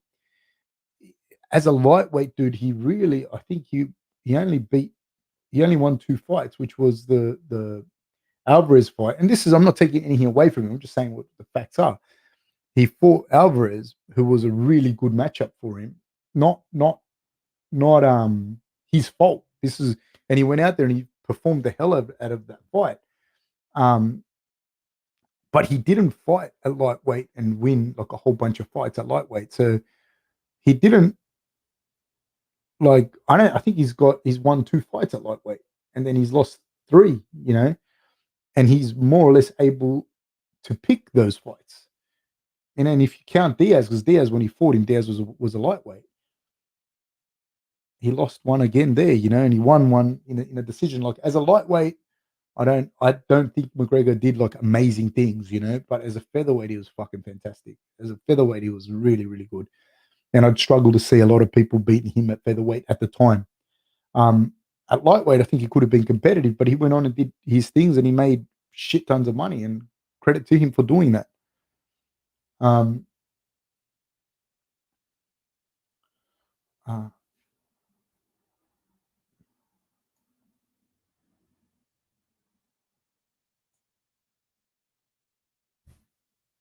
Beetlejuice was saying, but yeah, the wife talk, even when he's laying there in the ring with a broken leg, was bloody too far. What did he say? Like, what was he just hanging shit on his wife? Like, it's just fucking weird, dude. It's like, you know, it's a weird thing. That's what I mean as well. When like the whole thing happened, he had a fight with Khabib's people and all of that, and everyone's like, "Oh my god, I can't." This is so bad. And I think, like, dude, you like if I went out to King's Cross tonight and I ran around swearing at all the Big Islander coconuts, calling them you dumb coconuts, this and that to their face, and they beat the fuck out of me, nobody would fucking would feel sorry for me 1 second. No one would. I wouldn't feel sorry. I'd come home, my dad would go, "Well, you won't fucking do that again, will you, mate?" Like, so why the fuck, man? You're insulting people the way that you are, and then you're surprised that you get attacked. Like, fucking, and the UFC, like, they build it up to a point where he's allowed to say whatever he wants to people, and then people react. Why are you surprised? I think it was that kick, man. There was a kick that he kicked, and he kind of got him on the side of the knee, kind of thing. Yeah, it was one of those kicks. It landed kind of on the knee, and I think if I'm to guess that he kind of just cracked the shin. Like I don't think he fully broke it. I think he just kind of cracked it. Oh. Yeah, but this kick that they're replaying is kind of on the top of the foot. I don't know if it was that one.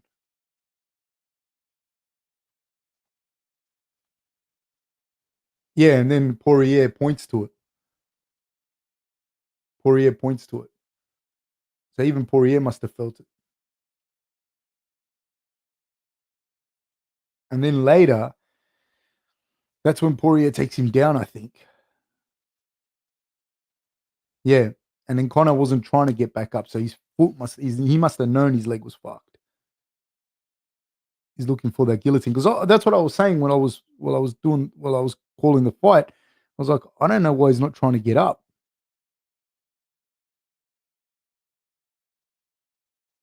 At this point, his leg's still working, but his leg looks fucked. Like it looks like it's all swollen and shit. Like it's a little bit bruised up.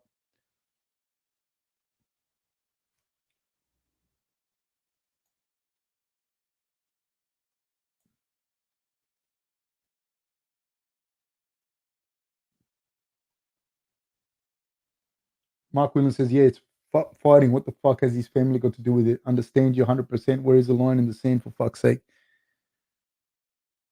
Yeah, man. And it's like it's not even like, oh yeah, yeah, da, da, da, da, whatever. It's like, why would you say it? Like, why? I don't even understand why you'd say it. What would be in your fucking head to say that? Christian Lorenz says, "Can you agree, Fab, that McGregor was winning the fight on the feet and made that massive mistake by jumping on the guillotine?" Well, I think that there were stages in there where he was definitely winning, but like he had his moments. But I I think he cracked his leg on the feet as well when he threw one of those kicks, and so I think he had to go for the guillotine because I don't think he wanted to stand on his feet anymore. He was already hurt. So this all happened in one round, So I can't even tell you McGregor won that round, like would have won that round or anything. He was looking dangerous on the feet. Yeah, he's definitely in the first. I don't know what the first minute. Were you talking about? Was he winning in the first minute? He was winning the first minute of a 25-minute round fight. So I'd agree with that. Did he look good? Yeah, he looked good. McGregor always looks good. McGregor is a good fighter. McGregor's a fantastic fighter. Uh, he has an amazing ability to sell fights. He has a massive ability to make people buy in to watch his fights, and he's a fantastic fighter. So, but that doesn't like you can't win. It's not enough to win.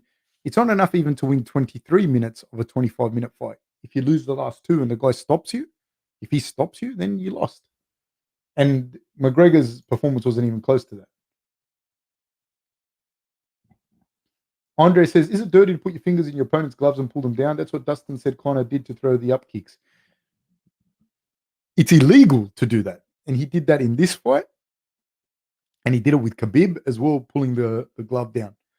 You know what I mean? So, yeah. And he did it with Herb Dean watching. I think it was Herb Dean in the Khabib fight. It was like right there. It was so obvious. Watch the Khabib fight again and you'll see Conor grabbing the gloves.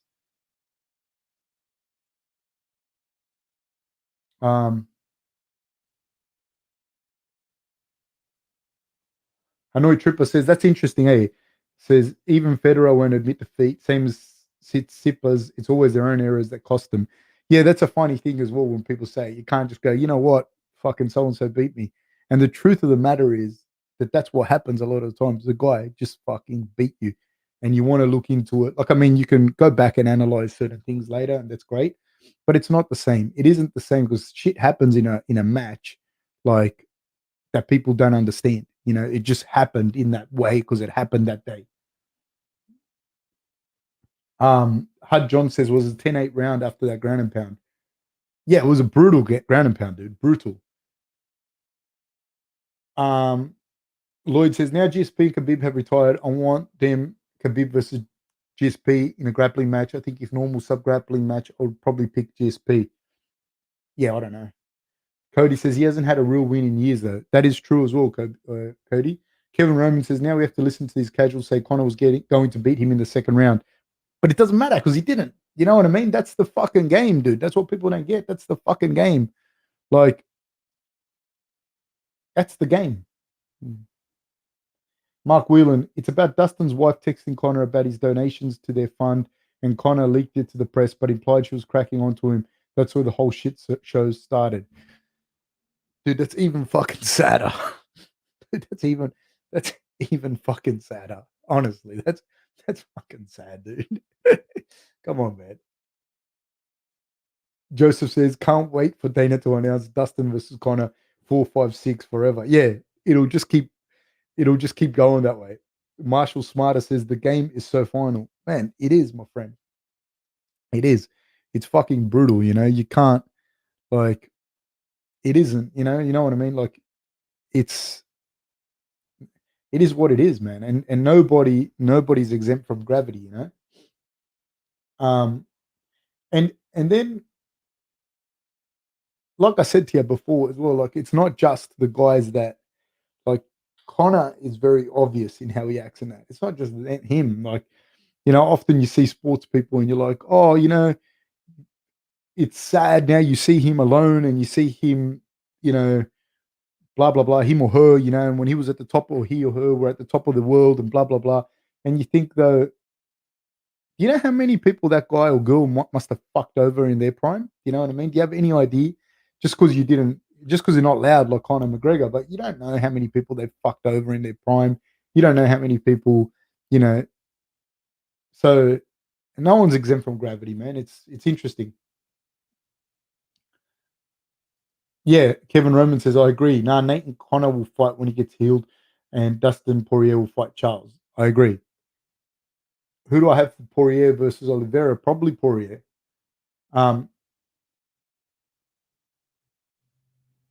Cecilia da Rocha says, The only thing that makes sense is to strip Oliveira and make Dustin and Conor fight for the belt. I think the only thing that makes sense for me moving forward is for them to just give Conor the belt. Um, Fab hates Celts or Celts. I can never pronounce that properly. Actually, I've actually trained with Conor and his team in 2009, I think somewhere around there, 2008. John Kavanagh and Conor and the whole group there because I have family in Ireland, believe it or not. And here's the thing that's gonna think they were actually very, very nice, very good people, very nice, very hospitable, very, very good people. Um, Kevin Roman says Connor said Dustin will go out on a stretcher. How ironic. 100%, eh? Um, Lessons from 264. O'Malley can hit a heavy bag. Don't bag with Ty. Aldana is a savage. Wonderboy's title run is probably over. Connor couldn't even summon his humble in defeat bit. Dustin title shot. Sank says, Fab, who do you have for Poirier versus McGregor 4? And if Connor wins, who do you have for Poirier versus McGregor 5? Bruce Bob Trotter says, Ryan Hall fights like a little bitch, lunging for man's legs like that. Pathetic. Can't see how self-respecting man can fight like that. Well, because if you land in his guard in any shape, way, or form, he'll break your fucking leg. That's how. Greg Fern says Scots in particular. Nah, man, I like Scots. I do like Scots. Lloyd says that Mexican chick on the card, seen her a few times now. She's got a lot of power in her hands for a woman. Look forward to see her rise up towards Nunes. Interesting. Greg Fern says he's ignored my serious comments. Evidence. Nah, man, come on. Tell me what you said, man. Maybe I missed you. Andre says Dustin completely demoralized Conor, beat him before they even got in the cage. I don't know if he beat him before they got in the cage, but he sure as fuck beat him in the cage. That's for sure. That's for fucking sure. It's hard, man. It's real hard to summon up. Like I feel for him for breaking his leg. I really do. You know, I don't like to see.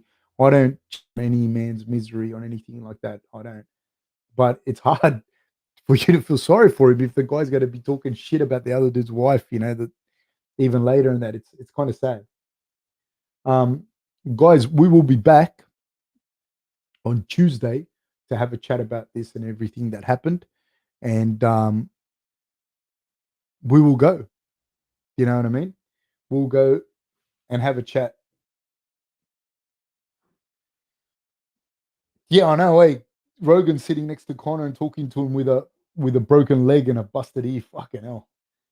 Take care, guys, and let's have a chat later on. Let's have a chat on Tuesday. We're going to talk about the fight, talk about everything that happened, and we'll move forward from there. Thank you so much, guys. Take care. Bye bye. Oh, please like and subscribe if you haven't already. Hit the notification bell, and thank you so much for your support, man. I love doing this, guys. Love you guys. Take care.